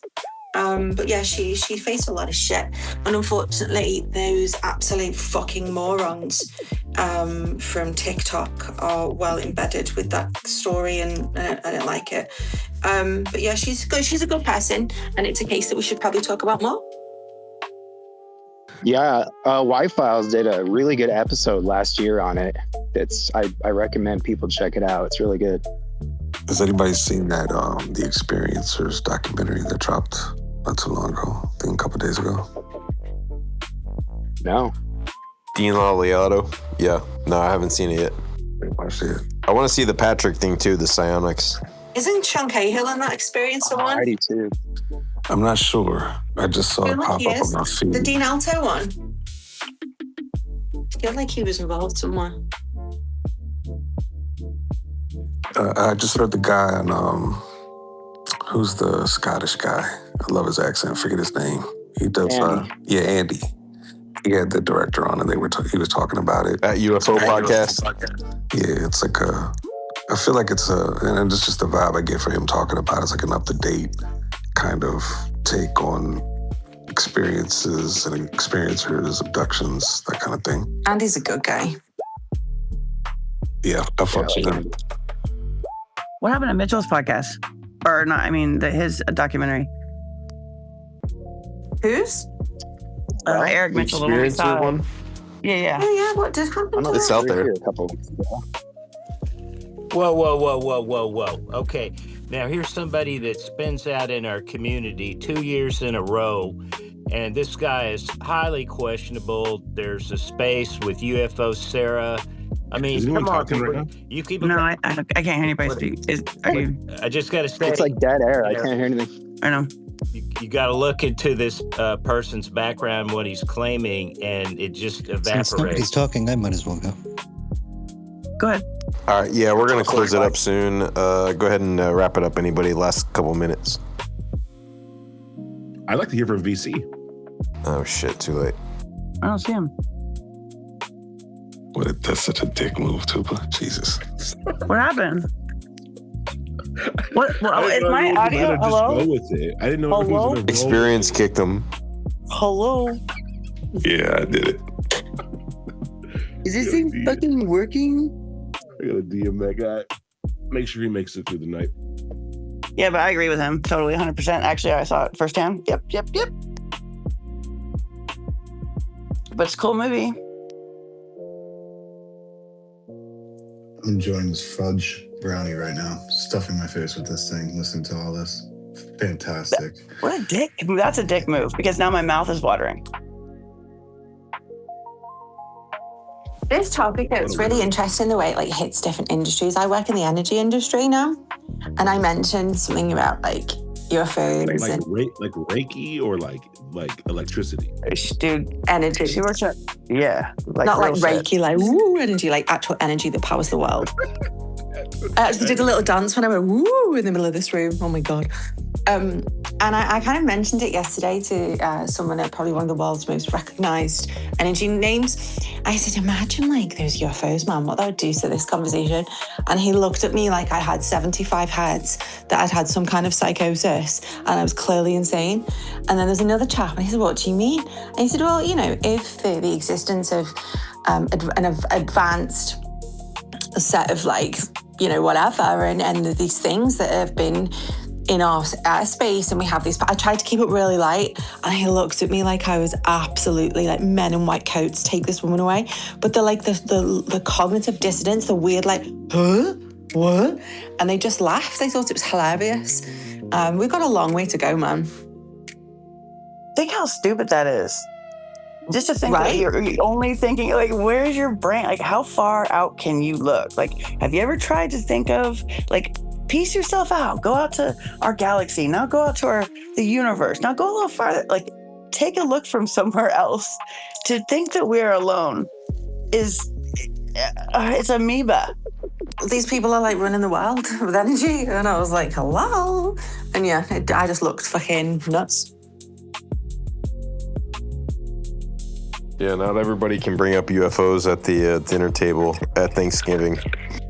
Well, there was people around like prior to the 1 o'clock that were just hanging around while they were getting set up. And they were like, what is this press conference for? And somebody was like, this is for the UAP stuff. And they're like, well, what is UAP? And they were like, oh, UFOs. And they're like, oh, okay. Like they aliens, dumbass. Don't you think that was used to put like if you were to cut a cord that was UFO related, alien related, and it was a cord that ran from the past, you could clip it by renaming it, which would cause this chasm of communication, right? And it's weird that it like got clipped and then pumped. What's funny is they're probably like, what is this, like a disclosure day marketing thing or something?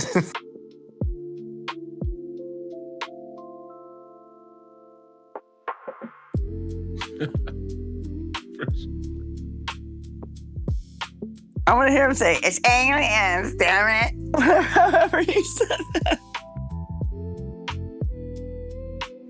I'm trying to keep my expectations low, but Pavel gave it a 8.5 out of 10. So I hope it's good. Yeah, I got my ticket for Thursday. And doesn't the Odyssey drop this weekend too, or is that next weekend? I don't think they're gonna put that movie out, but 8.5 out of 10 from a UFO personality is kind of like that's a low score, dude.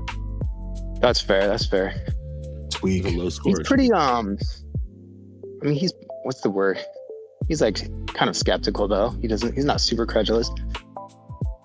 Still.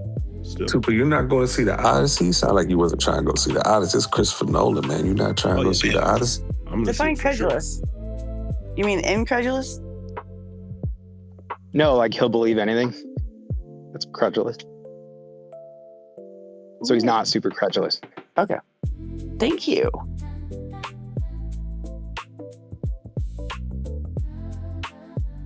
Okay, before you guys go, can you do me a favor? Because I worked anyway and I slept all day.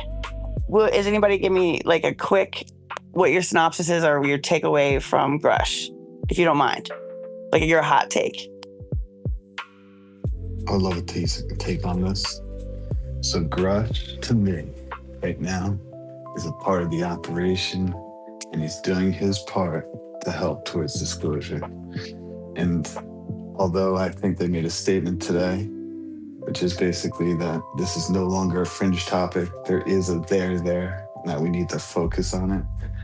I also think that they're controlling the narrative in a way to measure our interests. So that way they can see when the perfect time is to acknowledge whatever they need to acknowledge.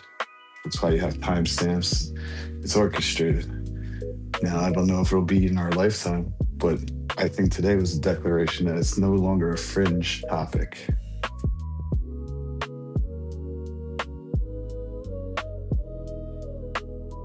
Aliens have entered the chat. Dude, okay, Tupa has to answer, Astral has to answer, and Jess has to answer, and Experience has to answer, and so does Holly, and yeah, so do you, Mr. Intros. Do you mind? I mean, I know it's a lot to ask, but fuck. What's the question?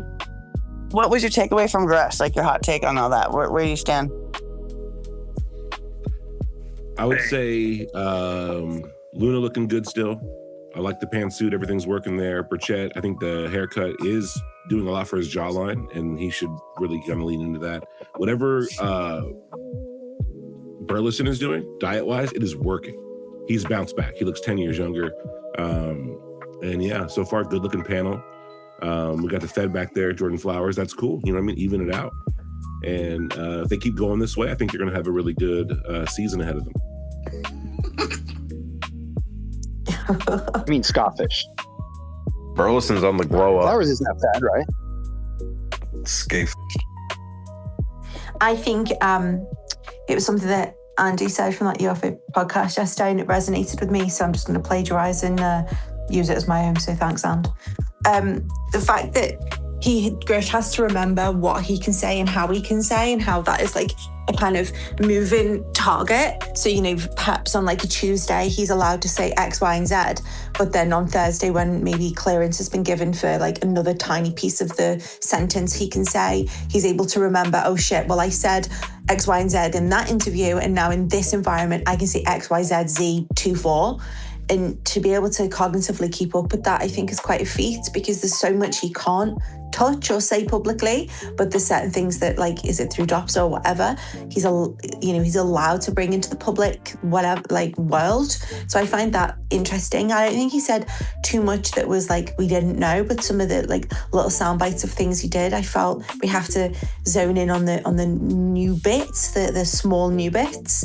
That bipedal, like these like beans and stuff, I found really interesting.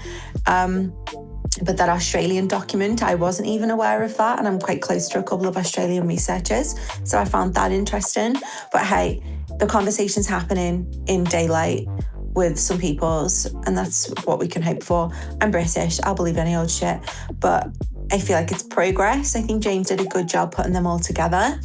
I would love to know how that works, why there was only like 35 minutes. Like, I don't understand that. Do a bigger one. But it's progress. At least there's more sunlight on it, right?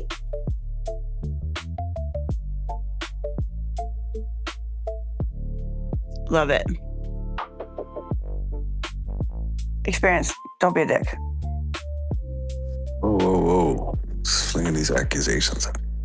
I want to hear what you're saying. Grusch is consistent in my eyes. He's very analytical. He's a sponge of knowledge, big vocabulary. I think him explaining what he explains, even within that 5-minute segment of his speech prior to the Q&A, there's some things to dissect there. So, which is par for the course for me. The last interview he did, I did a replay deep dive, and there was a lot of things that kind of caught on.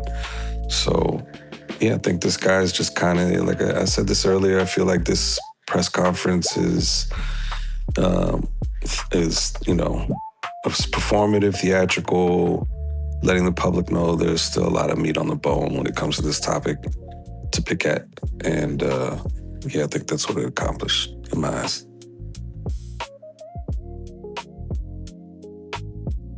What do you think about Holly's bipedal thing? I think the question was try to catch him up and just to mention specific alien races, and he kind of didn't do that. He sidestepped it and went with a general explanation of, and made it kind of real broad, you know? All right, basically we got physical bodies and energy plasma things.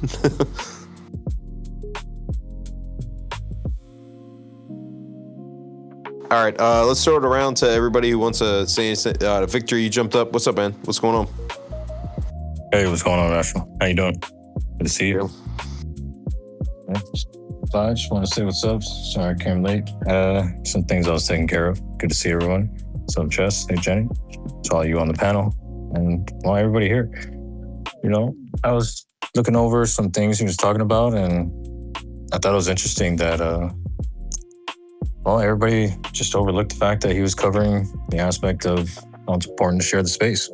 And a lot of people tend to just sit there and be mentally obese, and they don't share the information. So folks, just share the space, share the information, and let Astral know what you think about this space, and of course the co-hosts as well. I think these spaces are very important. There's a lot of people that I talk with that really don't know how to handle these conversations, let alone coming to the reality of there being something else out there, let alone many different of that something. So yeah, thanks for the space, brother. I do have some more to say, but I'll kind of throw it back to you. I know you guys are winding down. Good to see you. That was so spot on. That's why I asked these guys, because they know what they're talking about. That's why, I mean, it's not just me that wants to know y'all's opinions. At this point in time, you can consider yourself experts, okay?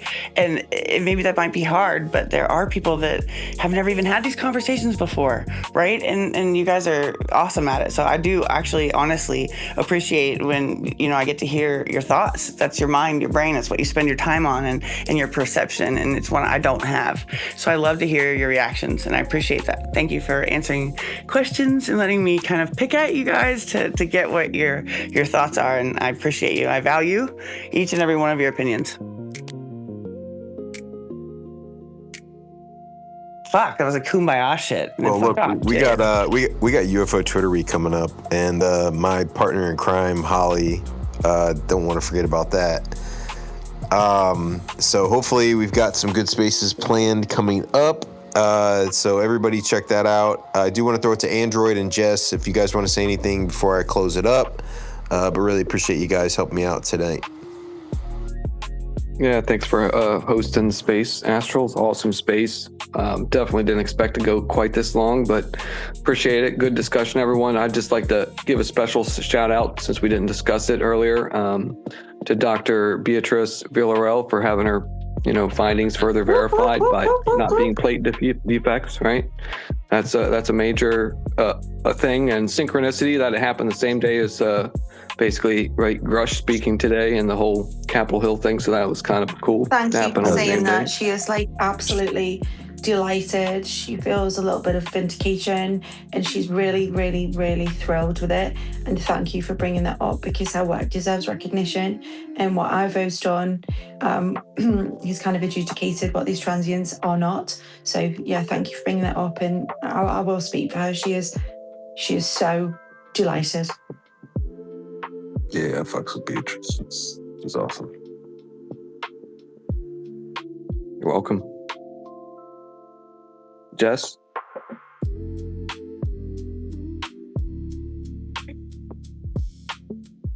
She fell asleep. She's asleep. She's making hot and sexy freaking all good cool videos. That's what she's doing. Hey, Thursday, just a couple days, we got another space coming up for the remote viewing. I'm gonna post it tomorrow. Appreciate everybody for giving their perspective on Grusch.